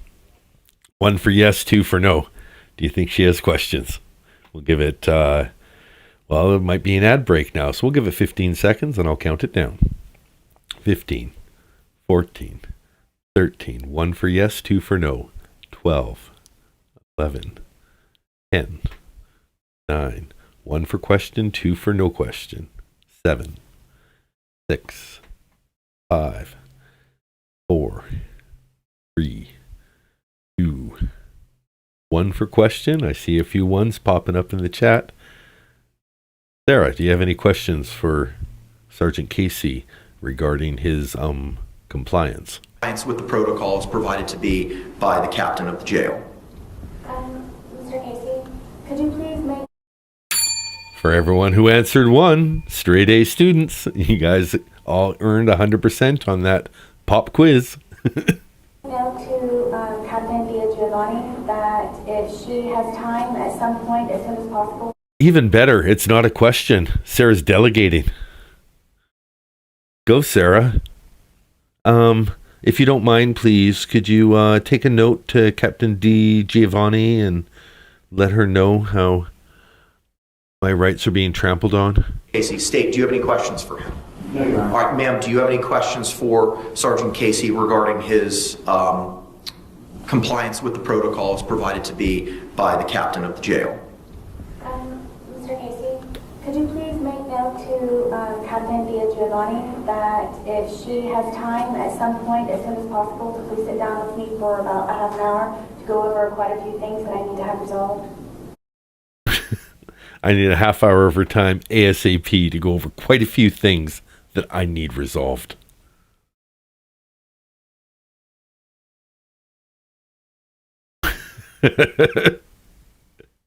She's serious when she delegates. I'll inform her. Please, in regards I'll to inform her. Okay. Thank you. Thank you very much, sir. Mr. Please, in regards to the laptop. Lane, when we were last here, you also had 2 banker's boxes. Did you bring those back with you, sir? Yes, sir. Okay, could you bring those back up?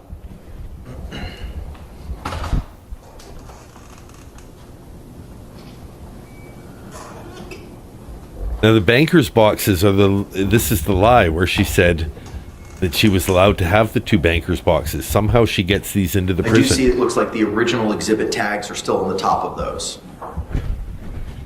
That's interesting. Mr. Lane, did you complete and copy everything that was in both of those boxes? Yes, sir. Oh, okay. I'm gonna have Matt.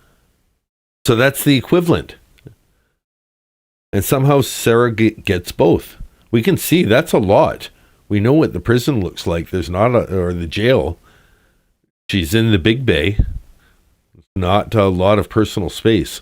Clerk take possession of what was pre-marked as A and B for the purposes of the June 28th hearing, and we'll hold those into evidence. Do you have any questions, Mr. J, for the investigator with regard to his task? No, Your Honor. Thank you. All right, ma'am, do you have any questions with regard to your investigator regarding his Questions? Ma'am? Any questions? completion of the digitization process? And my only question is, Mr. Lane, do you Ding! She has a question. know when you would be coming to meet with me at the jail? It's going to be my intent to try to get out there at the end of the week or beginning of next week. And that's the original video cutting out. The counter is still counting, so there we go. I don't feel comfortable signing your invoice. I think Ms. Boone would have to sign it. Okay, that's fine. Okay. Is it okay if I... Hand it to the deputy. Deputy will have her sign it, and then you can take it. Mr. Lake, is that acceptable, sir? Poor guy from JAC, I think, and the has been sitting there zoomed in, having to listen to the whole thing. Is it okay if he hands her the document to get her signature so that he can invoice? Counselor, you're muted. Yes, that would be acceptable. Yeah, if Mr. Lane, and Your Honor, in light of this, maybe it might be more appropriate for the court to go up to $10,000 for the investigator, because it sounds like he's already done a lot of work. So it might make more sense instead of having to come back later. Would that change the original, the 5,500, or just we would increasing 5,000 to 10,000? 5,000 to 10,000, I think would make sense, Your Honor, just because it sounds like that we may, based on what's already been done, and Mr. Lane may have some more to say about that, but based on what he's already done, I suspect he's probably used up a large chunk of that 5,000 just doing this one task. Good for JAC. They're just volunteering. Hey, you're basically acting as her legal counsel in addition to an investigator. So let's just up it to, double his normal payout. One thing I would like to add, Your Honor. Yes, sir. In lieu of having to come back and file another motion. Or not double it, but at least authorize double the funds for any future tasks that the delegator delegates out. If JAC would agree to travel expenses since I'm out of county, if not, I can get that in some type of form of a writing and get it to you or to the JAC. That's Mr. Lake? Your Honor, we'd have no problem with the court authorizing, saying that $1,000 for travel expenses as well. All right, fine. So we'll increase it from 5,000 to 10,000 for investigative costs, and for travel-related expenses, 500 to 1,000. Mr. Lake, are you going to need an order for the court file with regard to those? We would, Your Honor. Okay, could you submit that? Yes, Your Honor. We will prepare the order and submit it. All right, very good. Just send it to Ms. Barrios, who I believe you have her contact information. Yes, the lovely Miss Barrios. All right, very good. Thank you, sir. Mr. Lane, thank you so much, sir. Yes, sir. All right. Judge Payne. Yes, ma'am. What is his name, please? That's Christian Lake. He is an attorney associated with the JAC, the Judicial Administrative Commission, regarding costs for indigent defendants. This is just for the ladies. I happened to see Mr. Lane give quite a healthy squat. We're going to just do a little zoom in here. But if you're ever lifting, this is exactly the right lifting posture. You want to, I'm just even going to mute. This is the right lifting posture you see as he's going down to get his banker's boxes. Bit here and screen. There we go. It's a little gratuitous, but I mean, we all need a break. It's Friday. Mr. Lane goes over.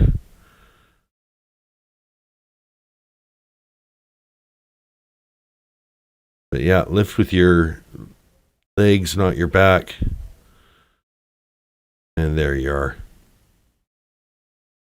Great posture. Great posture. All right. Move on. Let's go back to I'm sure you've had the opportunity to review it. Anything else we need to address from that? We're good on scheduling, Your Honor. Okay, thank you. Ma'am, anything else we need to address regarding scheduling or the protocol other than what you've already addressed this morning? Will my investigator be present at anything for and with me? I can't speak to for or anything, but based on what we discussed today, your investigator will be there for the digital review, which will take place no later than September 3rd. Okay, yes, I would like to have some type of witness from He will be the site there. also. He will be there. Mr. J is going to be recording the conversation as he identified previously. Thank you. Now, ma'am, you made reference to some motions that you may have brought with you this morning. Ooh. All right, if you could hand those Yes, to the please. deputy. There are motions. This is bonus. I wasn't expecting this. I previewed a lot of the early material. We're in the last half hour of the video. What do you think that Sarah's asking for? Sarah motions. Bing, bing, bing.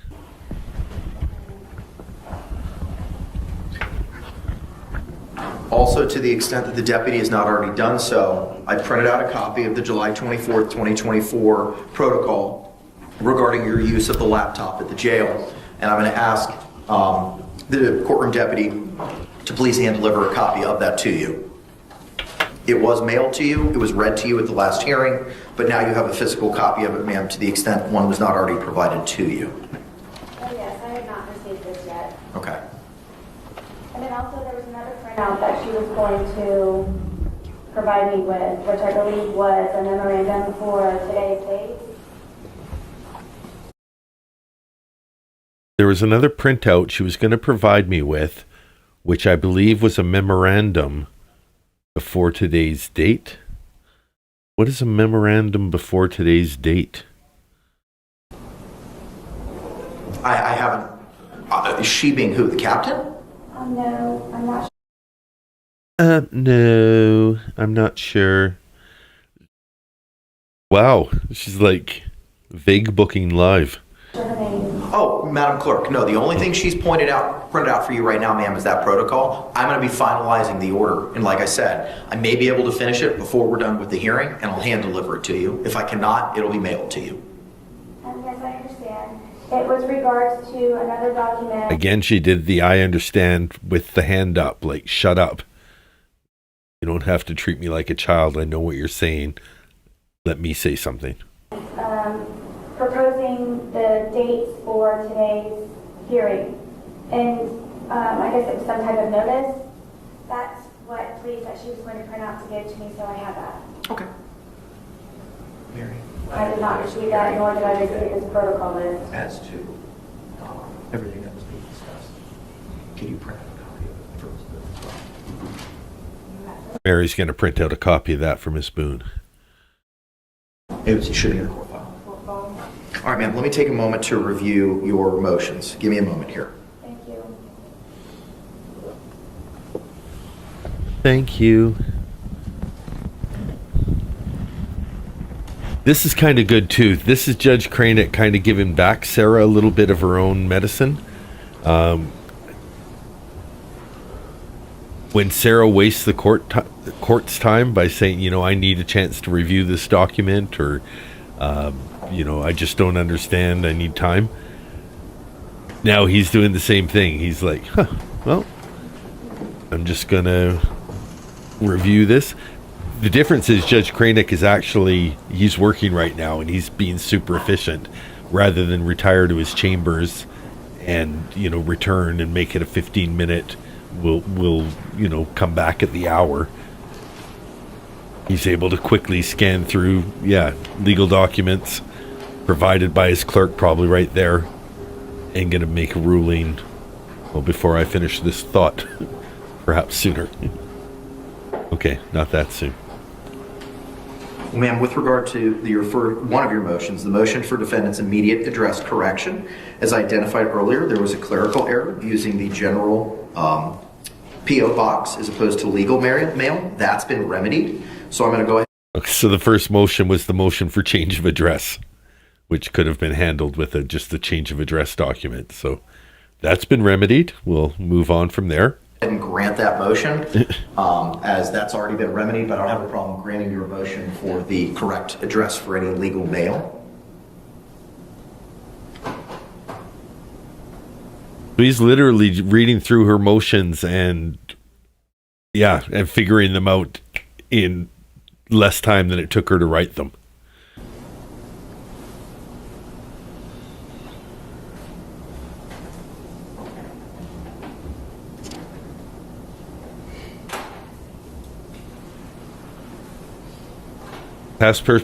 Pam is heading to pick up groceries. Make sure you use proper lifting posture.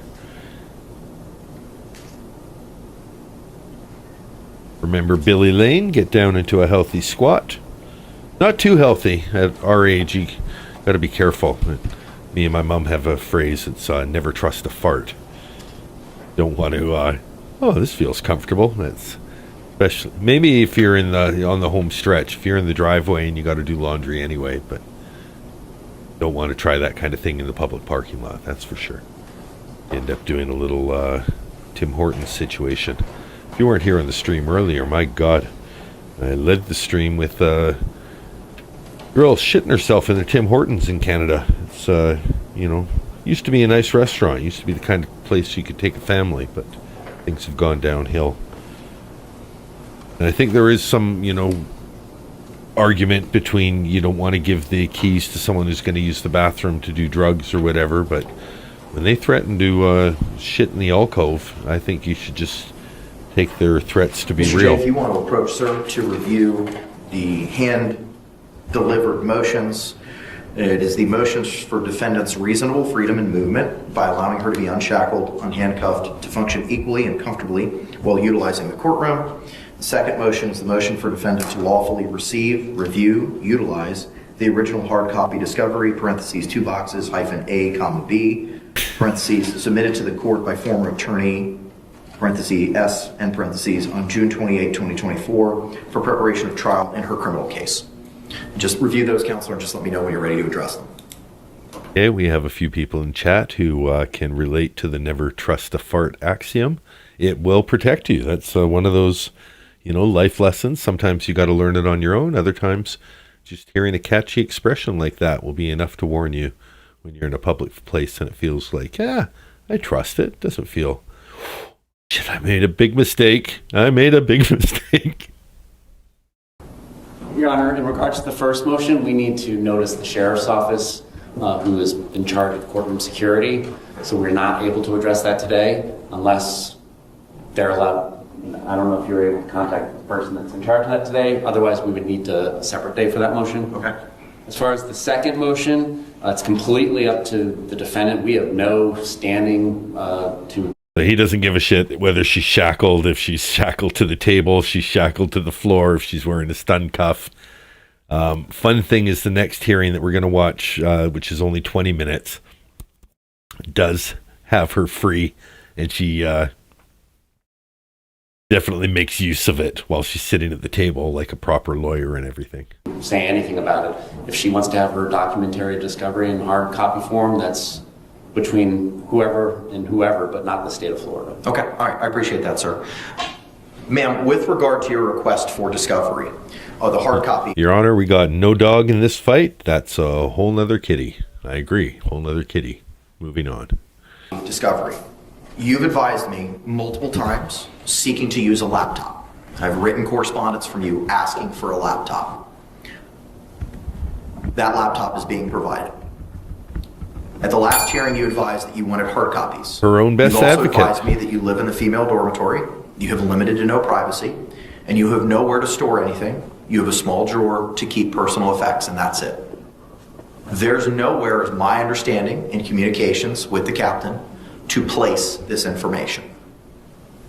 There's nowhere to house it. There's nowhere to store it. You do not have, by your own admission, any place to place it. Is that your understanding now? Are you asking me? No, those are just statements that I know that are in the court file that you've made. You've written letters requesting a laptop. That's been provided to you. I've never... You have written letters, ma'am, specifically asking for a laptop. You have written letters, ma'am. Without me going through all the correspondence. But when we have our hearing on the issue of the your motion for freedom and movement, well, I'll notice the sheriff, and we'll try to set that up for this week so that it can be done expeditiously. Okay. We can address that at that time. But the jail has advised me they have no place to store this information, these hard copies. You've advised me you have no privacy and nowhere to place them. So I'm not saying no, but I don't know how I can facilitate this for you when you do not have a place to store it, and the jail does not have a place to store it. We have an entire property department for all of the inmates on the entire compound. I've been given permission also by sergeants. Who? Give me names. We want names. We have an entire property department for all the inmates. Even though I'm only just one of hundreds, perhaps thousands of inmates, I think it's fair that I use 10% of the space or 15%. Corporal Ward, Sergeant Dunn, Sergeant DeJesus have the understanding that I have been forced There she is. She named names. to represent myself pro se and have temporarily given me a property bag where I can store additional case documents at my bunk. Help me understand, please. Help me understand, please. So I know how to approach. By my statements that I have made to you, questions were not asked in order for you to come to the conclusion that you are coming to that I did not want my hard copy. I was never formally asked by you to see if I wanted my hard copy. It wasn't about want. It was about what the jail was prepared to allow you to have. And they said it was no hard copy. We need another way to get her the information because you cannot have this. And now she's arguing, it was never asked if I wanted it. Discovery. I would believe it was the court's understanding, the judge's understanding that it should automatically be allowed to give to me. My understanding and trying to explain to you also, so you have an understanding, is my limited, restricted access to the laptop is from 8 to 4. I, with 62 days left in order to defend myself in preparation for trial, would like to close that laptop at 4 p.m. and then pick up the discovery hard copy in the 2 boxes that I have. I haven't spoken to the captain yet. I just now received the protocol for the laptop. I know that you had mentioned it to me the last time that we met with one another. So I'm confused how everyone is confused by me coming to the court with solutions and ideas and suggestions. I'm confused how everyone's confused at me coming to the court with solutions and ideas and suggestions. Sarah's, had the time to think about it and has figured out a better way to run things. So I know you have your court processes, but I don't understand why you guys just don't listen to me. If you scheduled everything around me, it would be so much better for me. But are being misinterpreted and misconstrued like my letters from my attorneys, and you're coming to the wrong conclusion. I'm not coming to any conclusion. The process was created, and I'm just reciting what you've said to me in prior hearings, ma'am. That's all I'm doing. You've told me you have limited space. You've told me that you have no privacy, and that you have a small drawer for personal effects. This is the first time I've heard anything about you having a locker or some kind of bag, or property bag, that you now have access to. Yeah, exactly. It wasn't part of the equation before, and realistically isn't actually part of the equation now. It wasn't addressed at our last hearing. This is the first time I'm hearing about it. So I'm not drawing any improper conclusions, as I identified for you with the process. The jail created this process. It was something that they put together.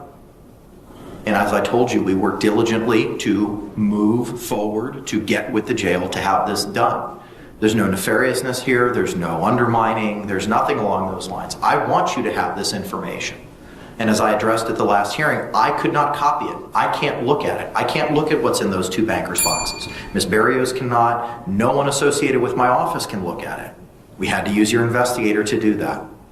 And what the jail has advised me is that they were not in a position to take both those bankers' boxes because of space and potential hazards. Now, if something has changed and the captain advises me that you can have those documents, I don't have a problem with you having them. But what I've been advised, as identified in that protocol, is to how and when you can have access to the information. And unfortunately, it wasn't in physical form, it was in digital form. And that was the process that the jail created. They are aware it's 2 bankers' boxes. They're aware of what the information is.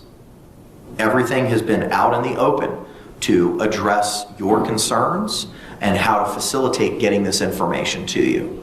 No one's withholding anything. No one's trying to hide the ball. My opinion differs. My opinion differs.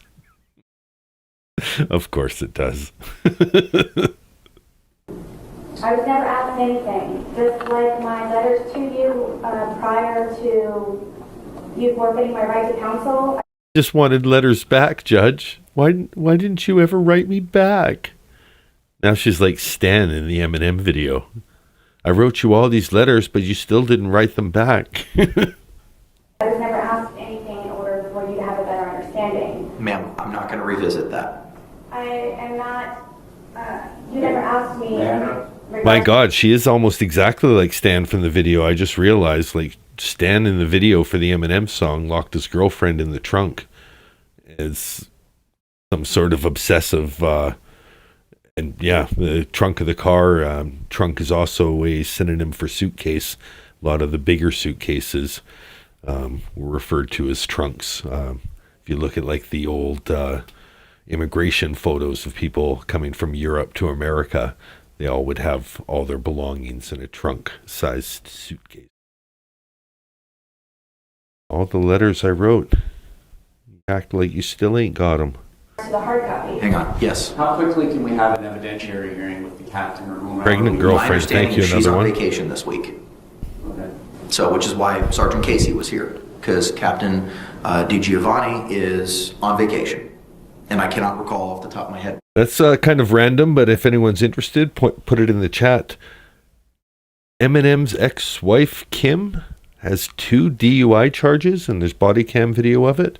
I didn't really think I had much to add to it, aside from being an Eminem fan and like, oh, this is Kim? She seems like she's automatically not nice.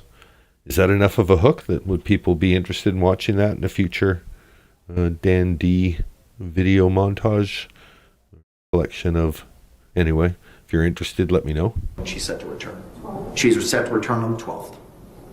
So, if the document, what would be the process? Yes, may I go read the trunks? Yeah. Tagged and in evidence, so there would need to be a motion. Clark Griswold's car would have been perfect for hauling a trunk around. There might have even been a trunk strapped to it when the dead Aunt Edna was also strapped to the trunk.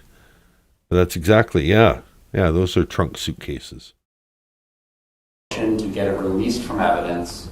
I mean, I would Kelly, give us the entertain one. or a tennis motion to have it released from evidence. The concern, as in Mr. J, I don't. This is the first time I had the opportunity to discuss this case with you. I know I've been dealing with Mr. Cacciatore. We had a hearing, and I'm sure you're versed on this, but let me just kind of bring you up. Oh, so this is the first appearance for Mr. J. Mr. J, welcome to the Sarah Boone saga. Oh yeah, no, he's this is the first introduction. People who are watching the prequel, welcome to the story, Mr. J. You acquit yourself well, having seen the later chapters.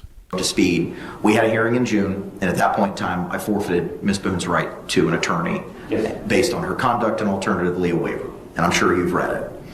Thereafter, the court endeavored to figure out how to get those 2 bankers' boxes. There's a couple good comments here about that. Zeitgeist Amy says, nah, I don't really care about Eve's ex-girlfriend's DUI.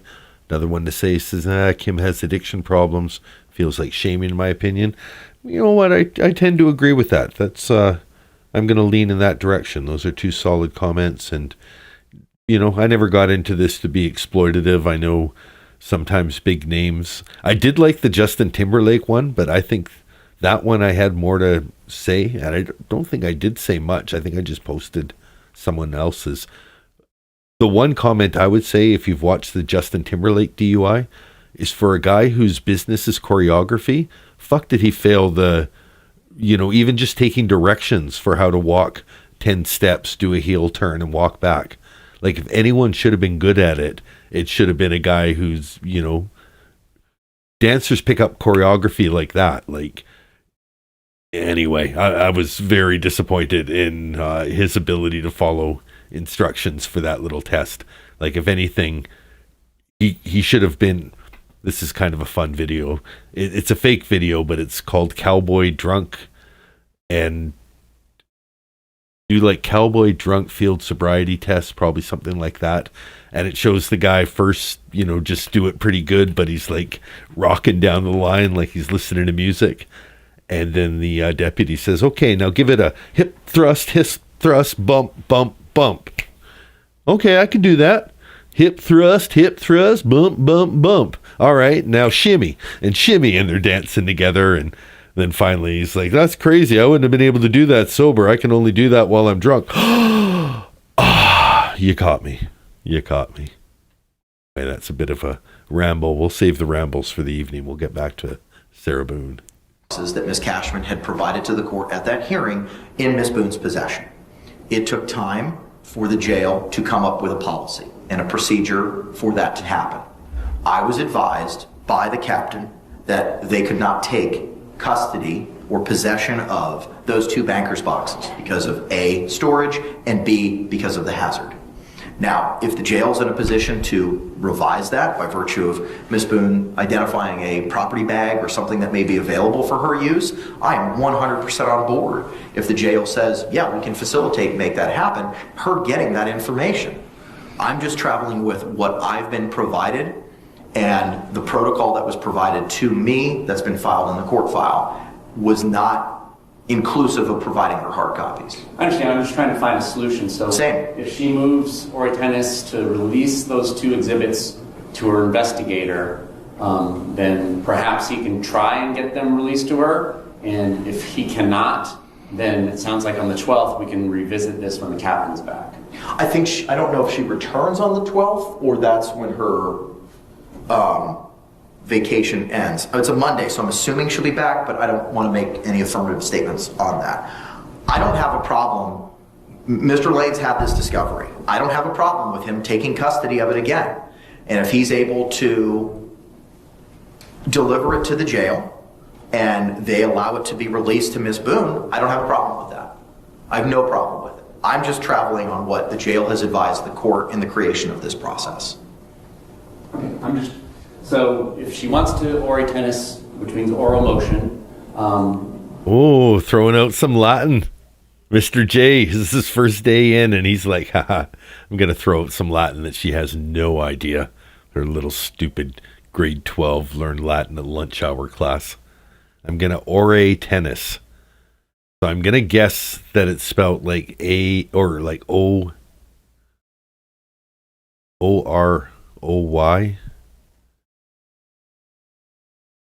No, maybe A-U.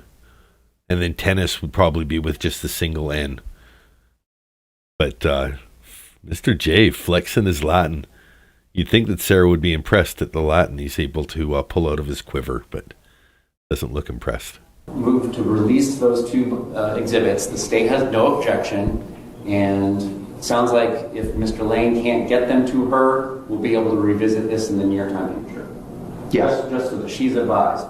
So I don't want to ask her, but perhaps the court can ask her. Sure. Ma'am, the state has recommended a Kel, yeah, it is 2 DUIs in a relatively short time. I remember seeing something, it might be YouTube Streets that had the original video, and they may be a little closer to the story. Maybe they might be the people I end up posting a link from. But that's where I feel like I originally saw it, and then I've seen it on a few more channels since then for the latest incident. Position for in an attempt to get you these hard copies. Is that something that you would like the court to, would you like to follow with the state's suggestion and ask of that of the court orally this morning? I'm not understanding what it is that he's trying to do. May I please propose? I don't understand what it is he's trying to do. Mr. J just spoke in some of the clearest language. I wasn't listening. I was so mad. He said some Latin. I don't know what he means. That the hard copies go to Mr. Lane, and then once I have permission by the captain and whomever, you can release them to me. Good call, Phil. Phil for Dom Russo says that's where Sarah picked up the phrase oral motion. She used it in family court. Yes, Judge Jackson, I believe that I used a little ore tennis. Latin, if you don't know. I'm learned. Good call, Phil. Was it oral motion? No objection to oral motion. Okay. Mr. Lane, thank you for staying. Verbal motion. Sir, I appreciate you. If you could come back up here, sir, and take custody of both of those bankers' boxes. I will have Ms. Barrios coordinate a hearing for the 13th at 8:45. Why not? We cannot do it the 13th because it's pretrial. You're correct. We will have a hearing on August 14th, if necessary, on Wednesday, August 14th at 1:30, if we need to address the jail's Mr. position Lane. taking hard copies. Power if Mr. lifting. Lane's unable to have it delivered. And Mr. Lane, you had advised earlier when Ms. Boone had inquired of you as to when you might be able to go visit her. You said the end of this week or by next week. If when you go to visit a hearing on August 14th, if necessary, on Wednesday, August 14th at 1:30, if we need to address the jail's position and take. Boom, chicka wow wow. Wow wow. You as to when you might be able to go visit her. You said the end of this week or by next week. If when you go to visit her by the end of this week or next week, bring that with you and see if the jail would be in a position to take it. If they are, I'm going to ask you to file a similar notice, sir, that that information was provided to the jail on what date and to whom. Okay? All right, thank you. Your Honor? Yes, ma'am. What would the hearing be for on the 14th then, for the jail taking? The hearing on the 14th, ma'am, would be if Mr. Lane is unable to have the jail take physical custody of those two boxes for your review outside of the laptop, we would have a hearing to address what, if any, protocols the jail may be able to utilize in you having those documents. It may not be necessary. We're going to go ahead and set it. If we need it, if we don't need it, we will not have a hearing. Thank you. And then so there would not be needing to be made an updated evidence control sheet right now. It has been tossed to Mr. Lane. As of right now, the court minutes are going to reflect that what was pre-marked as A and B from the June 28th hearing is being provided to Mr. Lane. Thank you. Okay. With regard to your reasonable freedom motion, I'm going to set that for this Friday. Is the state available at 8:45 on Friday? And that should be the next video I have queued up. That is the 9th, ma'am. Got about 12 minutes to go in this video. Billy Lane is all caked up. Okay. Ms. Barrios will coordinate with a representative from the Orange County Jail to address the reasonable freedom motion. Ma'am, I'm going to hand file both of these motions with Madam Clerk, okay? Thank you. All right. Is there anything else we need to address this morning, State? Not from the state. Anything else we need to address, Ms. Boone? Please bear with me. Yes, please. One moment. Please bear with me just one moment. Of course there's something else for Ms. Boone, right? Conclusion for the sensitive issues of having the media incorporated in the courtroom. That's what she's worried about. After everything that got discussed today, what about the sensitive issues of having the media incorporated in the courtroom? I need to research that matter a little bit further before I can make an order that would prohibit media access. Do you know what your deadline may be or estimated? What your deadline is? I don't have a deadline. I can push it as long as I like, Miss Boone. It'll be well before the 3rd. That's deadline is set for September 3rd at 9 a.m. when we'll have that viewing. I will endeavor to get that done as quickly as possible. Ma'am, you also had asked for a list. Also because he knows the answer is denied, so he's going to endeavor to get that answer to her very quickly. He's just looking for the case law to back up that answer. Of the persons that Captain DiGiovanni had provided, the names of the persons at the jail regarding the laptop protocol is Captain Giovanni, Donald Casey, who was here this morning, Stephanie DeJesus, Sonia Robinson. They're all the names that came out. So now he's going to be following up with these people that Sarah's mentioned in court. I wonder if she gets... wonder which DRs come out of this one hearing. Courtney Battle and Malik Muhammad. Thank you for that. Would you be able to provide me with a hard copy? I will put that in the order that'll be mailed to you, ma'am. Wonderful, thank you. Okay. If I may, I don't know if I'm allowed to address the state directly. Yeah, you're representing yourself, absolutely. How do I go about? Sarah addresses the state directly. You're representing yourself, absolutely. Address them. Getting a copy of my phone or utilizing my phone? Wants her phone. You're not going to be utilizing your phone. The phone doesn't turn. This is where she learns about the Faraday box and then doesn't want to ask what a Faraday box is.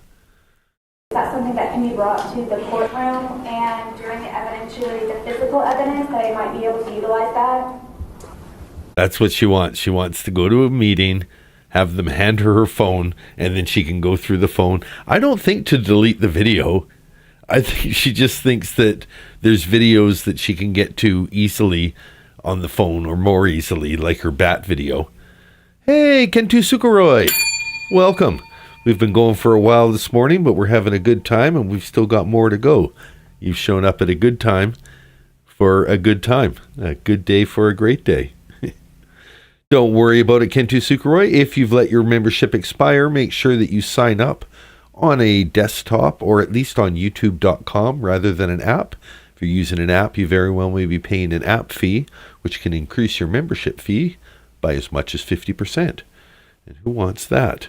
Thank you very much, Kentu Sukuroi. All members, all subscribers, all viewers.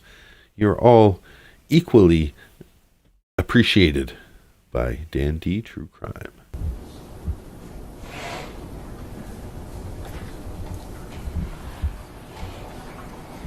A whisper between So my Mr. understanding is Cacciatore. there was an imaging done on your phone with software called Cellbrite, and that Cellbrite. We all know about Cellbrite now. I'm a Cellbrite expert. is part of the digital discovery that has been provided to you. If you are talking about the physical device being re-examined by your own expert, Super Kelly, you missed the spelling of Mr. J. We had some fun in chat discussing alternate spellings of Mr. J, but that was this video. So if you want to watch this on the replay crew, come back to the beginning of this video, or not the beginning. The beginning we talk about other criminals, so you can watch or skip that if you like. But this hearing, probably about halfway through, would be when Mr. J has to spell his name. then you would need to find and retain your own expert to do that without giving you legal advice or suggesting that he is the person you hire. I know that defense attorneys in this area hire somebody named Richard Connor, Connor. That's very kind. That will be between you and the AAC about. So he's just the name of an expert in the area that tends to represent defendants. JEC can agree to fund it, and she can have her own Cellbrite expert basically take the same image of her phone, and that way if there was any debate that the state wasn't taking all of the documents, like the state somehow deleted or didn't include videos that maybe would have helped prove her point, that's how she would be able to refute it. Of course, she doesn't get a Cellbrite expert, and she doesn't even look at more than one of the digital documents, but that's a later hearing. And him, whether or not he wishes to work for you and at what rate, and so on and so forth. And then that examination would be done by him. Deborah Rockhill. With us being. Deborah Rockhill has moved to the bloody keyboard. Welcome. Love all the bloody keyboards in chat. We've got bloody keyboards. We've got Prosacy and plenty of Drunky the Bears too. It's a great mix of Sarah lore. Yeah. Yes, the background is this is 3 rails. If you have a train and the train has 3 rails and you're operating trains in either direction, it's a very dangerous way to organize your rails. I think 2 rails good, 3 rails bad. President would want to be president. Yes, I have reviewed, I believe, 2 or 3 different thumb drives were given to me at one point, where I researched all of them extensively, also included with Mr. Lane, and it is nothing of use. It's primarily cookies and history and so forth. So that's why I don't understand who it is. So this is it. She's looked through her files. She's looked through the Cellbrite, and she doesn't know how to get to the good information because it's all listed as a hierarchy. Like, there's a root directory, and then it probably has directories of all images and all videos. She's being stupid if she thinks she can't find the videos. Like, you would just need to organize by file size, for example, and instantly you would get where the bulk of your memory was being used. Or if you organized by, I don't know, date, like last modified, you would have the folders that have active information versus, you know, a cookie of a web search you did for, you know, how long to die in the cold or something like that. A legal expert that can give me a mirror download of my entire phone in regards to videos and pictures and contacts. Contacts. That's what she wants too. Which is, again, you know, is probably more confusing. I'm sure it's a lot easier for me to find my contacts on my phone with the software installed than it would be if I was looking at a download of my phone. But that's why you have lawyers and experts to do this kind of thing for you. So an expert can say, oh yeah, no, I can isolate the emails. They're all the ELX files or whatever the extension is. But Sarah, she excels at everything, but doesn't seem to know all this. Probably supply a witness list sooner than later if I were to have. Candace, I have been live this whole time. We've moved on from the previous criminals and moved on to our bread and butter criminal. Speaking of a bread and butter face. Accessibility to my phone in regards to my contacts. That's why I didn't know if it would be allowed to have my phone physically here in the presence of everyone, including law enforcement, to be able to physically look at my phone and go through it and to see what I can extract myself while here in the courtroom before trying to figure out how to locate and contact an expert to download all of that to receive. So all of that information should have been downloaded, and I'm not sure what has been provided to you, but we will. Exactly. So Mr. J's like, everything you're saying that you want, you have. And if you're too dumb to figure it out, that's on you. That's on you. You should shut the fuck up. Shh. That's on you. Double checking that. It has not been provided. Yeah, your Big special thank you for Deborah Rockhill too, who's celebrating a membership anniversary. Deborah Rockhill, somebody that I remember, like a lot of people that are regular Dan D viewers, commenters in some of our favorite chats, some favorite creators, Summa Cum Loudmouth, Daniel Siobhan, Classified Crime, Tanika 2 Cents, some AG Tactical fans. Yeah, there's a lot of great content out there and a really good community of supporters of creators who both support each other and support a little shout out going on in the chat. It's not all about just a walled garden. It's I think it's a big beautiful world of content out there, and we're blessed to have so many creators that enjoy each other's company. So get a big thank you to Deb Rockhill, Kentu Sukuroy, and all the great fine and dandies that are here today. contact information, all the videos and photographs, everything on your phone should have been downloaded. And what you may have reviewed is just a PDF file called the timeline, but there is additional data there. A PDF file, and he actually just is talking about a PDF file. And we will make sure you have that. And then when it comes time to our digital evidence deadline, which I hope to exceed well before 9/3, we will be identifying which portions of it is of your phone, if any, that we seek to introduce at trial. So it may be. So that's a good point too. So you can just wait your ass, Sarah, and once the prosecution says these are the exhibits we're going to use at trial, if it's too hard for you to figure out what we're going to use, well, all of that stuff is irrelevant because this is the evidence that's going to be presented.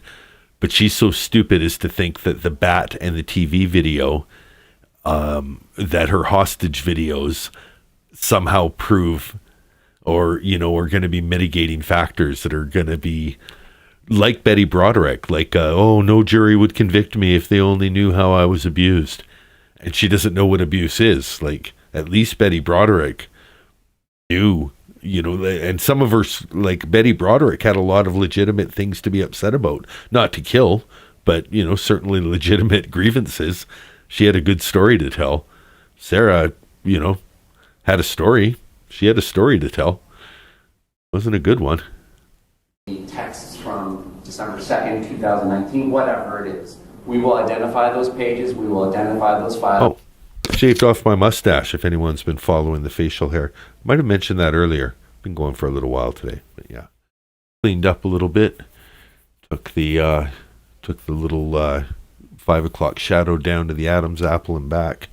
So, trying to clean myself up for you guys. I've been getting a little shaggy. Because obviously your entire phone, however many gigabytes it is not going to just come into evidence. Because like you said, there's so much of it would be not relevant.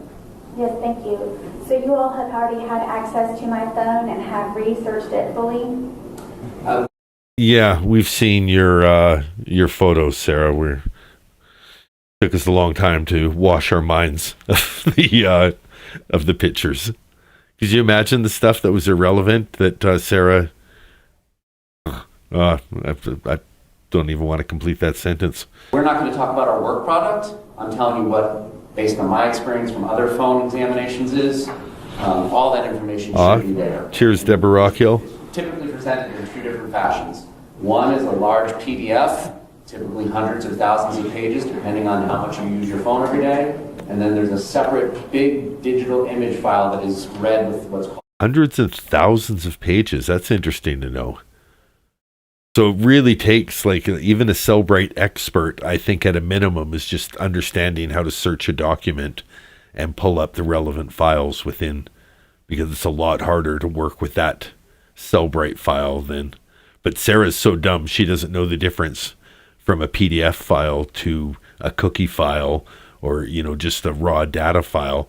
So she's trying to go through them one by one, go, this is so annoying. No, you're so annoying. Called a UFED reader, and then that is where you can go in and look at everything. Yes, sir, thank you. I've not seen any of that. We were going to make Deborah Rockhill says that I do look different, but you look good, but I admit I like facial hair. Well, good news for you, I'm lazy. So the facial hair will return. Make sure that's taken care of. Just as clarification. Welcome to the chat, Carolina Hurtado. Is that something that would have been provided in discovery to prior counsels? Yes. Okay. Then, ma'am, as Ms. Cashman identified, she had everything. It's already been digitized for you. And to the extent you're able to have the hard copies, it'll be provided to you. So you'll have access to all that information today when you return to the jail. Yes, thank you. None of it was gone over in any way, shape, or form with Ms. Cashman or any prior, so. Cashman isn't claiming that you went over it together. She's claiming that everything is digitized and you can have access to it. This would be a milestone, an epic milestone for me to be able to finally do that. An epic milestone for me to finally be able to go through that. So now, if I don't have what I need or I'm looking for, how do I go about? I know you all can't tell me because of legal matters, but do I need to write a motion? I don't know what I need to do in order to finally. Candace, that's exactly the sentence I didn't want to finish. Thank you for finishing in the chat. Candace asked, do you think Sarah had nudes on her phone? Ha ha ha. Yeah, ha ha ha to you, not to the person who had to go through her phone and physically check everything just to see evidence, not evidence. Evidence, not. Oh, God, for Christ's sake, Jesus. And like, how many things did they have to look at? Like, what am I even looking at here? And it's just a picture of, like, a scar on a shin bone, but they're like, is that her butt? Is that her face? Is that, yeah, you don't want to do that job, categorizing digital evidence. Oh. Make it a copy mirror download of my phone. If it could be This is funny because Candace just returned from showing visitors from Florida the sights of Zion, beautiful canyons, and, just majestic views, and then serves us up that visual. cheap or physical with the other physical. So again, that is going to be something that requires an expert.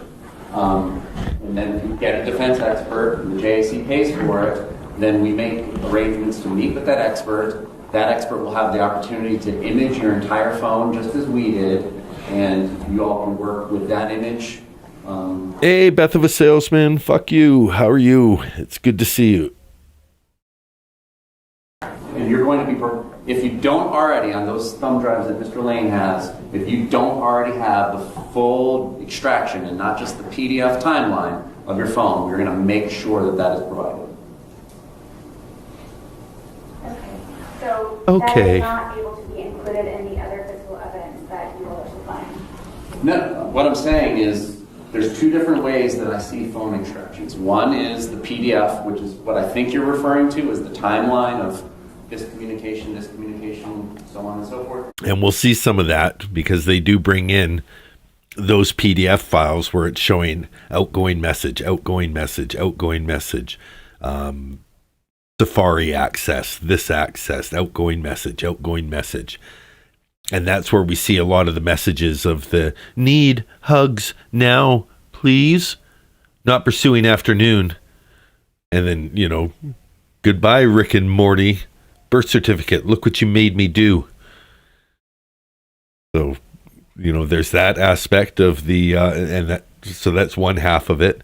The other half of it is probably the raw information where she actually thinks that if she can recut the videos into like some sort of, Hollywood trailer, it would make the violence look more violent instead of George being exhausted after swinging a bat once. And then there is the actual ginormous file that is read with a UFED program, and all that should be provided to you.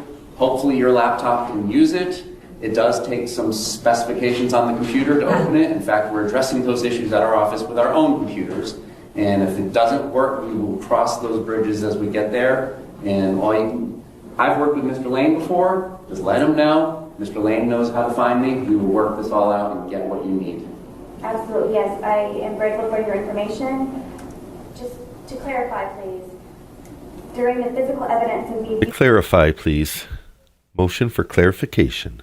doing that here in the courtroom, am I not able to physically open my phone and search through it? No. How many times do we have to frickin' tell you? It needs to be a Faraday box where radio signals don't come and go. For all the things she asks about, she doesn't ask about a Faraday box. There's no way she knows what one is. Because anytime you turn on your phone, it changes the contents of its phone. Thank you You're very welcome. much. Ma'am, do you have any other questions? And I don't know a lot about a Faraday box. I just know that I know more than Sarah. But basically, it's the sort of thing that electronics can't come in or out. So if you're turning on electronics within a Faraday box, there's no communication with outside signals. So if you're preserving the integrity of the evidence, having it accessed in that environment would be secure. But yeah, Sarah doesn't want to get into what's a Faraday box. Okay,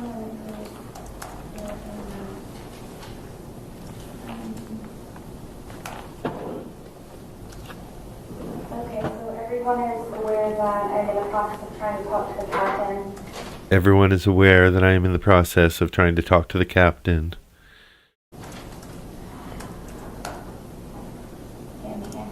Okay.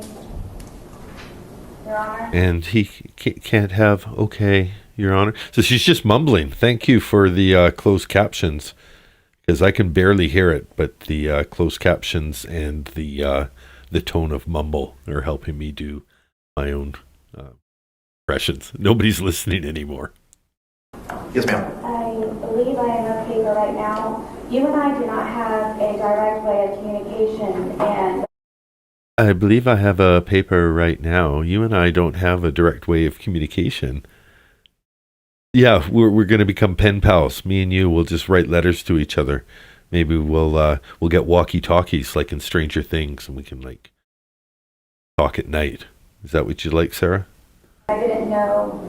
Another big hurdle is if the laptop has internet access, where I don't know if emailing or messaging or...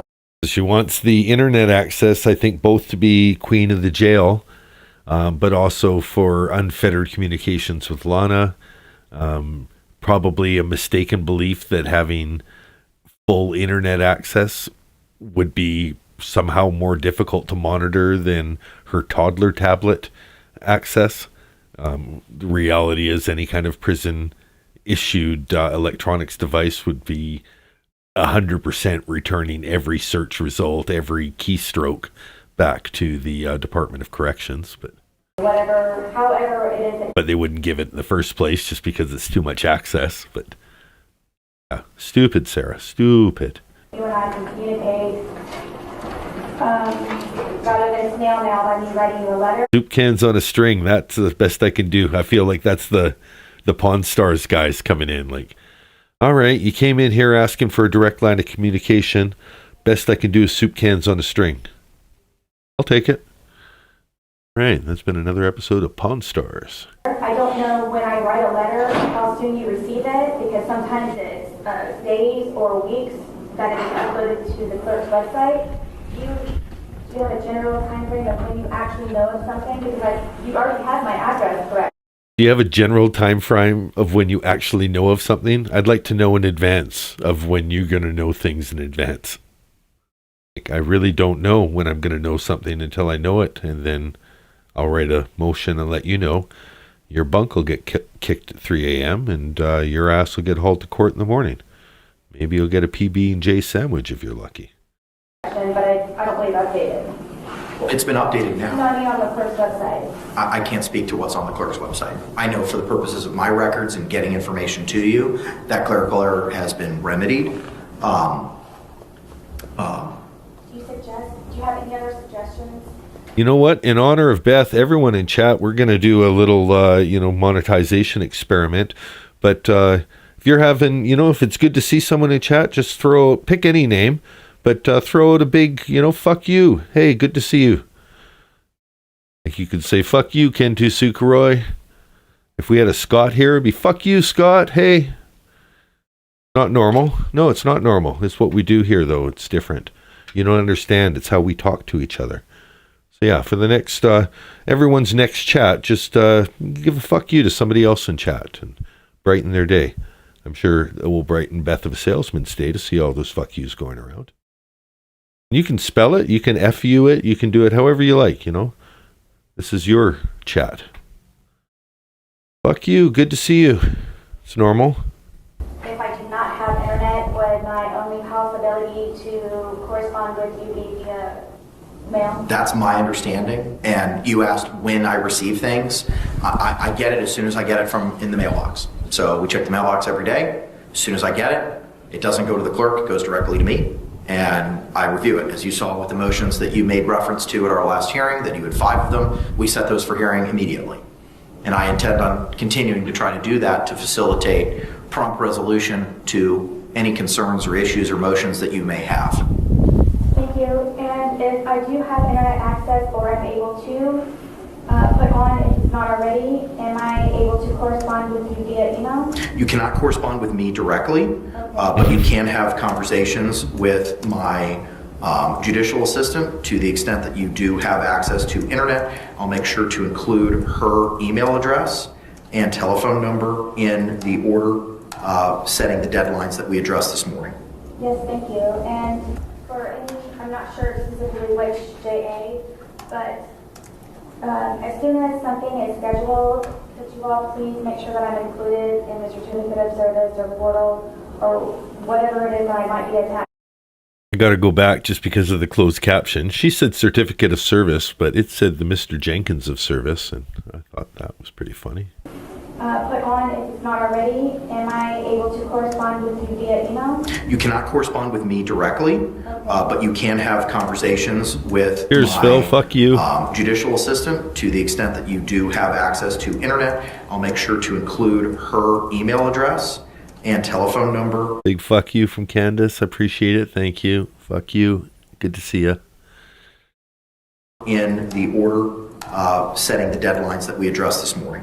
Yes, thank you. And for any, I'm not sure specifically which JA, but as soon as something is scheduled, could you all please make sure that I'm included in the certificate of service or portal? It reminds me of every Scooby-Doo meme. It's always, it was Old Man Jenkins the whole time. I think for some reason, it's just because somebody did a sketch of Old Man Jenkins. It was really only Old Man Jenkins the one time.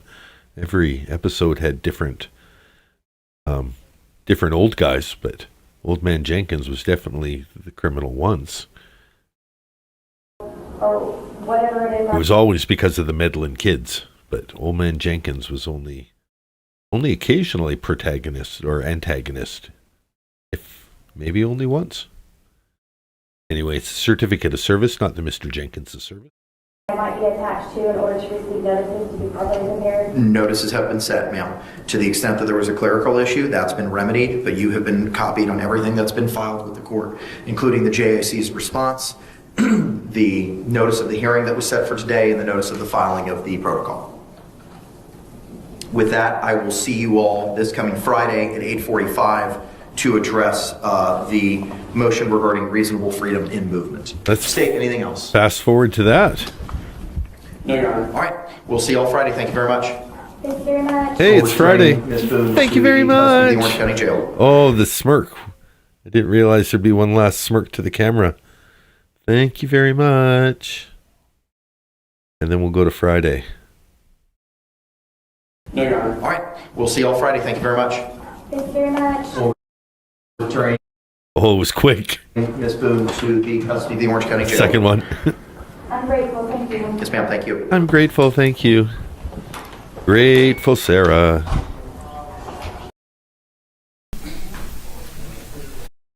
All right, so we're now on to a law and crime video. This one is titled Accused Suitcase Killer Sarah Boone Battles with Judge Over Getting Evidence. The date for this video is August 9th, so this should be the Friday hearing.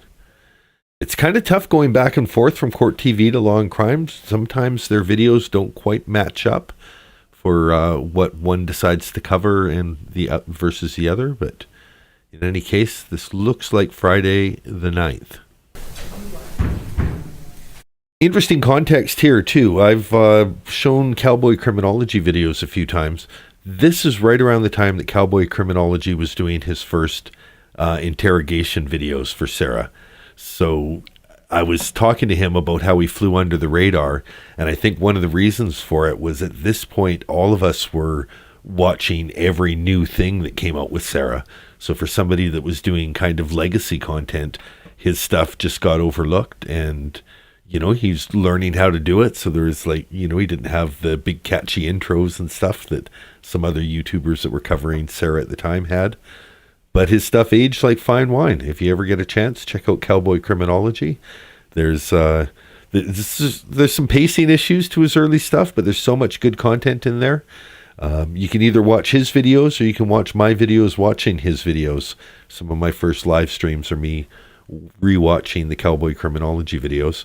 And then some of my most recent videos are me and the cowboy working together. So things have come full circle. Anyway, let's go to this one and enjoy each other's company. We've got 20 minutes of this particular video.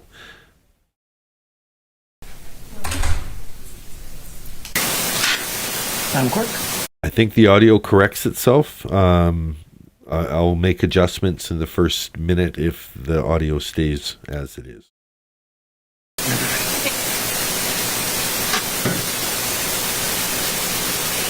Dave Ketcher on behalf of the state. William J. for the state. Ma'am, good morning. Can you raise your right hand? Madam Clerk. Okay, this is the one where Judge Kranick is wearing the in-throat microphone. That's fine. Captions. Swear you in. Do you swear or affirm that the testimony you give shall be All right, ma'am, good morning, rather. Could you state your full name and date of birth for the record for me?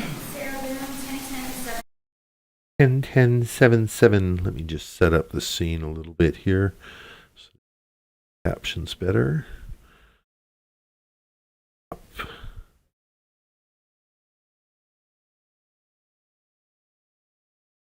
Tough over the long crime symbol, but that's fine.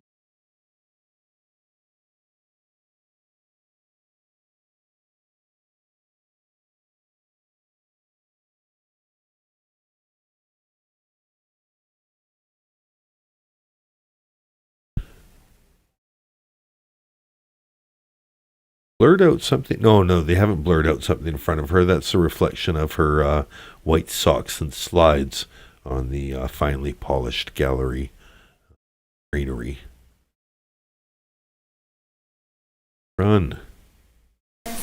Okay, we had a hearing this Monday on August Okay, there's the first audio adjustment. 5. Phil, am I muted? No, hold on. It might just be the difference between the two audios. Sure. Hello? No, I'm good. Should fix entered a itself. scheduling order and notice of hearings.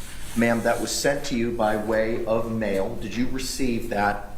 I did yesterday. Okay, all right. I can give it a boost. I know that you had brought up concerns regarding mailing, and I just wanted to go through the historics with regard to the mailing. As you may recall, back on June 28th, we had a hearing where I granted Ms. Cushman's motion to withdraw and addressed your forfeiture, alternatively a waiver to counsel.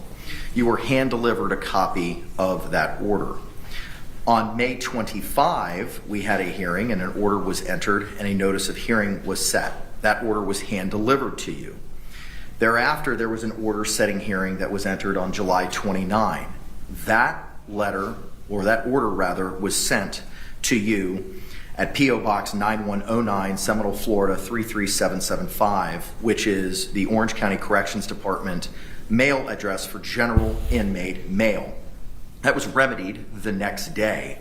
On July 30th, a certificate of service was entered to the appropriate address, identifying you, your inmate number, FDC-B4, P.O. Box 4970, Orlando, Florida 32802, which is the address that you had placed in your motion and your notice.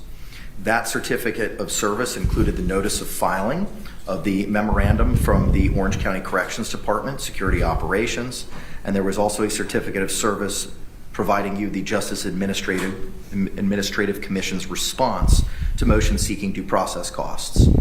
The next mailings was a notice of mailing of documents by your former attorney, Patricia Cashman, which was the transcripts of depositions of detectives Chelsea Counsel and Scott Lowen, which were taken on May 7th, 2024. That was e-filed on August the 1st, 2024, and mailed to you with address to you, your inmate number, FDC Dorm B, P.O. Box 4970, I apologize, P.O. Box 4970, Orlando, Florida. Did you receive those deposition transcripts? I did. Okay.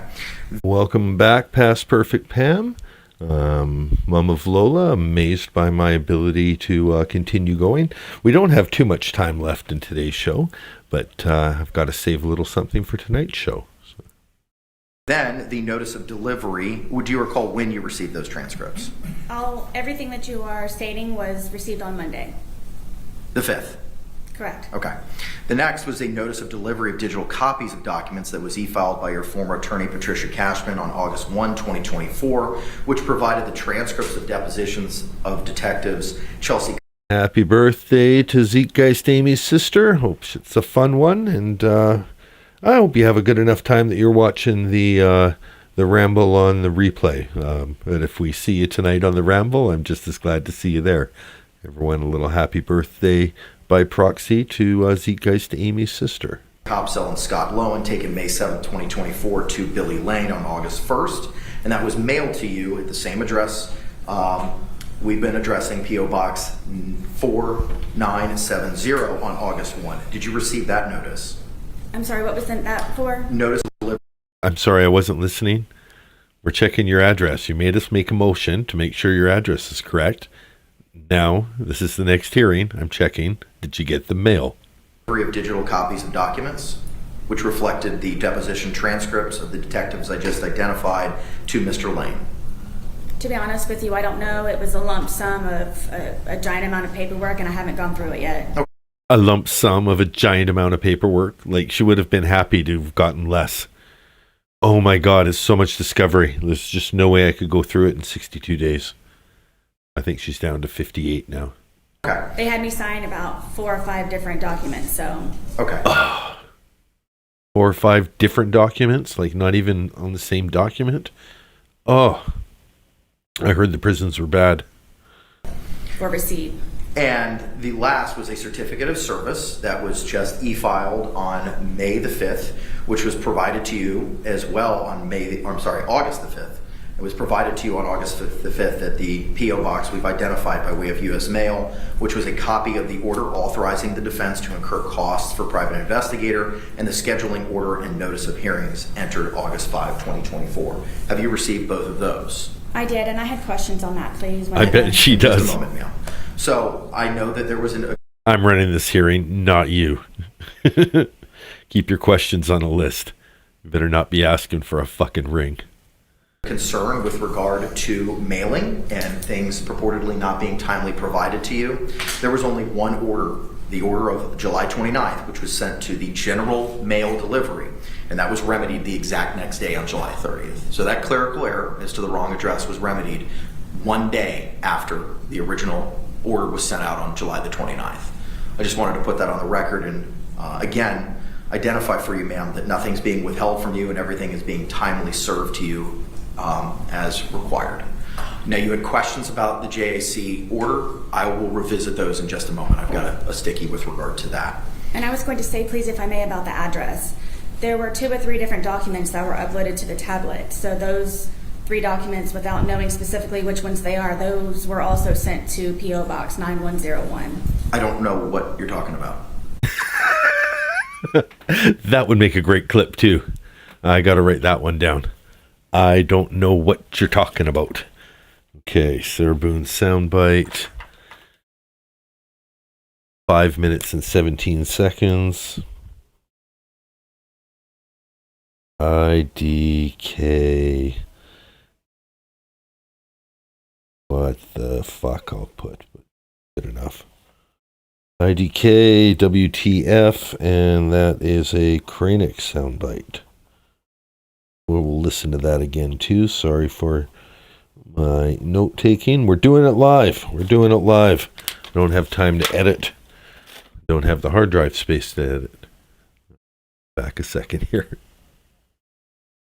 I don't know what you're... That were uploaded to the tablet. So those 3 documents, without knowing specifically which ones they are, those were also sent to P.O. Box 9101. I don't know what you're talking about. You were talking about supposedly just one document that was mailed to And she immediately corrects him like, oh, I'll tell you what you were talking about. It's like, no, it's not that I don't know what I'm talking about. I don't know what you're talking about. That's great. I don't know what you're talking about. I'll tell you what you were talking about. No. What are you talking about? Address. There were 2 or 3 different documents that were uploaded to the tablet. So those 3 documents, without knowing specifically which ones they are, those were also sent to P.O. Box 9101. I don't know what you're talking about. You were talking about supposedly just one document that was mailed to the incorrect address. It was more than one. That's not correct. Court scoured the court file this morning, ma'am. The court has not filed anything other than what I've identified since that June 28th order, where you were representing yourself pro se. So that is incorrect. Is it something that I need to record and bring back, or is it that big of a deal? I can't answer that question. That may call for me providing you legal advice. Okay. But I can tell you that other than the July 29th order, which was remedied the next day, everything has been sent to the appropriate legal mail address as provided by the Orange County Jail. We've had this hearing today to address a couple of things based on the scheduling order and notice of hearing that was entered August 5. The first was the digital evidence issue. I've been advised, I think through Mr. Lane, who I do see in the courtroom. Mr. Lane, if you could come on up, sir, so Madam Clerk can swear you in. What's Mr. Lane wearing today? You are the retroactive fashion hero. I don't remember there being a whole lot of talk of Mr. Lane's sartorial splendor, but definitely a highlight looking back on the trial.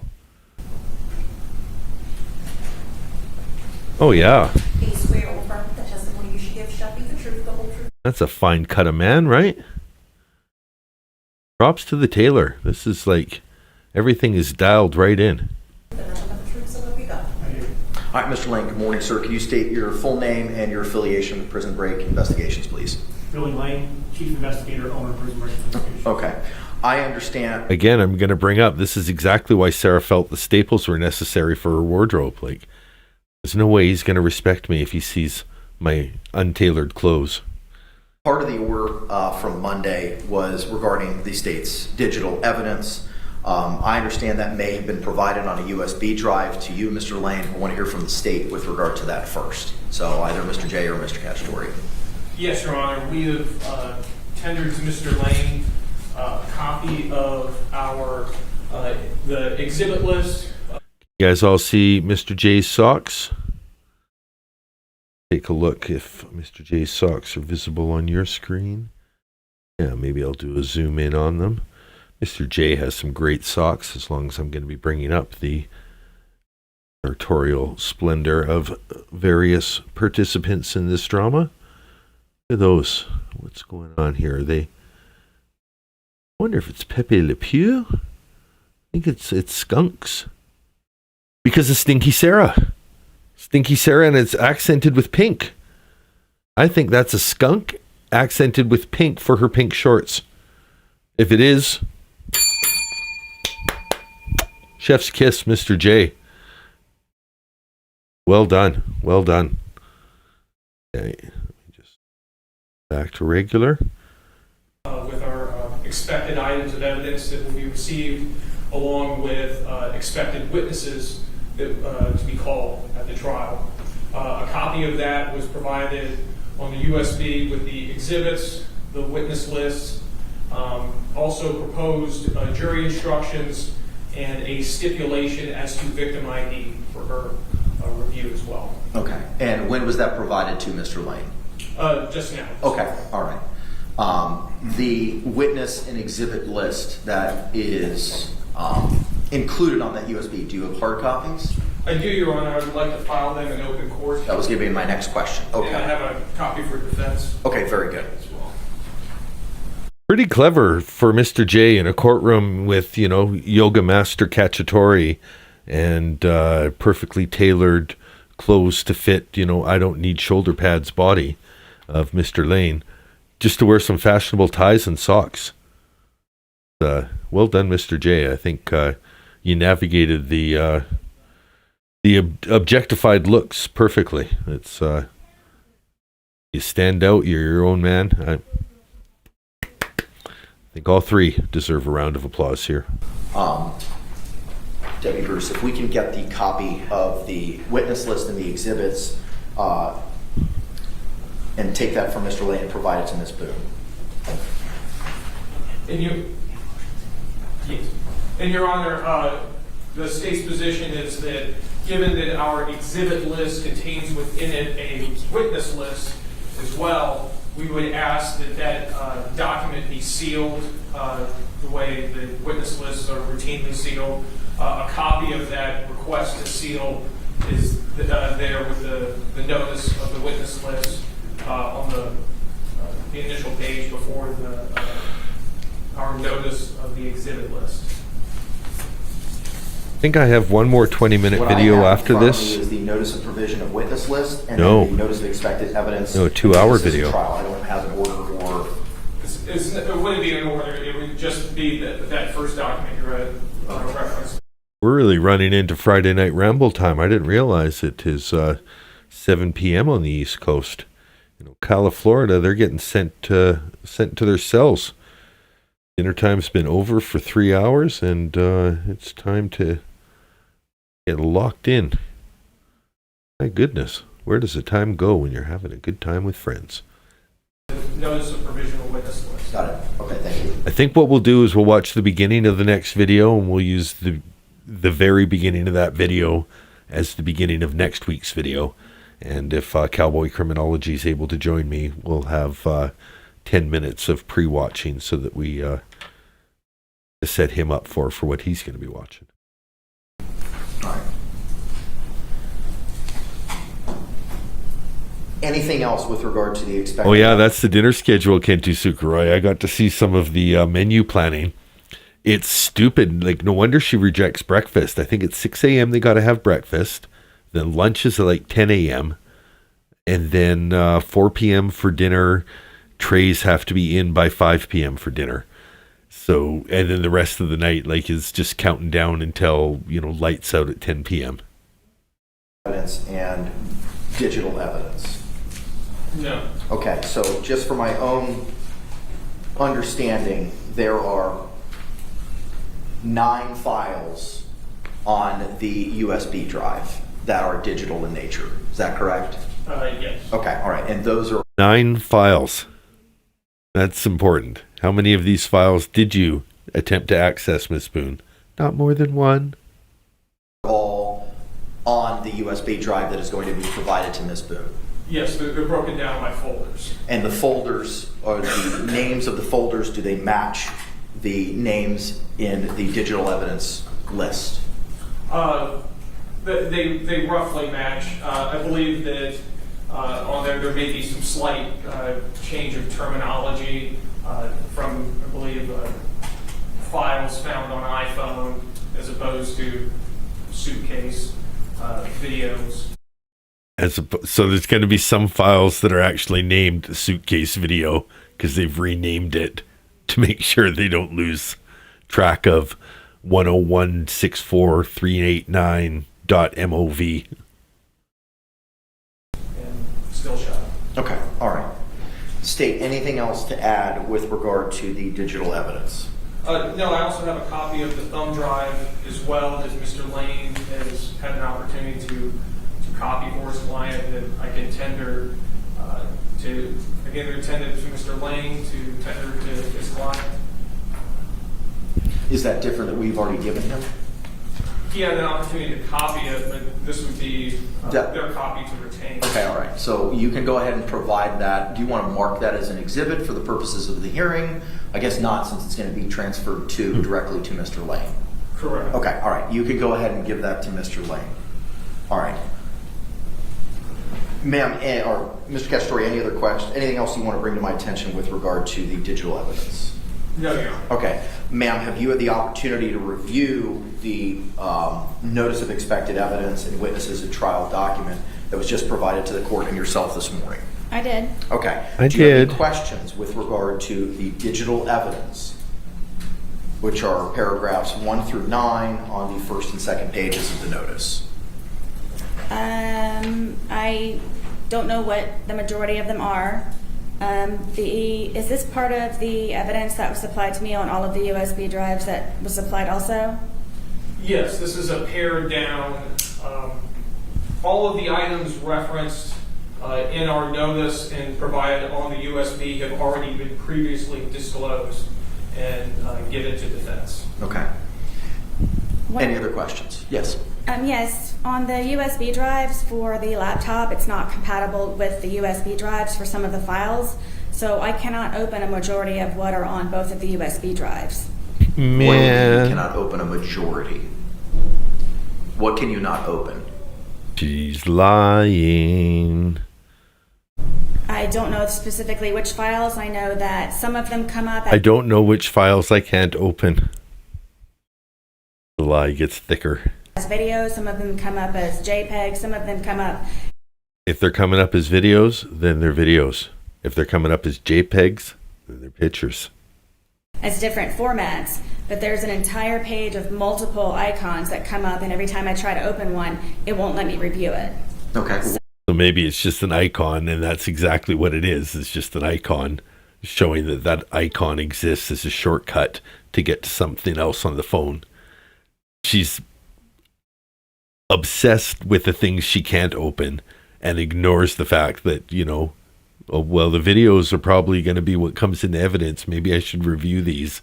Maybe I can say, you can see in this part of the video that it actually looks like Kim's hand. Kim is not nice. She could have snuck in while I was passed out and shot all of this just to make me look bad. That would have been one way of looking at the evidence. So I don't What know. does it say? I don't know. I don't know. I moved on from that to try to go to other programs, so I don't know. I figured it would be something that I might be able to speak to Billy about when he came to see me early next. Big Sarah Boone weekend for Dan D True Crime. I'm just talking about the night show. I haven't even talked about the Saturday show. If you've seen my latest short, there's going to be a Sunday Fun Day Mythbusters challenge. The whole video is not going to be live, But I'm gonna show the puzzle building live, so anyone who wants to just stream in and watch 3 people and 3 magnums of wine and after painting, that's going to be happening tomorrow at some random time. Whenever I feel like everyone needs a change of scenery, say change of scenery, and then we got to stop painting because I've said change of scenery, and really it's my show. I'm buying the booze, so I get to call the shots. Anyway, we'll be doing that, and you guys can tune in. I'm not going to be able to interact with the chat. I'm just going to set up the camera kind of over top of the board, so you'll see hands coming in. We'll see if we can finish 1,000 pieces after we're 3 sheets to the wind, 1 sheet each, collectively 3 sheets. But yeah, that'll be Saturday, so I can't stay up too late tonight, but I will do a Friday night ramble tonight. Tonight we'll read Classified Crime. Quite a while ago provided me with some PDF documents of Sarah letters from 2022, some of the early ones. So I think I'll be reading those as the Friday night ramble tonight. We'll read a letter, we'll pause, we'll chat, and then I'll read another letter, we'll pause, we'll chat. And then tomorrow you guys can tune in. Check out the short. The short has all the rules. You'll be able to see what I told my sister-in-law. She's like, okay, yeah, let's do Sunday Fun Day. What time you thinking? I'm like, all day. You wake up and you start drinking. That's how Sunday Fun Day works. We're doing it on Saturday because we have jobs. We're not like Sarah, but anyway, so now I've hyped. That's what's happening on Saturday. I think I hear them talking downstairs. There might be people drinking in my house right now that I have to drink tomorrow. They have no idea of pacing. I'm drinking coffee. I'm drinking fruit juice. I think they've had too much to drink. That's why there's no fucking meatloaf. All right, Sarah, what do you have to say? Week. So, but I'm just stating to the court now that's one of the problems that I'm having with the laptop. But you said it's a majority, but you can't identify specifics for me, and that's what I'm trying to figure out. What is it that you're not able to look at? It doesn't Way to drill it down, Kranek. You're saying that a majority. Give me one. identify what they are because of the amount. When I click on a particular file, there's a file inside of a file inside of a file. So when I try to open one of the files, all these different icons come up. So if I try to click on one, it says unavailable. So I keep trying to go to the next one, the next one, and the next one, but they're all the same format, so I can't open any of those. Okay. And how many times has that happened? The one time One that file, 10 files, 20 files, 50 files, or was it just a one time and then you moved on to something else? I don't know how many files were in it because I didn't bother to waste my time on trying to open.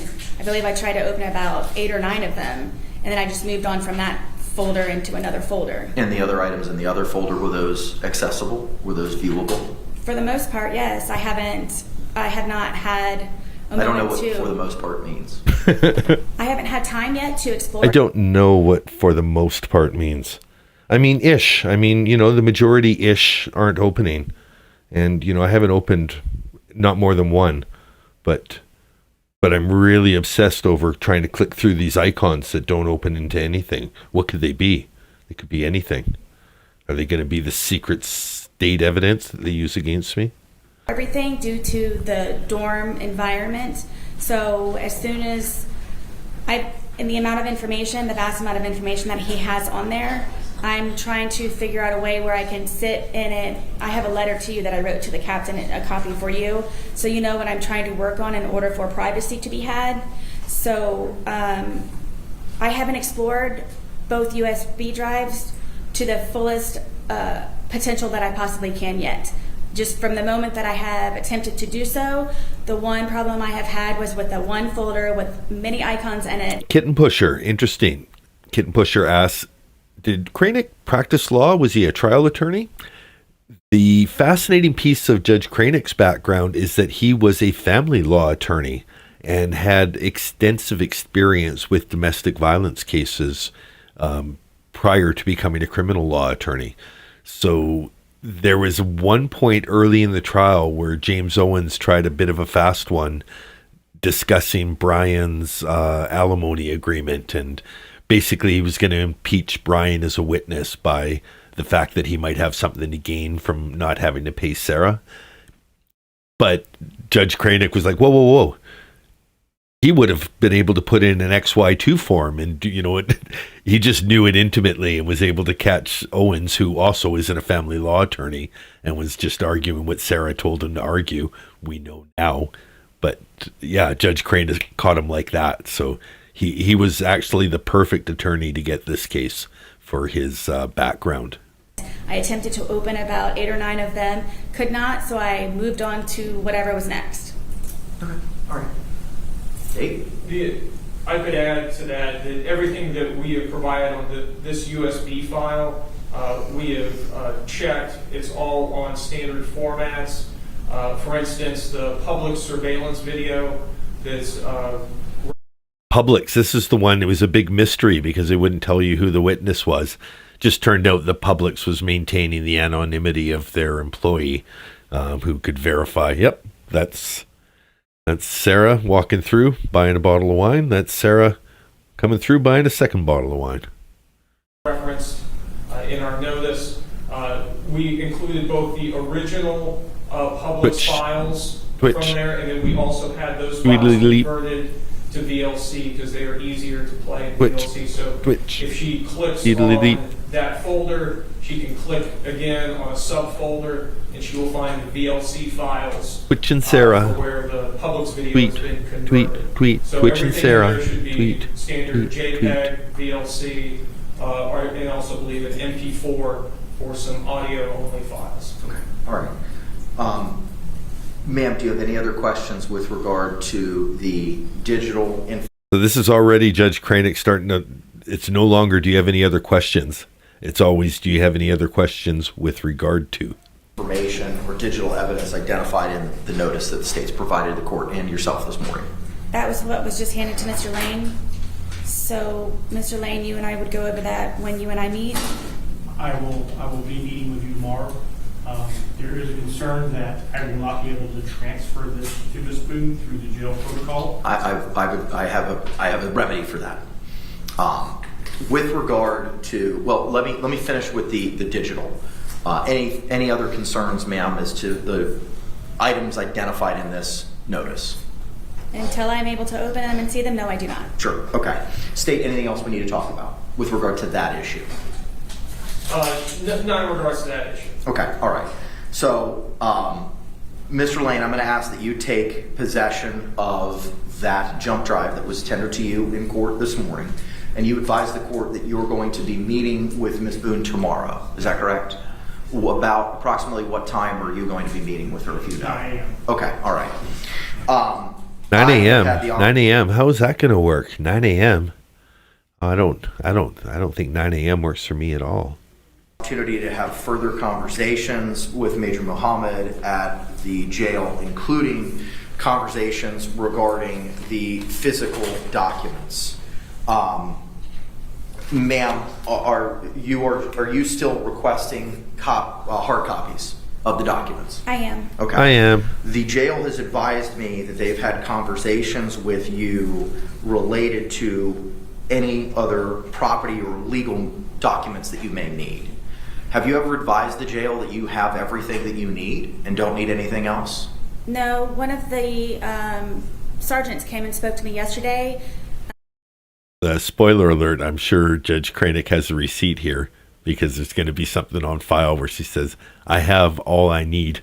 But go ahead and answer, Sarah, because Judge Cranick's a lawyer. He probably knows the answer before he asks this question, but maybe you can talk your way through it. Miscommunication of some sort where I explained to her what I'm trying to do with purging my property and the property department so I can anticipate those discovery hard copies. Was that Tracie Hall? No, that was Hall. Her last name is Hall. So it was... Was that Tracie Hall? No, it was Hall. Her last name was Hall. Oh, Sarah just likes to, so quick to say no. She's not even listening. Department, so I can anticipate those discovery hard copies. Was that Tracie Hall? No, that was Hall. Her last name is Hall. So it was Hall, Hall, correct? Yes. Okay. But someone sent her to me to see me, so I just don't know who that was. Who was it you communicated with yesterday regarding your personal effects that may have been in a property locker? Miss Hall. Okay, all right, thank you. Miss Hall. Now she knows exactly who Miss Hall is. Oh, Tracie. Not on a first name basis with Tracie, but yes, Miss Hall. You know Miss Hall's first name? I don't know any of the officers. Okay. All right. There you go. So in conversations with Major Muhammad, they are going to be able to accommodate you having your paper copies. So Mr. Lane, I know that you took custody of the... You know, it just reminded me, she's like a child. You remember when you were in school, how the teachers were all, you know, Mrs. Smith and Mr. Jones and Mr. Like, you never imagined them to have first names. It was, you know, this is how she is with her prison guards. Was it Trisha Hall? No, not Trisha. Mrs. Hall. It was Mrs. Hall. Officer Hall. But such a child. Those that have had them. So tomorrow, when you meet Miss Boone at approximately 9 a.m., you will meet Mr. Muhammad as well. Perhaps Tracie? Well, let me ask this. Are you able to go to the jail today? I can. Okay, so I know for a fact that Major Muhammad is available today, and he may be expecting you to arrive today. If you are able to provide to him the banker's boxes that were identified as A and B and that jump drive, and then provide the court with a notice as to when and what time and that to whom you gave it should be Major Muhammad, those items, so we can file it in the court file. And those will then be, the digital evidence will then be provided with the laptop in accordance with the protocol that we've gone over previously, and Major Muhammad will make sure that Ms. Boone has access to the hard copies. So after conferring, well, let me ask this. State, do you have any other position with regard to the motion that was set to be heard today, the defendant's motion regarding seeking her hard copies? No, Your Honor. Okay, so for the record then, that motion will be granted. The motion for defendant to lawfully receive, review, utilize the original hard copy discovery, 2 boxes A and B, submitted to the court by former attorneys on June 28, 2024 for preparation of trial in her criminal case. As ordered, Mr. Lane will deliver those to the jail today and seek to have them delivered to Major Malik Muhammad, along with the digital, the USB drive with the digital evidence. Mr. Lane, the deposition transcripts of detectives Chelsea Copsall and Scott Lowen were purportedly sent to you on August 1st. Did you receive those from Ms. Cashman? Yes. Okay, were they a part of the 2 USB drives that we addressed on August 5? You had the smaller one, which was everything you digitized from the 2 boxes, and then you had the larger one of other materials that you had been given previously. No, but I do have a drive that I can put them on and make sure they get to the jail today. Okay, if you could make sure, sir, that when you drop off the other 2 things, digital copies, I know Ms. Boone has identified that she has the physical copies, but I'd like to give her digital copies just in case. State, do you have any questions with regard to the court's directive to Mr. Lane regarding the hard copies, depositions of the detectives, or the digital evidence the state may seek to admit in trial? No, Your Honor. All right. Ma'am, do you have any questions for Mr. Lane regarding those 3 items? No. Okay. Can Mr. Lane be released? Yes. Okay. If you want to, can he be released, ma'am? I guess I'll see you at 9. Okay. Sir, if you could endeavor to do that today, I really appreciate it. All right. Thank you very much, sir. Yes, I'll see you at 9. All right. Now, this trial, we're only going to watch, there's about 6 minutes here of almost no audio and just video. So I'll talk over this, and then we'll start next week's Sarah Boone coverage with this. But as we can see, her motion to be free and freely utilize her hands in the courtroom is about to be granted. And she gets to sit at the table, spread out her papers, use both hands. But this isn't me with the silence. This is the original audio. So I don't think court's officially in session until first Sarah's brought in. That said, Mr. J just identified himself, so something official's happening now, and they've just forgotten to turn on the volume.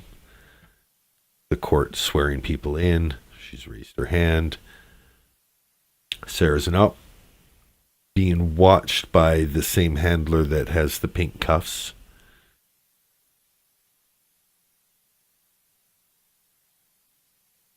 Oh, an interesting thing here, too. Hold on, before you zoom in, let me just back half a second. I thought it was very funny. You see the chairs that Mr. Cacciatore and Mr. J are sitting in? Those are green chairs that move. The whole courtroom is full of green chairs that move. Who's not sitting in a green chair that moves? Somebody has to move Sarah's chair.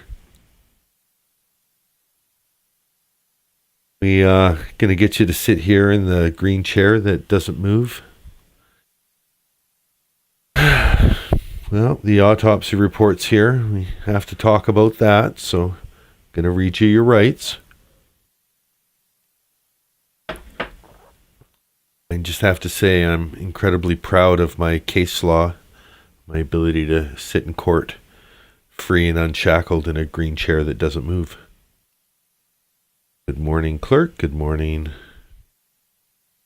officers of the court. A couple of seconds to work with the papers on my desk. Hello, Mr. J. Hello, Your Honor. Statutory.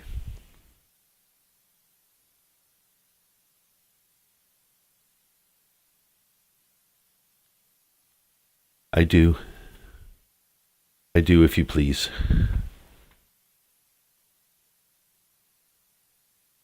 So I'm gonna, not quite the improver that some others are, but my plan is to try and talk through about 6 minutes of this, which I think are silent.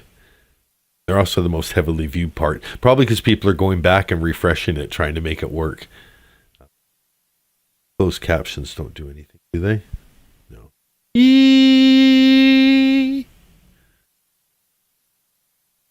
Saying E.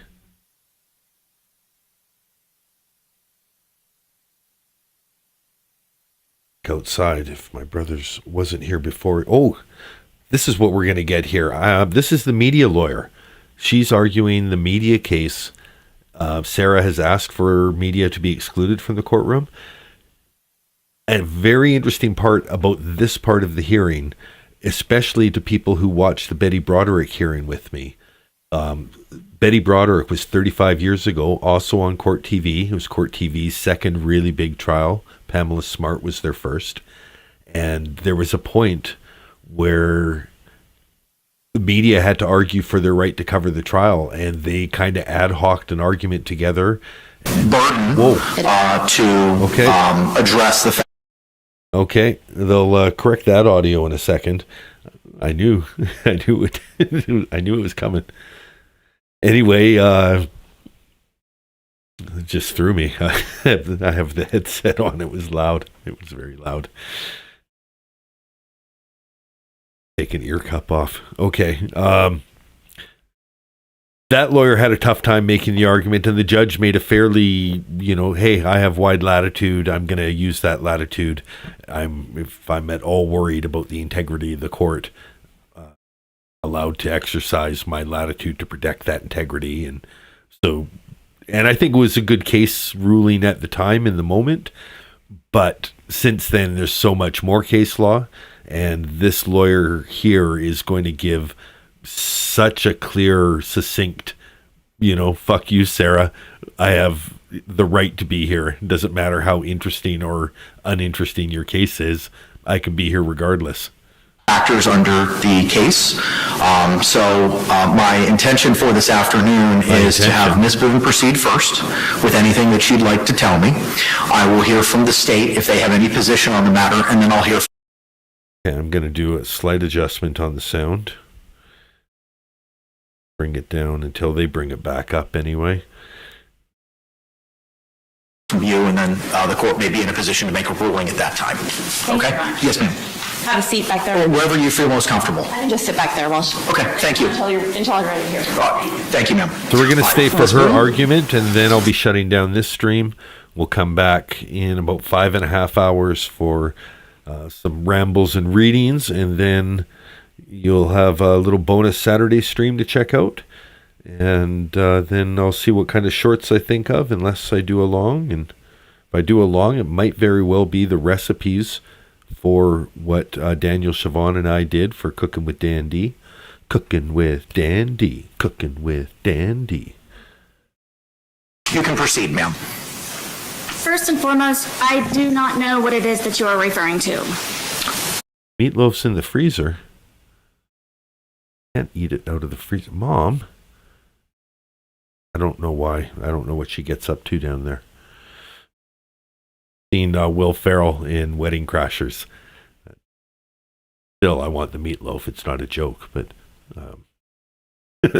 When you say you do not know what I'm referring to, what do you mean?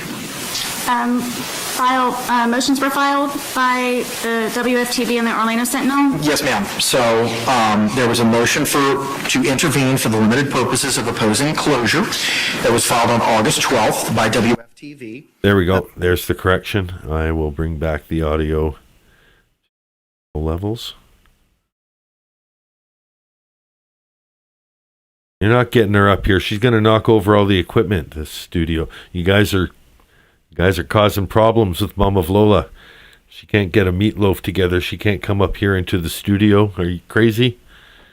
You guys are out of control. Encouraging that kind of danger. It was sent to you by U.S. mail at the correct inmate legal mail address on August the 12th. And the Orlando Sentinel's motion to intervene and notice of joinder was filed on August 13th. And it reflects, it said the certificate of service was August 13th, and it was sent to you at the same legal mail correspondence. Just come up to laugh? Yeah. No, I see one hand. There's no meatloaf in that hand. What's in the other hand? It's in the freezer. Yeah, so you don't have meatloaf at all. It's in the freezer. Yeah, I know. I know where the freezer is. I'm up here. Now you're up here. What? Well, you want to come and be on camera again? This People are asking for me. Yeah, this is a bad idea. I know. I've been drinking. Yeah, I know. I'm going to go to bed. Now I have to do a public service warnings just so that people. I won't swear. No, of course not. I won't. I'm decent. Are you pre-drinking for tomorrow's event? No, I'm not going to tomorrow's event. It's way too, it could go late into the evening. Okay. You know what? I'm going to have to hear, because I think they can only hear me. Oh. Hello. Hello, people. Yeah, as long as that bar is moving, they can see what you're saying. As long as that bar is moving. You have to speak up. New technology. My God. No, it's just a sound bar. It is just a sound bar. Okay. If that's moving, they can hear you. If it's Okay. not when you're talking, then you're... Oh, I see that. Do you believe how long this boy can keep on talking? The clock says 6 hours and 7 minutes and 12 seconds. I'm not surprised. No. I am not surprised at that. A long, long time ago, when he was just a child, When he can first remember, we lived in Vancouver, and we were out visiting people who lived in Maple Ridge, which was about a 45 to an hour's drive. we don't need to give addresses and Anyway, distances, yeah. we were driving, and my husband and I said to ourselves, let's not interrupt Dan and see how long he can talk all by himself. All the way to home, without so much of a, yes, as an encouragement. Well, I thought that my parents were slightly uneducated. It was my job to fill them in. They were having difficulty talking to each other, so I was filling in the gaps. And all I can say is I've learned a lot since I've been your mother. I don't know, you people like Sarah Boone, what a bitch. Oh yeah, Are you allowed to say that on we're live not, TV? We're not fans. I mean, are you asking, can you cuss? Can you? Yeah, I mean. Then that's exactly. What a nasty piece of work. You have to preface it by saying, can I curse? Can I? No, you have to say the first. Oh, can I curse? Can I curse? No. Curse. You got to start with I meant curse, not purse. No, start. Can I curse? That's your line. Can I curse? Yeah, but now can I curse? Can I curse? Damn it, what a bitch. No. Oh. You asked it as a question. You've got to ask it as a statement. Can I curse? I think I'm going back downstairs. Okay. Anyway, Stage nice direction. talking to all you people. I'm so happy that you love my little Lola. She's not 100% herself. She had her shots yesterday. She's kind of downstairs lying around, not herself. Didn't even like her walk. But maybe she'll perk up tonight for your Friday night rave. Take care, everybody. Be happy. It's your one and only life. Bit of a HIPAA violation there on Lola's medical conditions, but we'll let it pass. Okay, you do that. Okay. Hasta la vista. Safe trip. Turn on the light. Yeah, I'll be very careful. Okay. One step at a time. Yeah. Excuse the interruption. We now return to our regular scheduled programming. I'm your host, Andy. We had some technical difficulties in the studio, and now we're ready to return to our regular scheduled broadcast. This is the Sarah Boone Show, starring Sarah Boone. On its address at the Orange County Jail. She's made it safely down the stairs. Have you received either of those motions? I have not. Okay, I have copies. Not. Oh, perfect. I have extra copies. The media lawyer is so prepared. So she had, and this is the fun part. So this is Sarah wasting the court's time. Sarah gets served these papers. She didn't get them at jail because it's only been 4 days since her last hearing. And the TV, they only filed the motion the morning before. Anyway, so Sarah pretends to read the documents like she's going to be able to intelligently respond to them. And that's what we're going to watch for the end of this show and the beginning of next week's show. And I do apologize on the Sentinel one, but the e-portal was down for a little while, so while we attempted to file it yesterday, it actually got filed.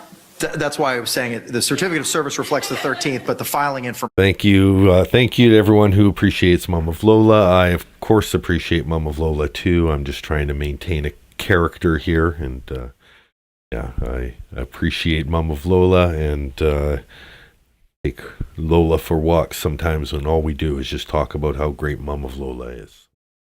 Thank you for your love and concern and appreciation of Mama Lola, and don't worry, it's mutual. Information is of this morning. All right, Ms. Fugate has. I am pronouncing your name correctly, am I not? Was there a poll? Thank you. One? Ms. Fugate has provided copies of those motions. So, Ms. Boone, if you'd like to take a look at those, feel free to take your time to review them. And then after you've reviewed them, I may have the opportunity to answer any questions you have about them if I can, and then we can proceed. Oh, you guys encouraged Mom to come up. Yeah. No, that was fine. You guys can do what you like. You have free will.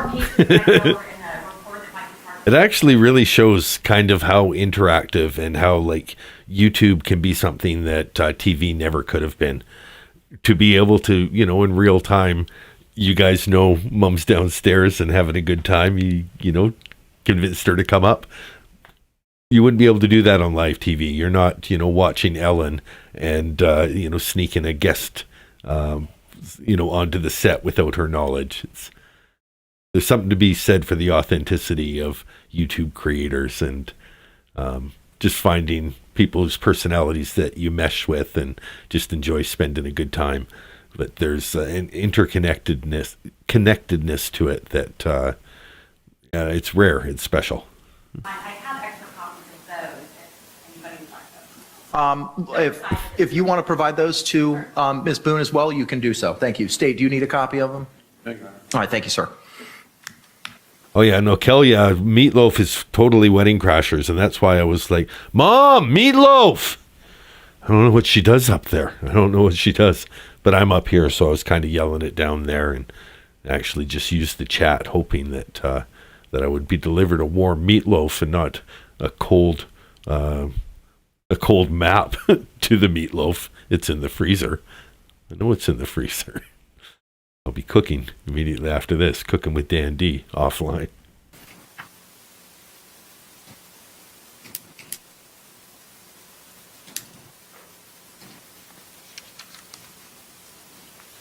All right, this is Sarah reading. This is Sarah reading and learning. Learning and reading. And everybody finds something else to do. Sarah's using her arms and her ability to make notes. Oh, again. I appreciate what you're trying to do, cameraman. It's too bad you didn't have the right contrast. That's an ugly arm. I don't like to, body shame, but my God, it doesn't even look like an arm now that I've zoomed in on it. It looks like, oh, that's disgusting too. Here, we've just got a twofer. You know what I'm getting into now is hoof cleaning videos. So I think they're called farriers. It's guys who use like grinding tools and, carving knives to clean out horses' hooves. It's oddly satisfying. It's usually disgusting. Her leg looks like an infected horse's hoof.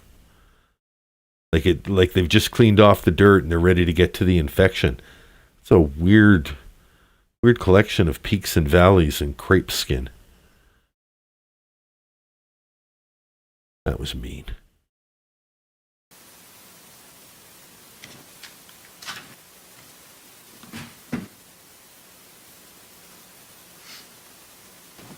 It's not Wedding Crashers?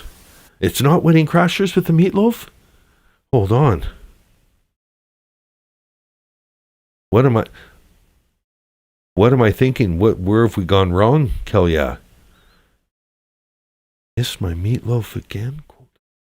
Oh, okay, no. Kelly did word it differently. I just thought you were referring to meatloaf. You missed my meatloaf again.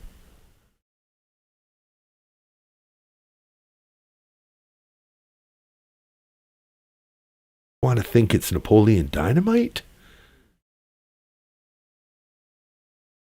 I concede. I'm usually good at picking these up. I don't know where that particular quote came from. I imagine if you think that I know it, I probably will understand it when you share it with me.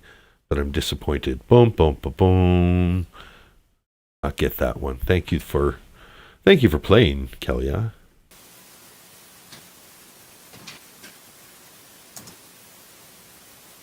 Again? Maybe it is Napoleon Dynamite. Maybe I've redeemed myself.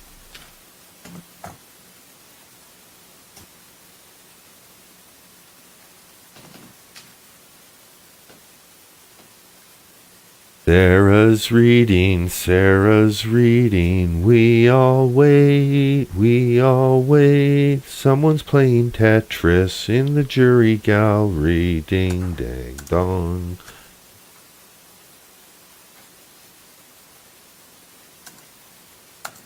Earlier than Napoleon Dynamite. We're not going back to Animal House. Animal House has a great mashed potatoes scene if you want to see what it would have looked like if you effed on the mashed potatoes. John Belushi doing an impersonation of a zit. Rather disgusting, but I have a feeling that might be too early. Meatloaf moment, maybe a Night at the Roxbury? Seems like Will Ferrell's the type to use Meatloaf for multiple jokes across different movies. It's crazy how much time, and everyone all knows to have something to do. Don't give Sarah the pleasure of sitting there, twiddling your thumbs and waiting for her. Mr. J, Mr. Cacciatore, they're just doing the David Putty, like, you just gonna stare at the back of the seat this whole flight? Yeah, that's right. If I may say. Yes, ma'am. If I may say. Funny thing here is this is not the end. There is, she stretches this out. This is just her getting clarification before she continues this charade. Rocky Horror Picture Show. One of my... If it's from Rocky Horror Picture, I will claim I miss a lot of the dialogue because I live in the songs, and so much of seeing it is going to, knowing when it's time to make it rain, hit the squirt gun, or throw popcorn, and yeah, so no, I'm too cognizant of my cues to maybe properly appreciate the dialogue. topics of discussion, as you know, are the requests in regards to the laptop and internet being one of the most important. Would I have had access to that, I would have already had this and not had to sit here unprepared. So this is only a few days after, and she has had her laptop, but she was asking for internet access, and she thought that somehow by getting this document that she's spent the last 5 minutes reading, that if she got it by email, and got a little bing on her laptop that none of the others are allowed to have in the jail, that she would have immediately actioned it and, been ready with case law so as not to waste the court's time. What I imagine this document is the applicable case law as it applies to media being able to attend a Florida trial, and the grounds that it doesn't, that they don't have the right to. So she has to read those grounds and find one of them that applies to her case. She probably can't find that part of it, but I believe that is a major violation to my due process of me not having these in advance to prepare properly and to utilize the court's time and everyone else's here by me having to do this now. Damn it, Janet, So- I didn't get the reference. I wanted to put that out to you that I am unprepared for this. I did not know that I had a statement to prepare, as everyone else did also prior to being here. Ma'am, you were provided the case law as you had requested at our last hearing. Is the Meatloaf in Rocky Horror Picture Show a bit of a nod to the fact that they got Meatloaf to play one of the characters? And they maybe made that a just a little inside joke as part of the script? Mailed to you. You asked for the case law that the court was making reference to. You specifically asked for it. That was provided to you. It was mailed to you. Case law? Kind of a funny thing if they've got the cast constantly going, ugh, Meatloaf. And Meatloaf is like, dude, signed up for this. Yes, ma'am. What was the date that it was mailed? August 9. And I am yet to receive it. What was provided to you on August 9 was the additional copy of the pro se packet as provided by the Justice Administrative. Oh my God. Okay. Thank you, Kelia. Yes, Meatloaf did appear in Rocky Horror Picture Show. And just like Katherine Knight, Meatloaf was not just a member of the cast, he was a member of the menu. There's a lot of Meatloaf. He's a big guy. Thank you. Some things, you get focused on the sexuality of something, you miss the cannibalism. I remember an 80s movie called Eating Raoul, and it had something to do with that, but I was too young and just was, there's boobs in this movie. I think I watched it 3 times on the pay-per-view network. It wasn't like we had to pay extra per movie. It was like if you had the pay-per-view channel, it showed you these R-rated movies, and as a kid, all you had to do was look at the, parents' warning for nudity, and it's like, oh, okay, well, that one's got nudity, we'll watch that. I watched some pretty sick, violent shit thanks to that, nudity teaser.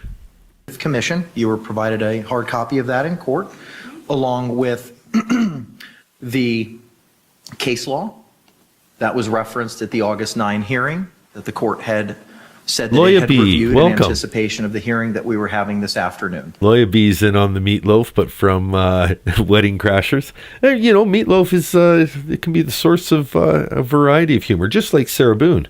There's so many different ways you can go with the humor. You can go dry, you can go moist, you can go, fire ants, you can go in a lot of different directions. Go edited. I don't have that. The only thing that I was provided was the notice of provision of witness list from the state, and then the JAC packet. Those were both provided to you in court. You are correct. The balance of the things that I'm speaking about were mailed to you at the legal mail address on August 9. Yeah, A to B, I was referencing the Wedding Crashers bit, but Kelia was quoting a specific, and now I totally get the full context of a completely separate Meatloaf reference that is equally humorous. And as a fan of food and music, I definitely appreciate it. And if you're a fan of cats and music, you should watch Frugit, Frugit, available on YouTube. Feed them biscuits. Which I have yet to see. Okay. Which I have yet to receive. Ma'am, with regard to... We're going to let Sarah go until she finishes reading this, and then I'll be cutting off this. This is the first time I'm seeing each one of these documents. Yeah, we understand, I understand that. Thank you, Judge Kranick. Did that in symphony. Oh no, I want to wait until the media gets to make her argument before I cut off this stream, because she's so succinct. She gives she's prepared, she's ready. She has every argument in point form, so she's able to address Judge Kranick directly and actually speak sentences rather than, talking legal mumbo jumbo.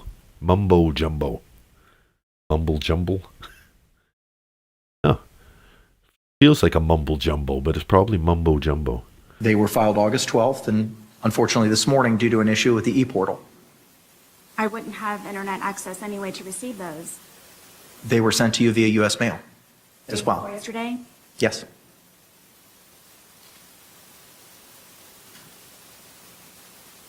So you're not wasting the court's time. You can feel free to review those at this time. This is one of those moments where Kranick's protecting the record too, Judge Kranick. Almost like he gives James Owens the chance to do the deposition in court, and it's just like, you can have as much time as you want. And now that sits on the record as, well, he did say you could have as much time as you want to read these documents. Nobody told you that you had to give up in 2.5 minutes because you couldn't figure out anything more than you did in the first 5 minutes. But go on, Sarah, read for our benefit.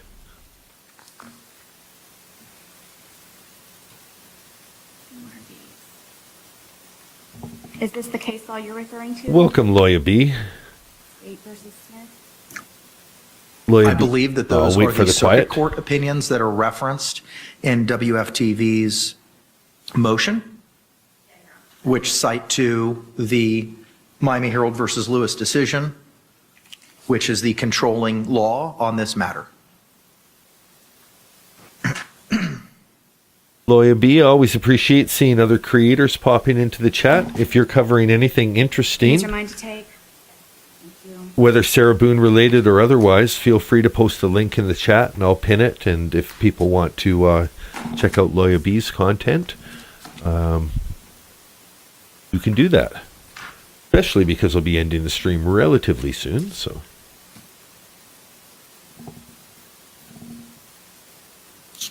and be back tonight and be back tomorrow. Tonight I'll be doing reads of some 2022 letters from Sarah Boone. I have some PDF documents that were generously provided by Classified Crime. Shout out to Snoopy. So my plan is to read them tonight, not to stay up too late because I have a big Sunday fun day planned. I don't have any extra wine in the fridge, so I don't have to worry about step one of the plan. But my brother and sister-in-law will be polishing off any wine they have in the fridge to start the day, then doing a chore for a feeling of accomplishment. Then what? Then what happens?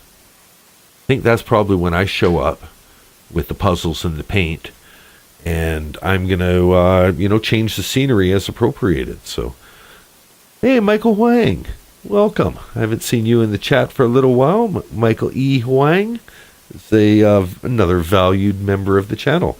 We don't have too much longer in today's show. We're just going to watch Sarah read, and then we'll listen to the lawyer. But I am hyping up some more content that I have. This is just the beginning of the Dandy content. This is the morning show. This is crazy that this is the morning show. The morning show just kept on going. Slept in a little late. But, what do you do when SKR does a super long live and listen to the dulcet tones of the Short King Reacts? So yeah, I did that late last night. Sounds like Lawyer B was in that chat too. I was in Suma's chat before that. Suma sent the whole gang into SKR's chat for a hello. That lawyer's just sitting there chomping at the bit to get in at Sarah's argument. Sarah's not going to have anything to say. Come on, Sarah. I think you're about done now. I thought I had you mapped out. She's really taking full advantage of being able to stretch, though.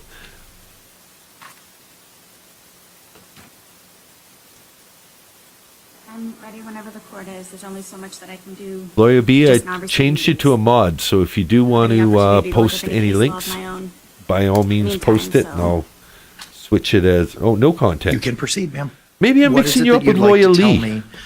me about your concern? Lawyer Lee. Well, Lawyer B, if you like Lawyer Lee content, you can post it. I appreciate it. If you do have legal background, by all means, correct me too. If you hear me saying some bullshit that isn't true, and you have, a legal background, even if it's not a, current practicing license, don't give legal advice, but you can certainly correct me if I'm giving incorrect legal advice. I appreciate that. And I'm not so full of myself to think that I can do 100 things at once, plus the 50 prioristic things. Regarding the September 3rd evidence viewing that's been previously scheduled.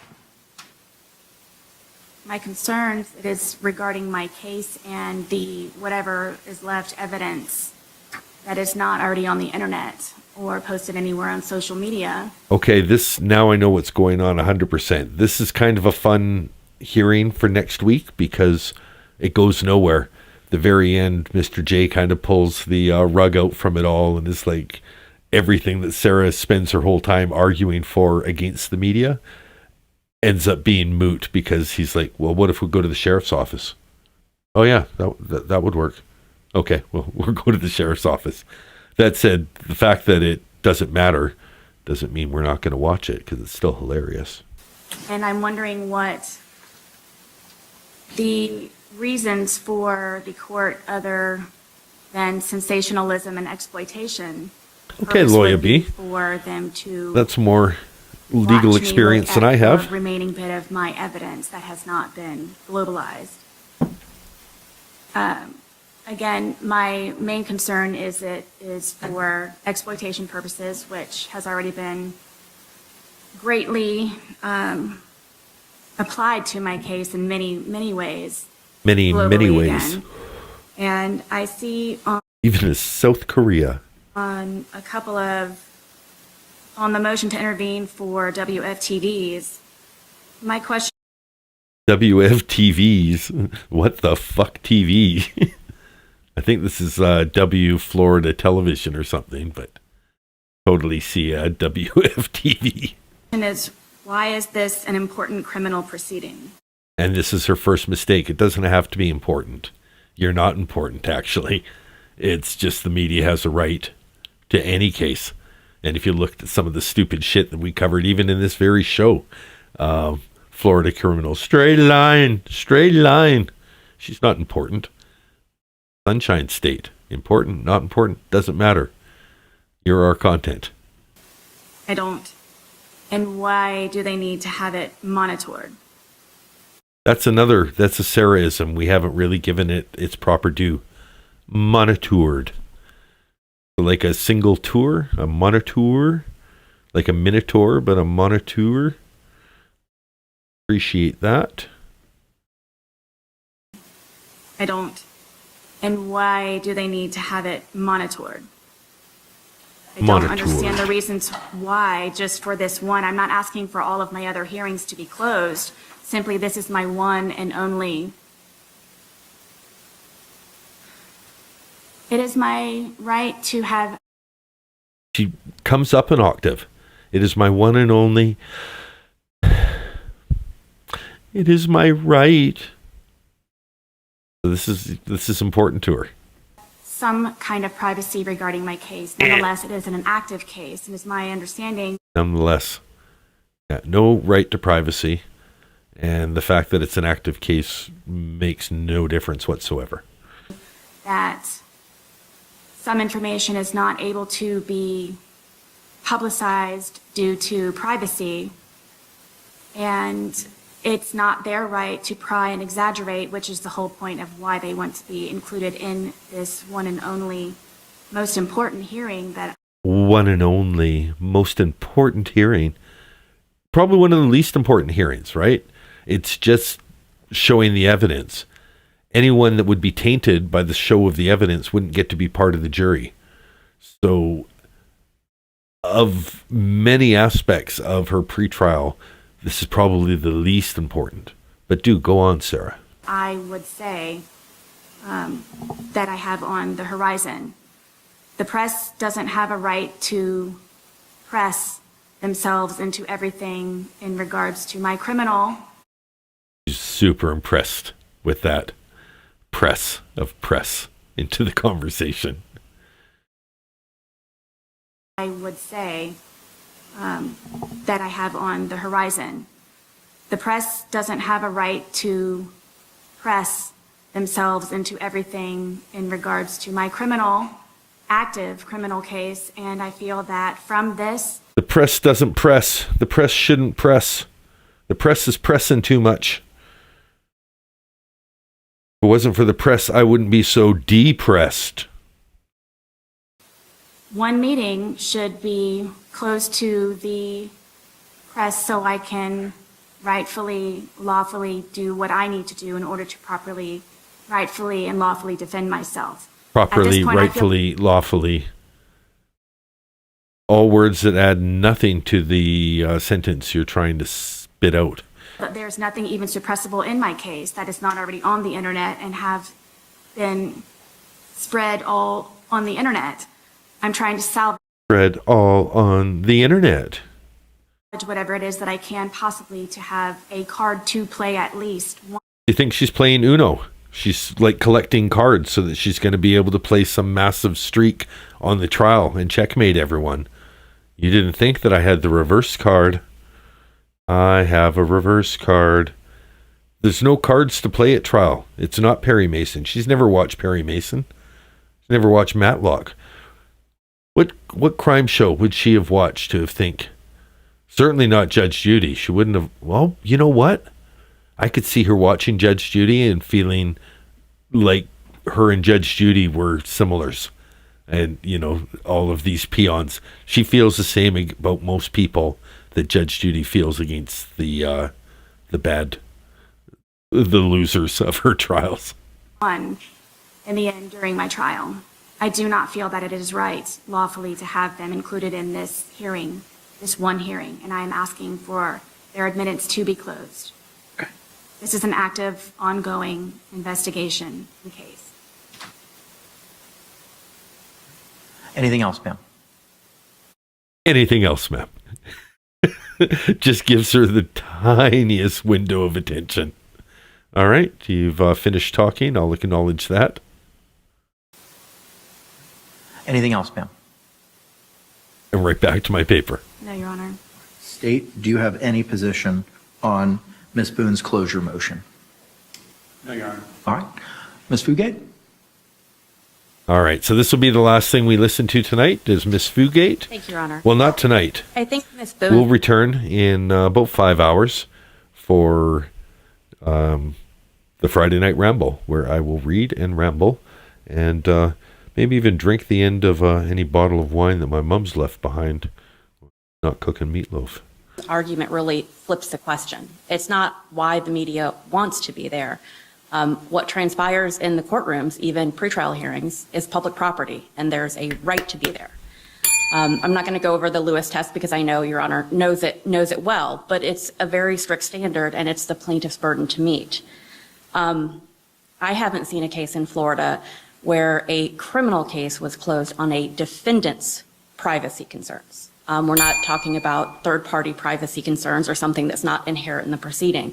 This is the evidence. And even with respect to the evidence and it being an active, still an active case, Florida law is clear that once discovery is provided to the defendant and accessible to the defendant, that becomes public record. That too becomes open to the public. So with respect to the first part of the analysis, I don't think the defendant has established that this hearing needs to be closed to protect her fair trial rights. Publicity isn't necessarily synonymous with prejudice. She has to show widespread, adverse, hostile publicity, and then specifically show why that publicity is going to be aggravated by access to the September 3rd hearing. The discovery in this case has been public. I'm not sure what specifically would be aggravated by access to the hearing. So I don't think she's met that first burden under Lewis. And importantly, the admissibility of evidence, Ms. Boone said she didn't think there was anything suppressible, but even if there was, courts often suppress evidence but still allow access to the hearings and the evidence themselves. That's fairly routine. That alone, just the potential admissibility, that alone is not a sufficient reason under Lewis to close a hearing. And as Your Honor is aware, there's plenty of alternatives under the second factor to protect the defendant's fair trial rights. You know, careful questioning and jury selection can protect against publicity. The courts of this circuit have had their fair share and are well familiar with high-profile cases, and they are well equipped to insulate and protect juries from even prejudicial publicity. And finally, any closure would have to be effective and broader than necessary. Again, I'm not sure why the hearing would need to be closed, but I think even Ms. Boone has indicated it would be ineffective with what's already out there. And that was a consideration under Lewis. If the information is out there, the discovery in this case has been public, there's no reason to close a hearing that's simply going to discuss things that have already been made public. I think heightened public attention only increases the need for transparency. Closure of judicial proceedings is a draft. I don't even want to interrupt her, but just pay attention. Judge Kranick hasn't looked away, considering how dismissive he's been, looking at papers and, you know, Sarah, say your piece and shut the fuck up. Look at this respect for the argument. Remedy, and I don't believe the plaintiff has met her burden in this case, Your Honor. Okay. Unless you have any other questions. I do not. Thank you, Your Honor. All right.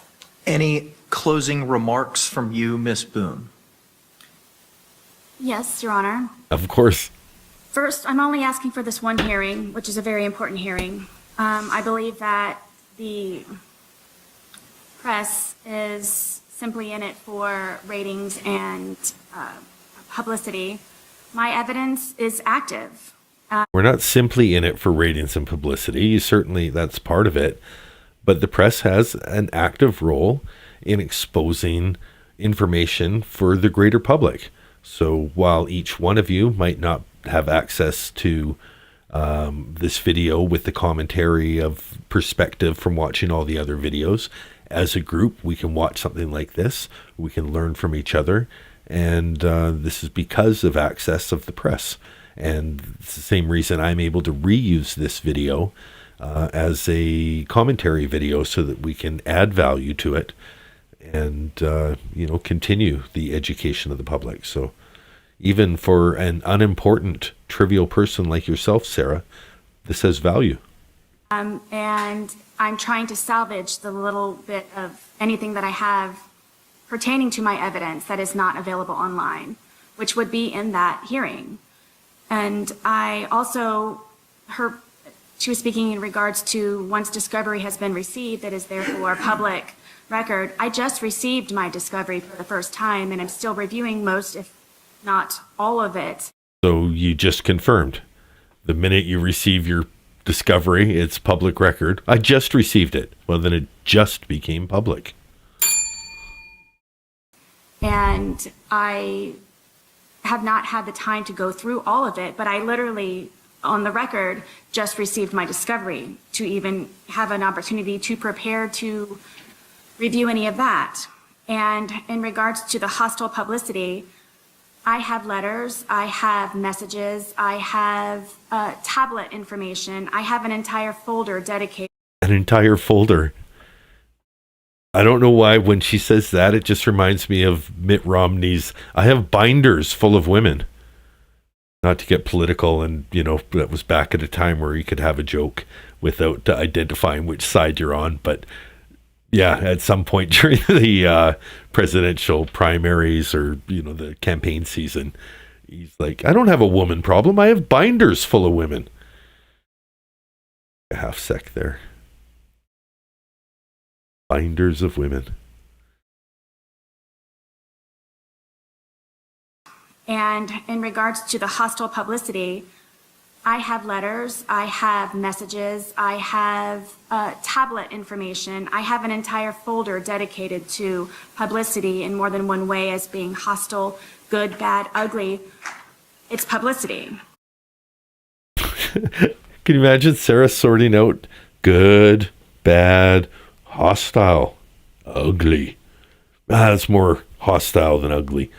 You know what? Let's just put, half of that in hostile, half of that in the ugly. Oh my God, Sarah categorizing her fan mail from her star maps around the world. This will incredibly enhance my inopportunity to have a fair trial because of the already millions of viewers that I have in my case, literally in my case. Literally in my case. She loves doing that. The press presses themselves into my case, literally my case. Like, yeah, we know you're talking about your case.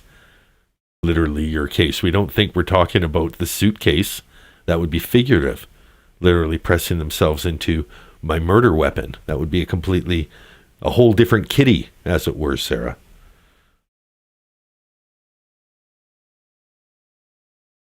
It's publicity. This will incredibly enhance my inopportunity to have a fair trial because of inopportunity. Going to go out on a limb and say not a word. The already millions of viewers that I have in my case, literally in my case. Figuratively, not in your murder weapon, but figuratively in your murder weapon. We're all figuratively there. Poetically, in your case. This would just contribute to it even greater. I'm not asking for all hearings to be closed. I've not had an opportunity to review my discovery, which I just received. I have an entire folder and more information. So she's afraid of having another oh shit moment. She knows that the oh shit moment in the interrogation where they showed her the videos for the first time went viral. And she's afraid of being shown more evidence and then having another, I don't remember that. Yeah, we don't care. We're just showing you the evidence we're going to use against you. I don't remember doing that. That's exactly what it is. She's afraid of giving herself away once more. And letters and evidence in regards to publicity, hostile, any type of emotion that you can come up with, I have received from Australia being the most recent. So I do not believe just because Lawyer B, I might have seen some of that. In my opinion, for ratings and for publicity. It's one hearing. There also is a solution that I believe, my understanding was that this could be held at the Orange County Sheriff's Department. That might be where I cut off this stream because they've already contacted her. There is some wheels are in motion about the Sheriff's Department thing. Mr. J is just letting her spin her wheels and run her mouth.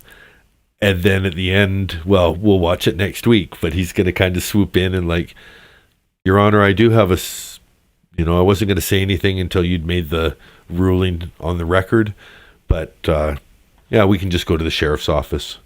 We'll go there. We'll talk about a plea. We'll do whatever she wants to do. Pro se Sarah. Anyhow, it's been a fine and dandy stream. I feel like I've been going for a long time. If you're in Australia, you should tune into the beginning of the program and watch the replay. Or maybe you shouldn't. Maybe you know about Katherine Knight and you're never going to watch that replay because you know there's a description of those crimes. Pretty disgusting. Pretty disgusting to be top of a list that includes Tracie Andrews from the UK, Lucy Lee from Canada, Corey Richins, Sarah Boone, and Betty Broderick from the United States. Those 6 are all in my one of my recent shorts. And yeah, certainly Katherine Knight. Worst. Absolute disgusting. Cat's calling. Cat wants dinner. I need dinner. I need to heat up some meatloaf. Need to get things. We're a little out of sorts here. My ducks are all out of a row downstairs, and I need to get things ship shape. Look for a stream in about 5 hours. I'm not going to tie myself down to a time because Well, I'm just not, but I will be closer to 5 hours than not. And we'll start off with some random ass shit to keep it so that you don't miss anything if you're joining late. Luminessa Von B. Oh my goodness. Welcome to the chat, Luminessa. Luminessa gave inspiration for one of my earliest shorts, the Lion Eyes parody by the Eagles. And I had to re-upload it to a cover version of the Eagles because I don't know if they were just so offended by the fact that I included Sarah's picture to their song, but whatever it is, they removed their song from the shorts library, and I had to re-upload it to a cover version of the song. That's how foul you are, Sarah. Even the Eagles, who will make money off of anything, were like, no, that's a bridge too far. We're pulling the song from the library. Anyway, thank you for the inspiration for that one, Luminessa. Thank you for joining the chat. Thank you to everyone who's here, everyone who got memberships, everyone who's celebrating membership anniversaries, whether you're a Drunky the Bear, you're a Bloody Keyboard, or a Pro Se. It's great to see you in the chat. Great to see all of the blue and green, the mods. Applaud the mods. And yeah, we'll be back in about 5 hours. If you won't be up in 5 hours, maybe you'll be up in 7 hours when I'm ending the stream. There's that possibility, Deborah Rockhill. You may be able to catch the end of the stream just as you're waking up. So if that's the case, I'll say hello to you then. I'm going to reheat some meatloaf and maybe some gravy. Hope you're all fine. I'm Dan D, and be ending this live stream fairly quickly, maybe in about 10 seconds. Let's do a countdown. If you haven't liked the stream, like the stream. This is Dan D True Crime. End of our morning broadcast day. Oh, Canada. Oh, many lands.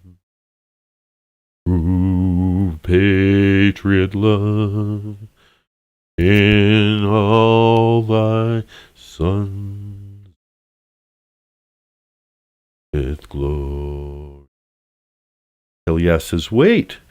We see thee rise. I'm not doing the American one. The true north, strong and bum, bum. What am I waiting for, Kelly? From far and wide. Canada, we on guard for thee. Kelly sends her love to Luminessa. God keep our land. See, Kelly, I did it. There's a delay too. Glorious and free. You guys need an email invite? Is there some sort of disconnection? You're blocked, Luminessa? I will see what I can do. Yes, there is a way I can connect you to. I'll do that, Luminessa and Kelly. Oh, Canada, we stand on guard for thee.